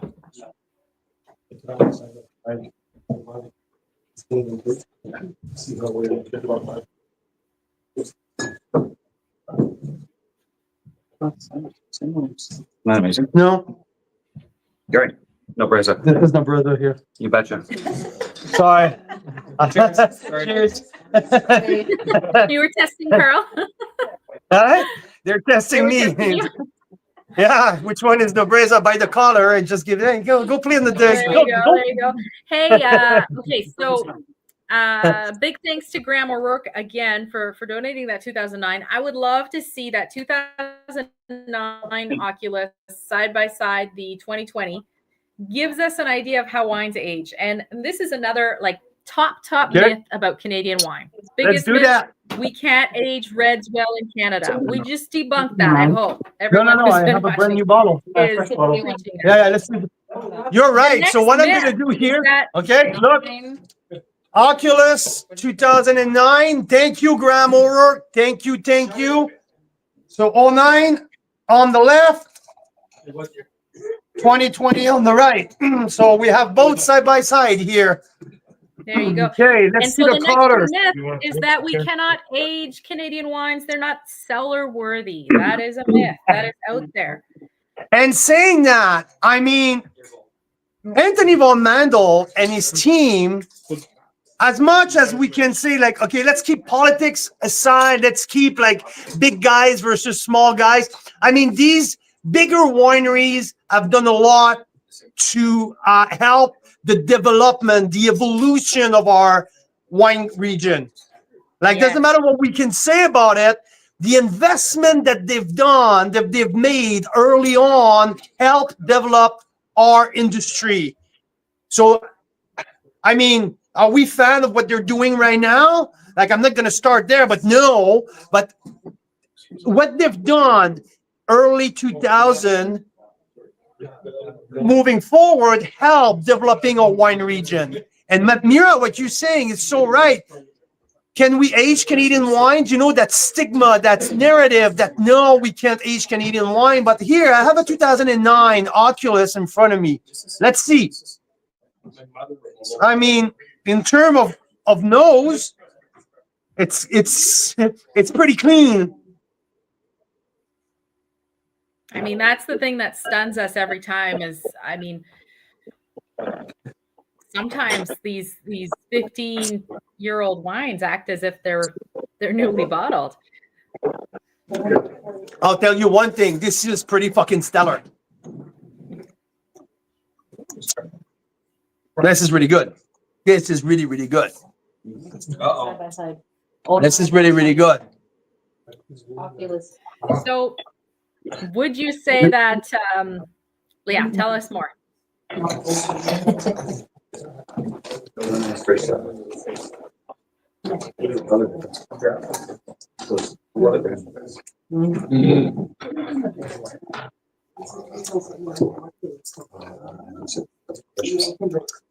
Stylistically, I mean, it seems like the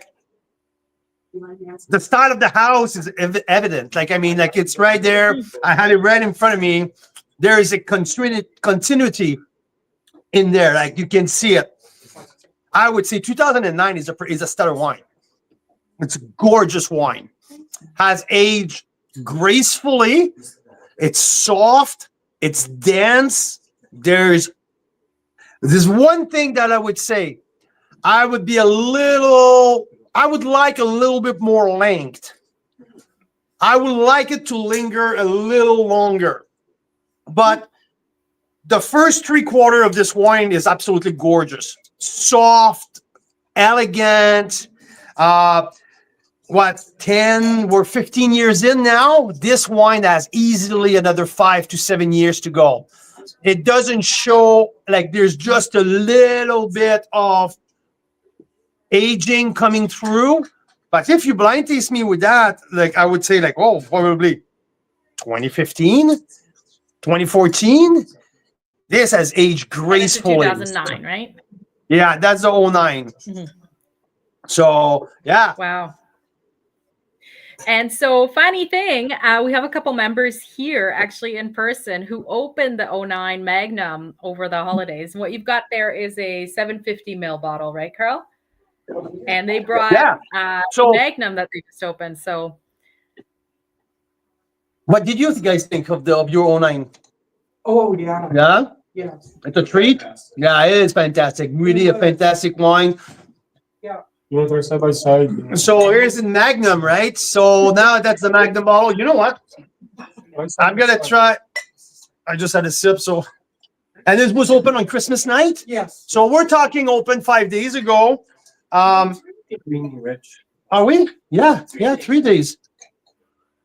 Some people celebrate Christmas.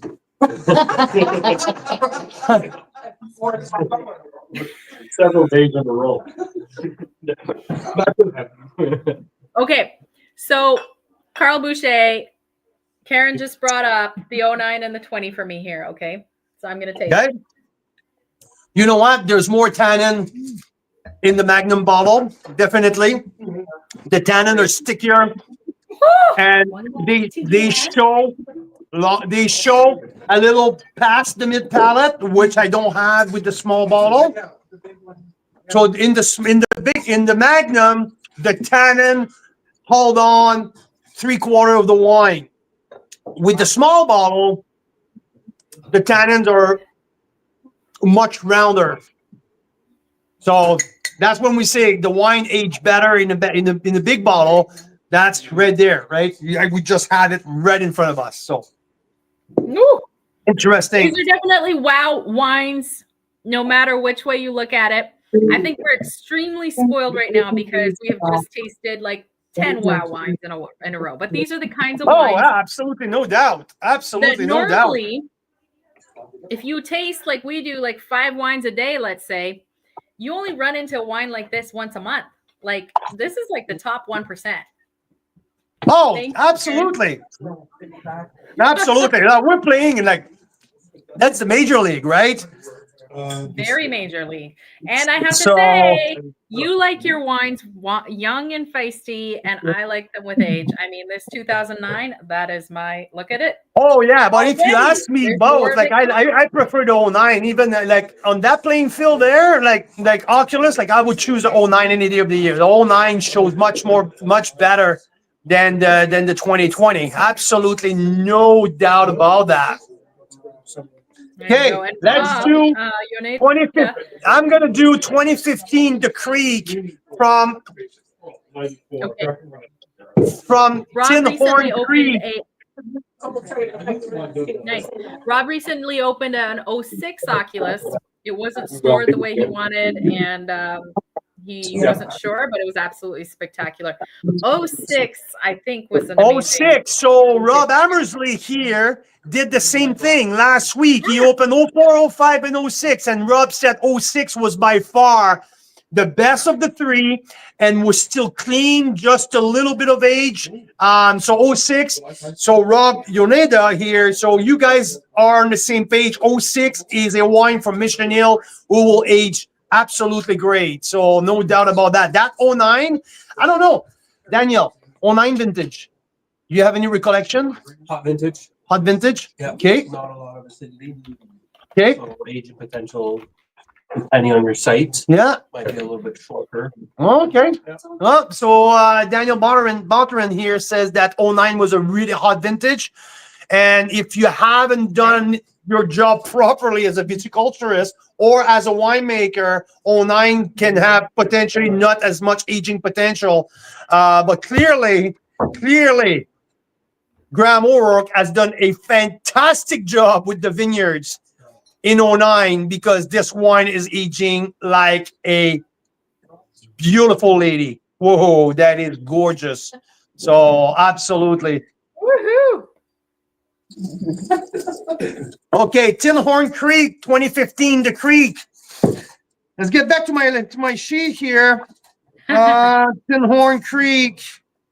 You'll have to help me here. I can barely see anything anymore. Okay, I have 50% Cab Sauv, 20% Cab Franc, 20% Merlot, 7 Malbec, 3 Petit Verdot. I'm going to put it up on the screen here.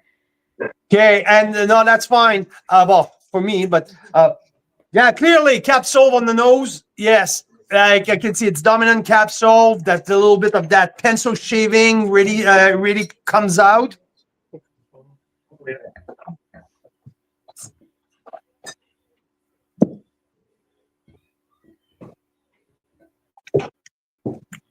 I would say there's a lack of acidity in that wine. Yeah, so 88 point. Like this wine has not. Let's move on. And possibly too, like, how was this stored? Was this in our cellar? Because that's true. Okay.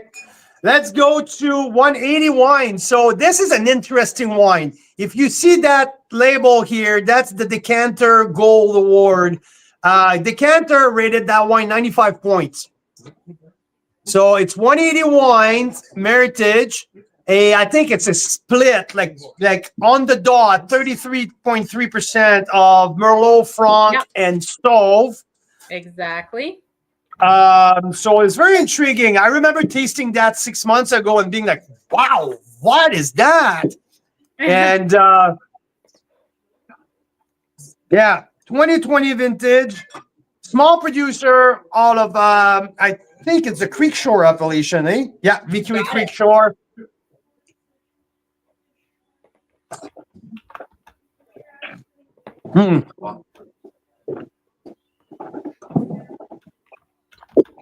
This is a gorgeous wine. Grippy, but this full body. The Merlot absolutely takes center stage on the front palate. I would say followed by the Franc and the Sauve at the end. Definitely the graphite of the Cabernet Sauvignon comes at the end. The rawness and the softness of the Merlot, right front and center. This, I would like to give that wine another 3 years to see its full potential, but it's just going that this is great. This is great. Amazing. So You know what what? score did you give it? This is a 93 plus 94 points. Like, this is really good, really good. And what's the price point here? It's 58 including tax. So I think during the tax holiday, it's about 53, 54 bucks, right? I mean, this is really fucking good. Yeah. This is really good. Yeah. Oh, yeah. He gets really excited. No, it starts off like that.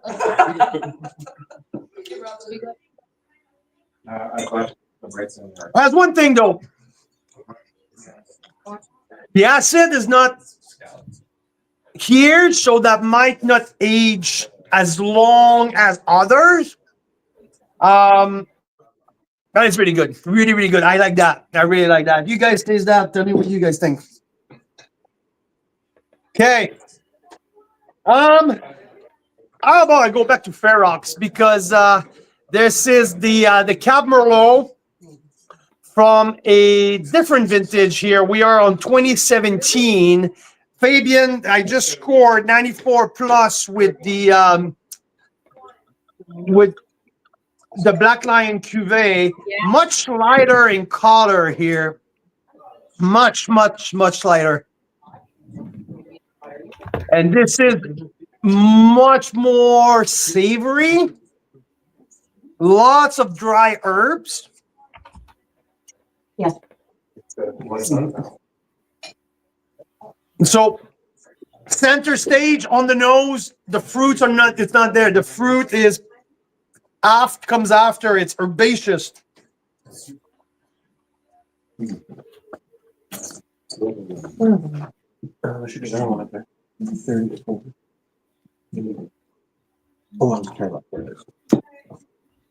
That's a wine of elegance, but still tannic. Don't know what to make about this one. It's not confusing, but it's a cerebral wine. It makes me think much more than give me all of the answer. Like 180 gave me all of the answer right out of the gate. This, it make me pause and think about it. It's cerebral. It's like, huh.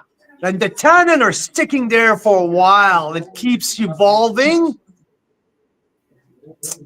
That's very intriguing. Intriguing into a pleasant discovery. And am I ready to say it's the greatest wine I've tasted? No, but maybe one of the most wine that I would like to sit and like try to figure out, right? You know, it's kind of a challenging wine to taste. Let's put it that way. 92 points. Okay. Okay. So from Fair Oaks, I will go to Phantom Creek. Okay. Becker, Cuvée. Okay. And after this, do you want to do an interview with Michael Clark? I sure can do that. And then we'll come back, taste a few more, and do your recap. Okay. So Phantom Creek, Becker, Cuvée. Okay. What do I have in there, Mira? You have 51 Merlot, 27 Okay. Cab Sauv, and 22 Cab Franc. And at $75, kind of. Yep, that's. I'm just the trying to range. find it here. Oh, Phantom Creek here, 71.60. No. Yeah, definitely Merlot on the nose. Definitely fruity Merlot. Definitely.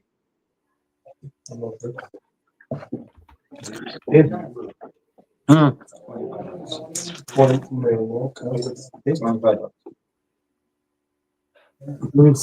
This is a powerful wine. Very powerful. Tannin, powerful, density, concentrated, loads of dark chocolate. Yeah, definitely Merlot dominant. You can smell it, you can taste it, you can feel it. This is a good wine. This is a good wine. This should age gracefully. I like what they did with that. No, to be honest, a good 92 plus, 93. 93? Yeah, 93. Yeah, it's powerful. It's a powerful wine. All right. Okay, so I'm gonna go to the bathroom. Okay, well, here we go. One of the wines that we blind tasted was with a wine made by Claude du Soleil. From the Similkameen Valley. And they're located beautiful place. So let's bring on Michael Clark, who's the winemaker there. We'll do an interview, then we'll come back, we'll do a recap, as well as the last few wines. I think there's, 5 to 8 more to taste? 2, 4, 6, yeah, 8, exactly 8. Jeez, you're bang on, Mira. There we go. Okay, it's time for you to start drinking a little bit more. You're way too on the ball right now. Okay? Yeah. Jesus Christ. See? People here, they all agree with me. There's a reason I'm not in the same room as you guys. I mean, I'm pretty far from the wine. I did get my fill of the very nice 2009 Oculus. Emergency, Mira's running out of there. No, I'm good. I got other ones here. It's just, I keep going back to my favorite one. Those aged wines really, they're right up my alley. There's moments that I'm grateful to be a little more aged than others. See? Yeah. See? And you're my feisty little wife. Yeah. There you it's go. full of tannin. Thank you. I can't smile anymore. I can't even look at my face. I look like the Joker. It's crazy. Wait on the Okay. Get me out of the screen. Do something. Okay. I'll be back with the last 8 in a few minutes. We're 4 hours and 35 minutes in. So here we go. Okay. There you go. There you go. So now we are with Michael Clark, which is, I would say, the managing partner, winemaker at Claude du Soleil, one of a most beautiful winery in one of the most beautiful area of British Columbia, the Similkameen Valley, the picturesque Similkameen Valley. Incredible. So, Michael, thanks for being here with me, talking about the Claude du Soleil 2020 signature. So here we have like 55 to 60 different red blends here. But now talking about this, the terroir of the Similkameen is something really cool for me because we have wines from all over the country. And Similkameen is very, very typical, like it's something that we cannot find everywhere. So can you tell us, please, before we talk about the wine, let's talk about the area. Let's talk about the Similkameen Valley. What makes that region special? Yeah, I'm so glad that you brought up the T word, terroir, because to me, that's what the Similkameen is all about, and it's certainly what the winemaking at Clos du Soleil is all about. When we produce Signature or any of our wines, what I want it to be doing is telling a story, a very clear story about the terroir, which is to say what is unique about the land. So for people who haven't visited the Similkameen before, it's a very narrow, very mountainous valley, so steep mountainsides on either side of this narrow valley. The soils are extremely rocky, in particular in the vineyards where the grapes for this wine are grown for Signature. They're right up against the mountainside, and the soils are effectively the rocks that are eroding and falling off the mountainsides year after year into the vineyard soil itself. And then this long, narrow valley is like a wind tunnel. So we are famous for very high winds that come from the northwestern direction and move masses of cold air into the valley. This has a few different effects on the vines and the grapes. One is that it keeps pest and disease pressures very low.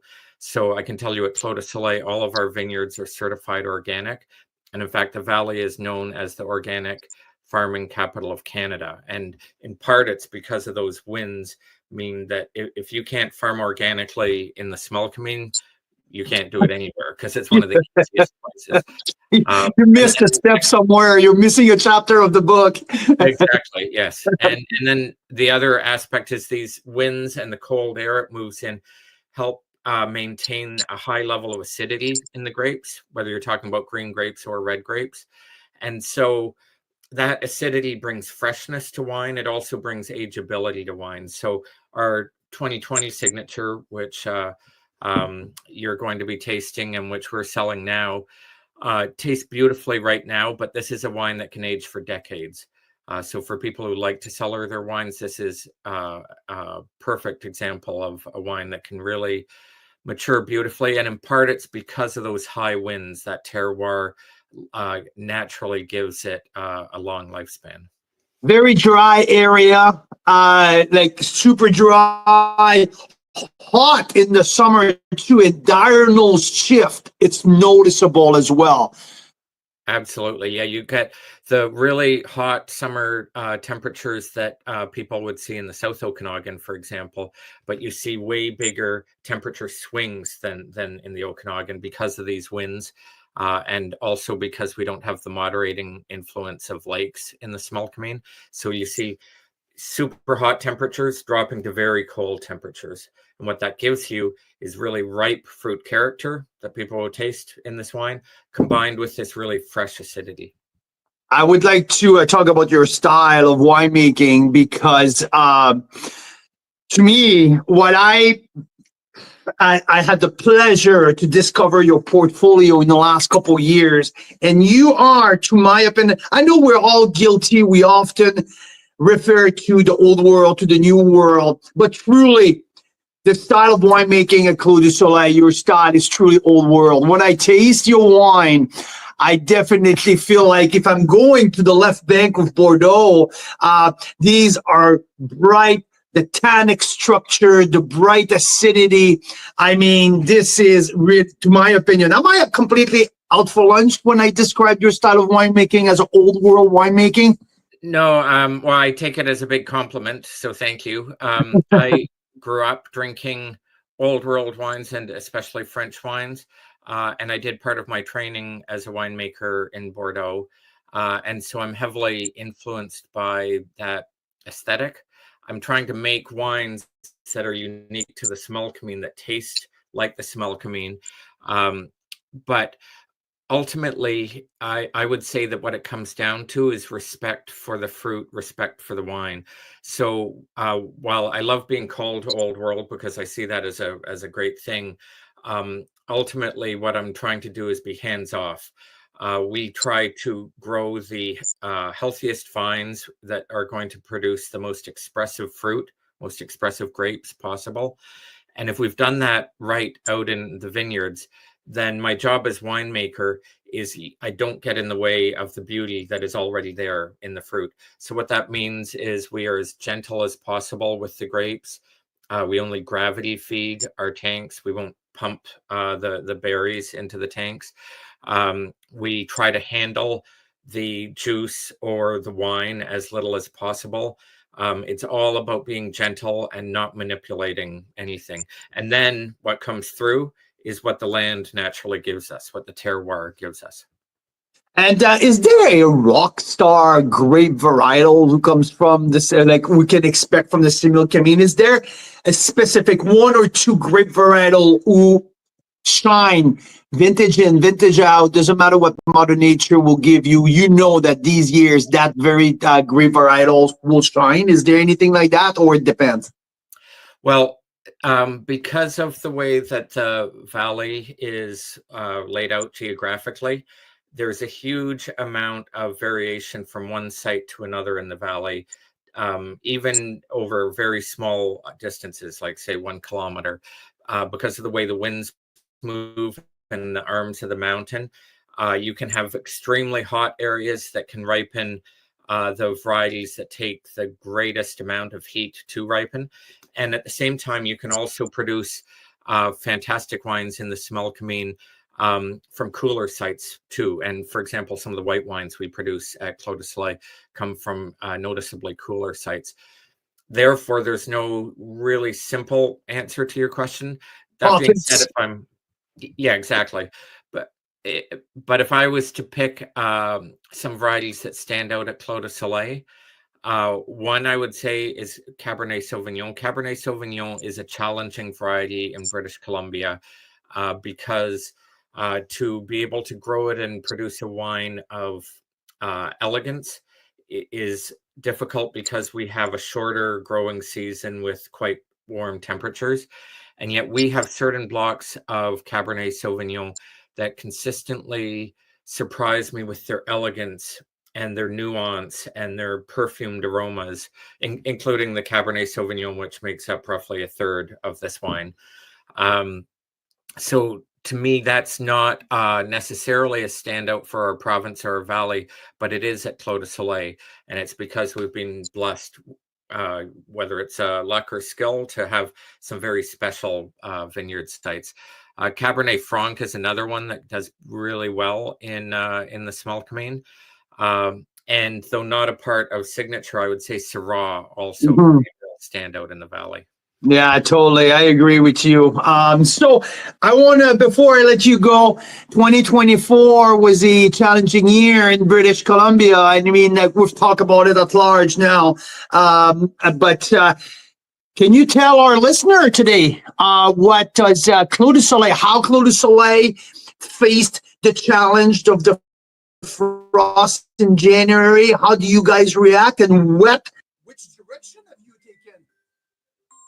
have you taken for this year? Because we all have to keep the lights on. We all have to keep our employees on the payroll. So what did you do, and what was your direction that you've taken this year?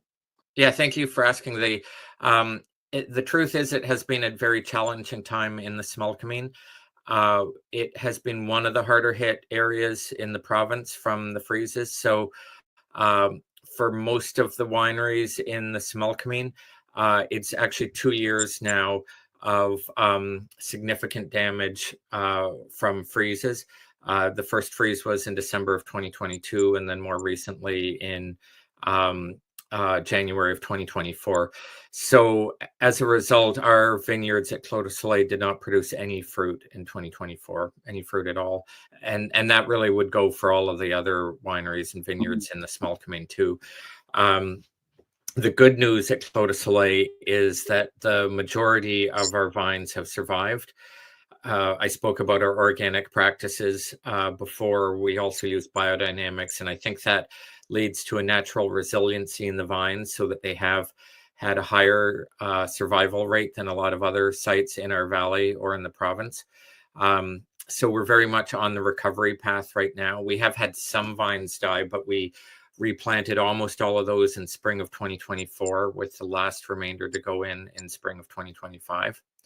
And then in terms of wines, well, right now we actually have good supplies still. So certainly people are welcome to come to our winery or look at our website and make purchases, and they'll still find our wines available around the province. In addition, we decided to make a small amount of wine from some very high quality grapes from Washington State in 2024. So I spent a lot of time down south of the border in the spring of 24 researching vineyards, partnered with 2 growers down there. Where about? Did you Red Mountain? Is there a specific area that you focused on? 2 AVAs down there. So one is Yakima Valley, and the other is Horse Heaven Hills. Okay. And then, so 2 very strong AVAs. But what's more important, of course, is the specific sites and the specific viticultural practices of the growers that we've worked with. So I really felt optimistic going in, and what I can tell you now that we've gone through harvest and we have the wines up in our winery, their wine now, is that it worked out perfectly. I'm so excited actually about sharing these wines with people. They're of course different. They come from a different growing region, so they're not meant to taste like Similkameen wines, but I can tell you that our customers are going to love them. They've been made with the same philosophy, same style as we make any wine at Clos du Soleil. And these are wines that fulfill the same role as all the other wines we've made, which is that they tell a story. They tell a story about a unique geography. And so for our customers that have come to expect that from us, they're not going to be disappointed. That is really exciting. Can you tell us, before I let you go, one more minute, any grape varietals in specific that you've selected from Washington? We have a Sauvignon Blanc that's going to come out in the spring of 25. That's not going to surprise people because Sauvignon Blanc is one of the white varieties that we're most well known for at Clos du Soleil. We have a Chardonnay as well. There you go. Another great variety that you work regularly with. Exactly, and then we'll have a rosé as well. So we have all of those, and then we have regular Clos du Soleil reds, including some new ones that will be coming out in the new year. Well, I'm really excited to taste the new adventure, but also to taste the new vintages, the new releases of Clos du Soleil. Michael, thank you very much. Merci beaucoup to spend time with us on this beautiful December 28th here on our Red Blend Marathon. So 93 points, Carl's Wine Club. I already tasted that wine this year. This is an absolute beauty. I love working with what you do, Michael. And we'll be in touch very soon. And thanks for being part of it. Thank you. It's always a pleasure to talk with you. Thank you. Thank you, Michael. Happy New Year. Happy New Year. Thank you. Wow. Cool. Clos du Soleil. So, Michael, I mean, I can't watch my face anymore. My teeth are so purple. It's crazy. We are now what? Anyway, we're almost there. So thank you, Michael Clark, winemaker, managing partner at Clos du Soleil in the Similkameen Valley. 8 more wine to go. I have 5 Ontario and 3 BC. So I'm going to go straight with Ice Cellar Arena 2020. Arena is dominant Merlot. One, we have Wayana Wanda. The previous one that we had in the blind tasting was Cabernet Sauvignon dominant. All of their grapes are estate fruits from the 4 Mile Creek appellation. Adnan Isel is doing some fantastic stuff with solar energy, but also with energy neutral. He's one of the only one to send energy back to the grid. Did I say it properly, Mira? I think so. Yeah. Basically, they make so much energy. They've got a geothermal field under the winery that it's more than enough for running the whole winery. and they can give some back to the grid. So it's pretty awesome. 67% Merlot, 15% Cap Franc, 24 months in barrel.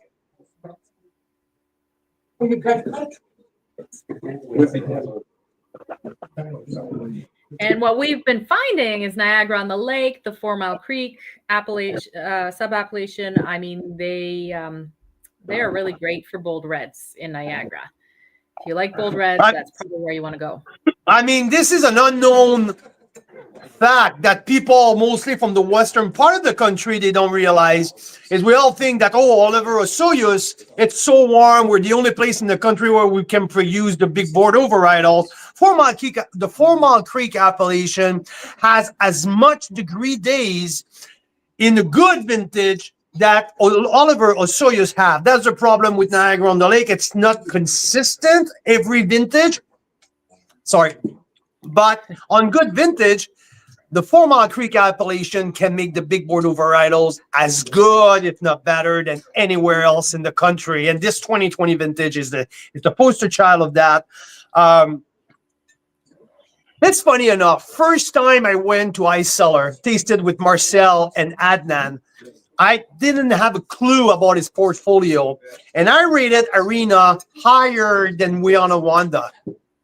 And I don't know if I just have a thing for Merlot compared to Cap Franc when leading the, but again, even on this specific vintage, where when I read all of the other reviews, Wiana Wanda is always highest rated. I have a thing for Arena. Arena is so elegant. Arena is so soft. I mean, I have a 93 plus point here for Arena. Wonderful, wonderful Merlot dominant. And for my counterpart here, I would like you guys to taste that Merlot dominant blend. I just think it's absolutely fantastic. Nice richness, nice density on the mid palate. Really soft, but the tannin, I can feel the barrel or developing throughout. Very well done. Adnan, well done. 93 plus point here for Arena blend. Let me find here 93 plus. Gotcha. Okay. That's for, let's go now. 2015 pause Meritage. 2015 Taw's Meritage. Okay. Okay, 2015. So a nice 9-year-old wine here. Obviously, with my Enovino, always my Enovino, the best tool when I pour my wine, decant my wine one glass at a time. Yes, Thank and you, we Marcel. are going to draw we're going to draw for one more before we go here. So if you haven't left a comment yet to enter yourself for that draw for an Enovino, please do. What do we have in that wine, Mira? Oh, that smells good. Again, Merlot dominant, 45 Merlot, 28 Cab Sauv, 27 Cab Franc.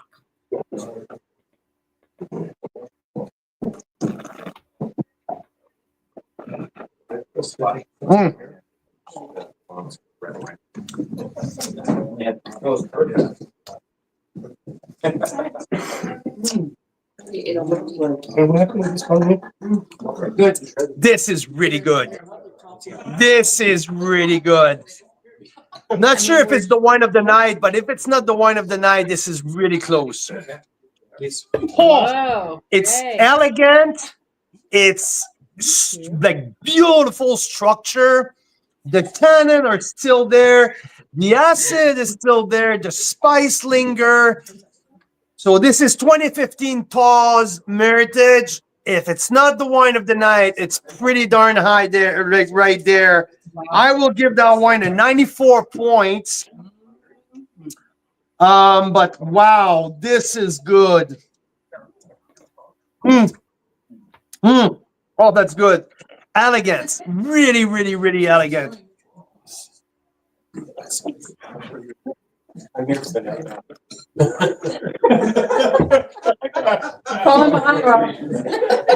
gotta compliment Kelly Swank, who brought these really nice pictures. They're actually going really well with the red. Yeah. What is the specs on one? Oh, the spec on the wine. Mira, can you please, let's see here. Toss. 67 Merlot. No. No, 45 it's Merlot. 45 Merlot, 28 28 Cap Cap. Sauv, 27 Cap Franc. Yeah, this is so good. So good. There's the brightness, even it's 2015. 2015, it's still bright. It's still like straight as an arrow. It hasn't started to flinch at all. That is so good. Yeah, I am definitely here. You know what? I'm going 94 points, Mira. Now we have 6 left. 6 left. 3 BC, 3 Merlot, 3 Ontario. Let's go Similkameen Valley. Talus Courcelette with the 2021 vintage, okay? 2021 Courcelette Talus. I'm gonna go too crazy. The beautiful terroir of the Similkameen Valley. A little shy on the nose. It's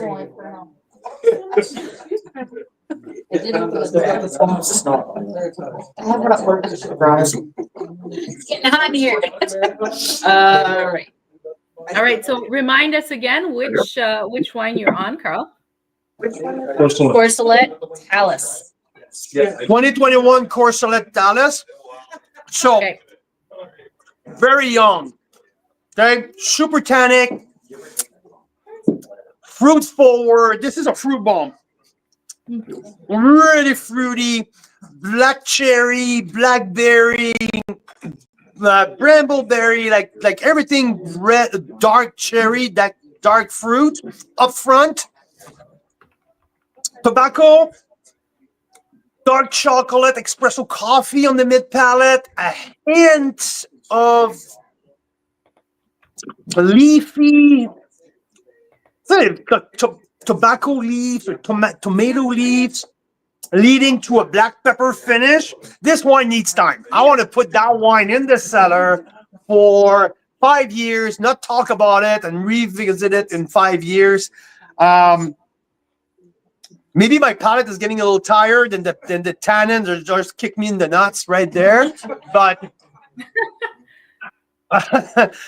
I mean, this is like when we talked about the big boys earlier, right? The D'Angelo, the Becker Cuvée from Phantom Creek. This is fruit up front. I mean, delicious, good wine, well-made wine. I've no it's the dramatic terroir of the Similkameen. I get that dustiness on the finish. I get that rugged terroir. The tannin are dusty. I get the whole thing. But it's very fruit forward. I want that wine to come all together.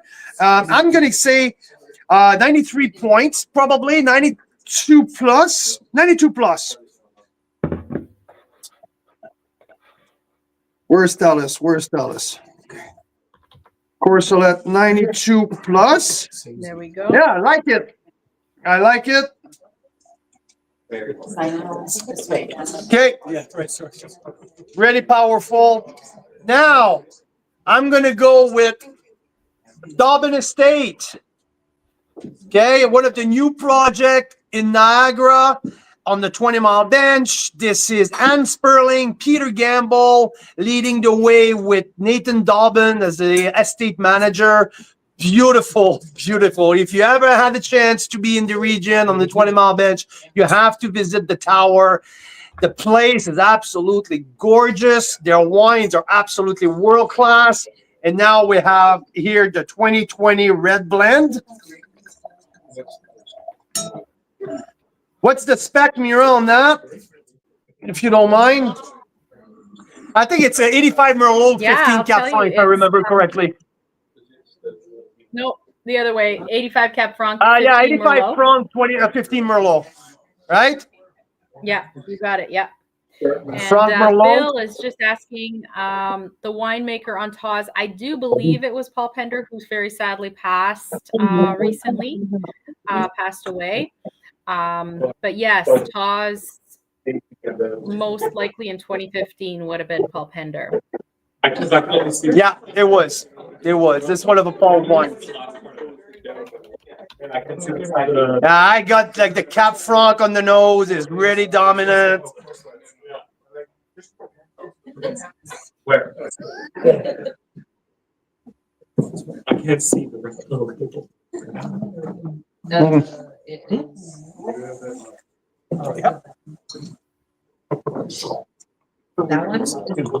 So clean, so pure. I have Jan looking at me like right beside me. He's like, It's gorgeous Sperling wine. is listening in with us right now. Is she? Might be... Oh, there you go. Hey, Ann. Thank you. I mean, this is my, like, I scored that wine 93 points in the past. I'm sticking with my score. Beautiful, really clean, really pure. That's what I like, is the purity of flavor, especially with the Cap Franc, like that cherry wood, that black forest cake. Just so elegant and beautiful. Length, tannin. Yeah.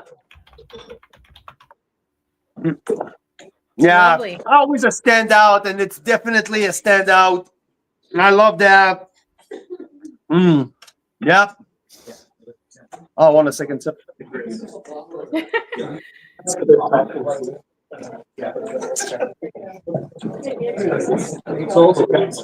Sorry. Everybody's eating dinner around me. I'll tell you one thing. You got a few more wines to go. I have a few more wines to go. And you know what I would like to do? I've been dying to crack that wine open. Let's go. 2016 Ferox Black Lion Cuvée. Okay? I really wanted to taste that wine for a while now. Is it on my list? Is it on my list? Yes, it's on my list. Okay. Yes. Okay. This is the second most expensive wine of the night. 2016 vintage. So now, just remember, the 2020 Black Lion Cuvée rated 94 plus earlier. One of the top 3 rated wines so far in the tasting. So now we have the 2016, which is a similar vintage of 2020 in Niagara. Fabian Rice here. Mira, can you give me the spec, please, if you don't mind? Yeah. So it's 52 Merlot, 20 Cab Sauv, 10 Malbec, 10 Syrah, and 8 Cab Franc. Oh, there's Syrah in there. There is 10% Syrah, yeah. Oh, wow. And Malbec, yeah. black. Black Lion.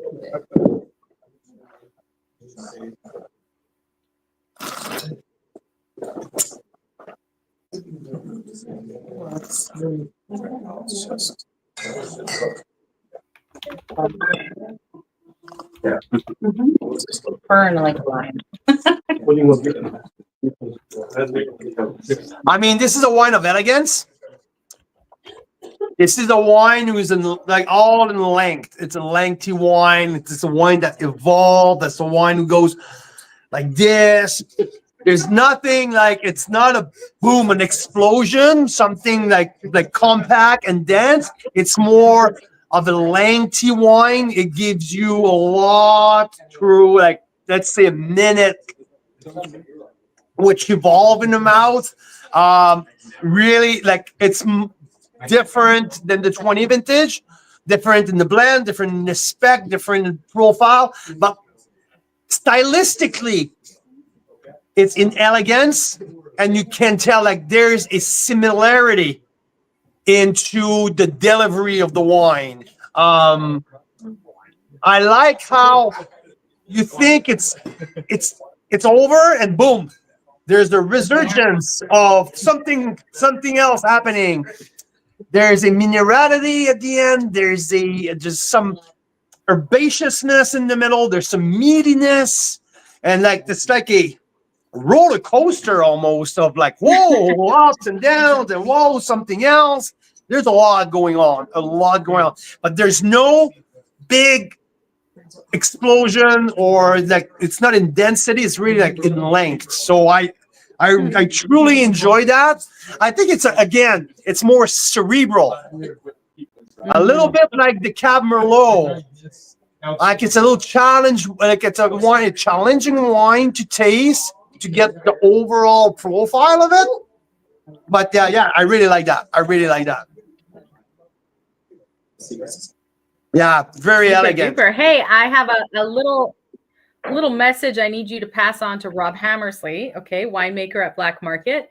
Rob is saying that his Merlot is pairing really well right now with short ribs. Sounds like he's got short ribs going on.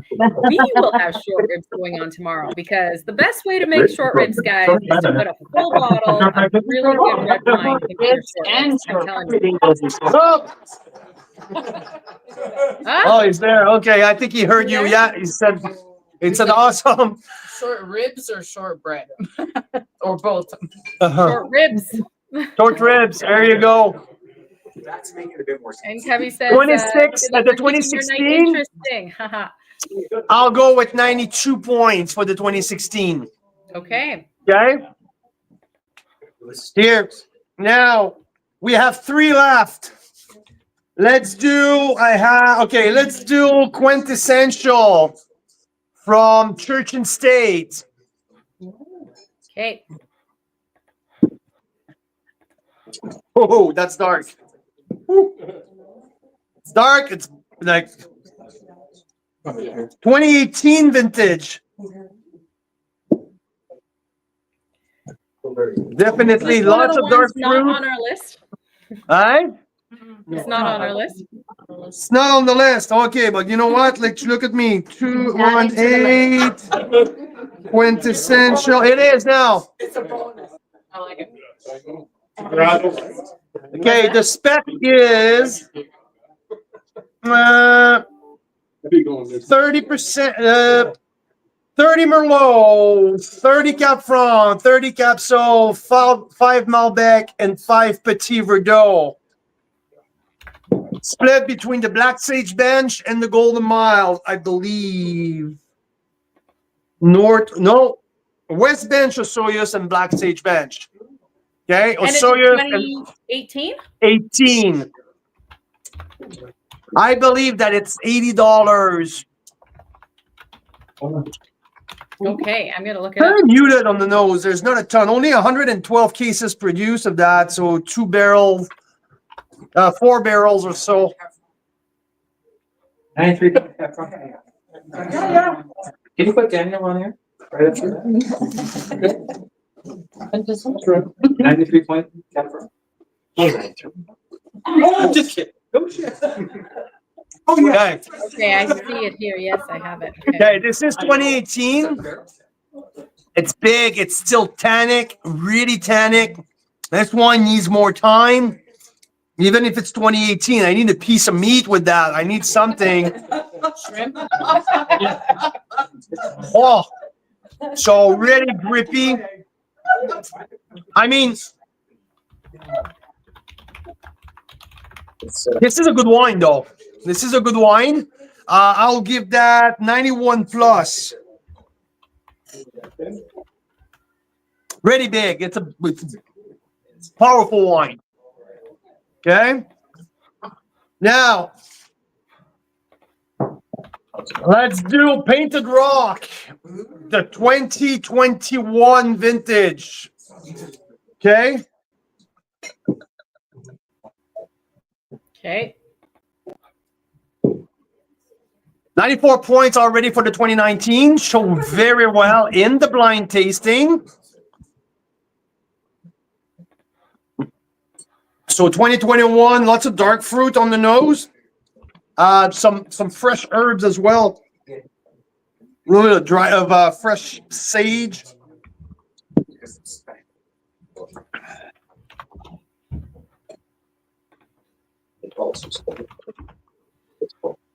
Dark chocolate, cedar, oak spice on the nose, definitely.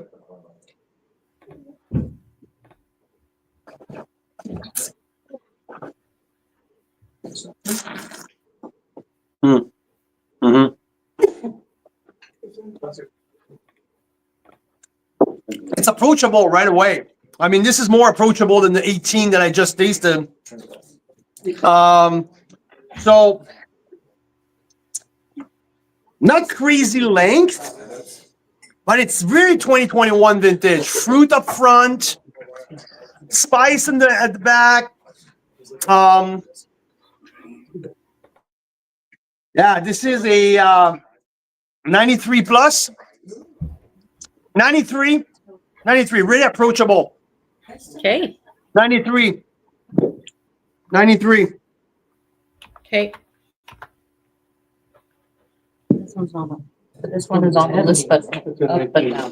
One more.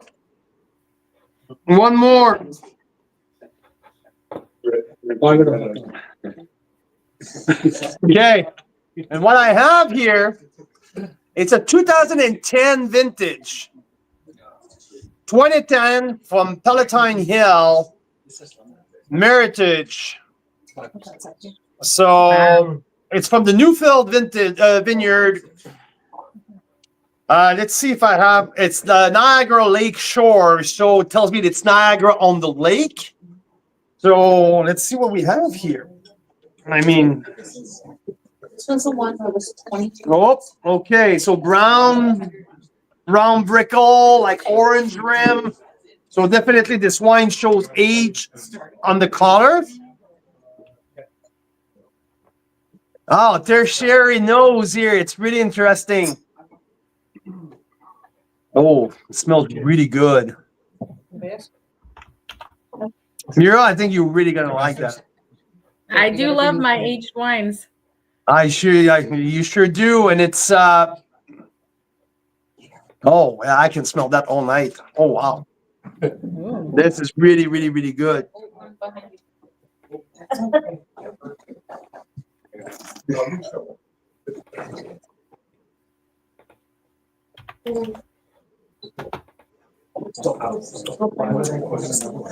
This is an absolute beauty. Oh wow. It's almost like a brown sugar, like a caramel, clove, cinnamon caramel at the end. Obviously, there's not that bright acidity.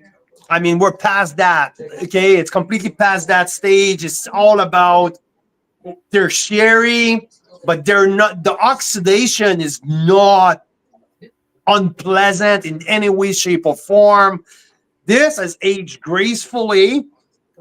I might have been like maybe there's like 2 more years to that to go like, okay? It's coming. I mean, It's on its way. Yeah, I think the winery has recently re-released that, so that's kind of exciting. oh, I mean, there's totally a purpose for that. This is a super cool wine.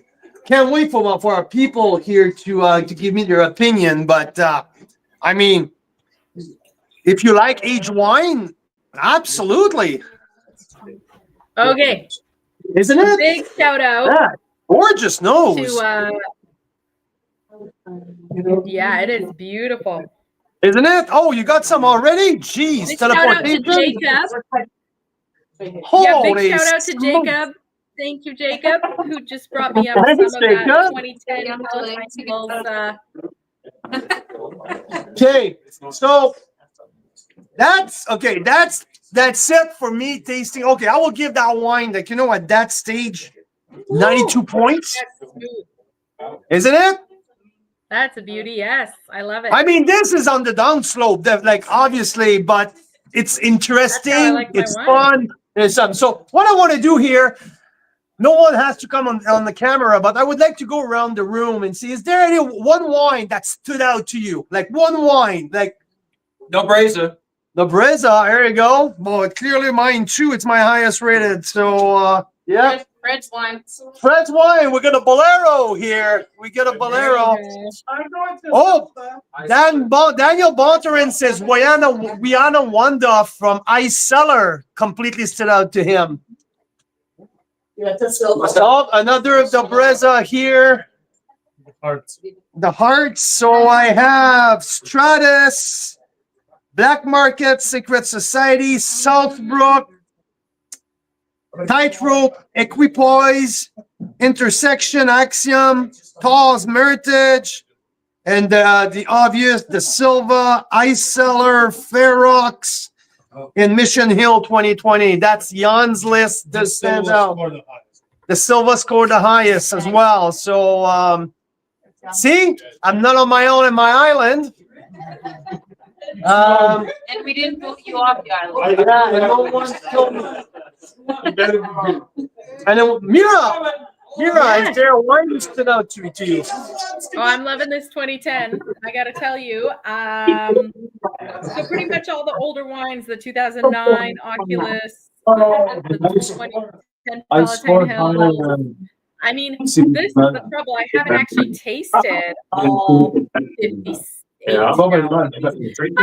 At the start of the evening, we were ready to taste 52 wines, and now we're at 58.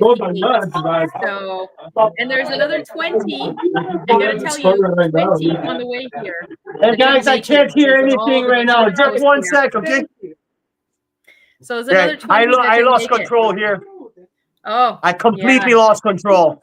There's another 20 that didn't make it because of the whole Canada Post fiasco. So guys, we should be here for another hour and a half or 2 hours. The 20 wines didn't make it, so.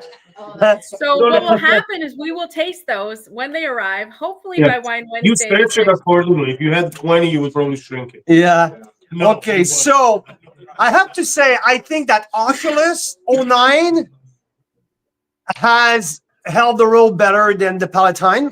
I think this shows more. Palatine Hills shows his age more than the 09 Oculus. Well, here's the difference. I think the Oculus was built from the get-go as a wine meant for aging, a wine meant for showing to the world what we're capable here of, right? The fun fact with this wine, the Palatine Hills, it was $22.75 when it was released in 2012. In 2013. What I'm saying is that $22.75. Yeah, that's a good point. $22.75. But then they realized they just re-released it at $135. It was 22. Yeah. I mean, know what it was. That's awesome. I don't know if that's the correct price. But is that for sure? That's awesome. So look at your teeth. Oh my God. Oh, it's scary. Oh, put it away. No. That's what it does. Okay, now I can't wait to go brush my teeth. I can't wait. I need this is 5 hours and 20 minutes. Does not actually drink the wine, so I mean, I'm looking. So I feel gross. I'm starving. So I think it's time for me. It's time for me to go. We are back tomorrow. We're back tomorrow to retaste the top 10. Talk about it in a more and we have another group coming way. in tomorrow, right? The hockey people are coming tomorrow. You think it's funny? There you go. Number one. So, but what have we learned? We have learned that yes, Canada can make world-class exceptional red. Yes, they can age like nothing. 15 years is, I mean, even for number one rated wine. Yeah, even for number one rated wine tonight, Mira. What's that? I have Richard here. I mean, the Reds are rated my highest. Was my highest score on the whole night. So blind tasted. What was your highest barrel sample? That's awesome. Yeah. What was your highest barrel sample? Oh, my my highest barrel sample. So I think, Richard, you sum it up pretty well at the beginning. Before we tasted your wine, it's about the aging ability of what we're doing, and it shows into this 2019 vintage. Yeah, I think it also should be. It's easy to get into. I always say wine is a petri dish for arrogance, and I think that ultimately in something like this, we're really talking about wine is subjective, for sure. In a tasting like this, there's some fantastic examples of well-made wine. Certainly, I'm honored to be here and represent my team and my family story. but I'm very conscious. That's very cool to be in such a fantastic company, really, at the end of the day, to be here against some of Canada's most highly regarded wines, for example, Oculus or Nota Bene, or some of these kind of wines, is an honor.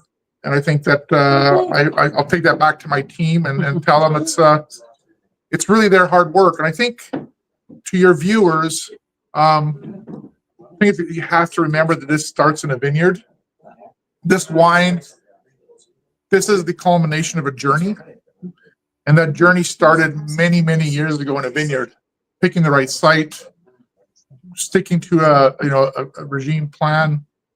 The wine that you're tasting now didn't happen by chance. Neither did a lot of these fine wines. They start with a lot of forethought and care and attention to detail. And I just happened in this tasting today to maybe just shine a tiny bit more than the others. And of that, I'm very proud of, and to go back to my team and let them know that. But I'm humbled to be in a great company. We're in a great company, and thank you so much. That was awesome. Thank you. That was awesome. Thank you. Woo! Yay. Hey, let's do one more quick draw, and then let's let everyone get on with their evening. Bill's saying cheers, looking like you're all having fun. Oh, thanks for being a part of it, Bill. That's amazing. All right, let us see who wins the last Enovino. Instantly decant your wine. $40 value. Our favorite wine tool. My computer's lagging a little bit here. Dylan, congratulations. You have just won an Enovino, and good news. You were Dylan. supposed to be here, but we missed you, Dylan. We just hope you and Kevel could make it. But hey, we'll see you next time. And so many amazing Canadian red blends. Yes, absolutely, Jeanette. Thank you and Danny for tuning in. Mira, thank you so much. You've done such an amazing job keeping me straight and keeping me on time. Thank you for this crazy idea and for being probably one of the very few people on the planet that can taste 58 reds and not have your face like completely fall out of your this part, it's not mouth. pretty. It's not pretty right now. So, but yeah. So here's the thing. Rob has a really good point. So for tomorrow, for the recap, okay, and the retaste of the top 10. Carl, when do you get off the ice? Hey? When do you get off the ice tomorrow? 1 o'clock, I'm off the ice, so I should be, and we'll zip right away. So let's start at 1:30. Yeah, so we announced the live at 1, but it's actually going to be 1:30. So I'm going to go and try and change that in all our streams. If you can, because I was asked to coach the little 9 years old hockey festival for the Christmas holidays. So, and I couldn't say no. And the wine part will take second seat, like the back seat, because I have to be on the bench. So, sorry, priority number 1. Realistic? Is 1:30 or does it have to be 2? 1:30? I don't know. 1:30. Yeah, we'll zip right back. So 1:30. 1:30 Pacific.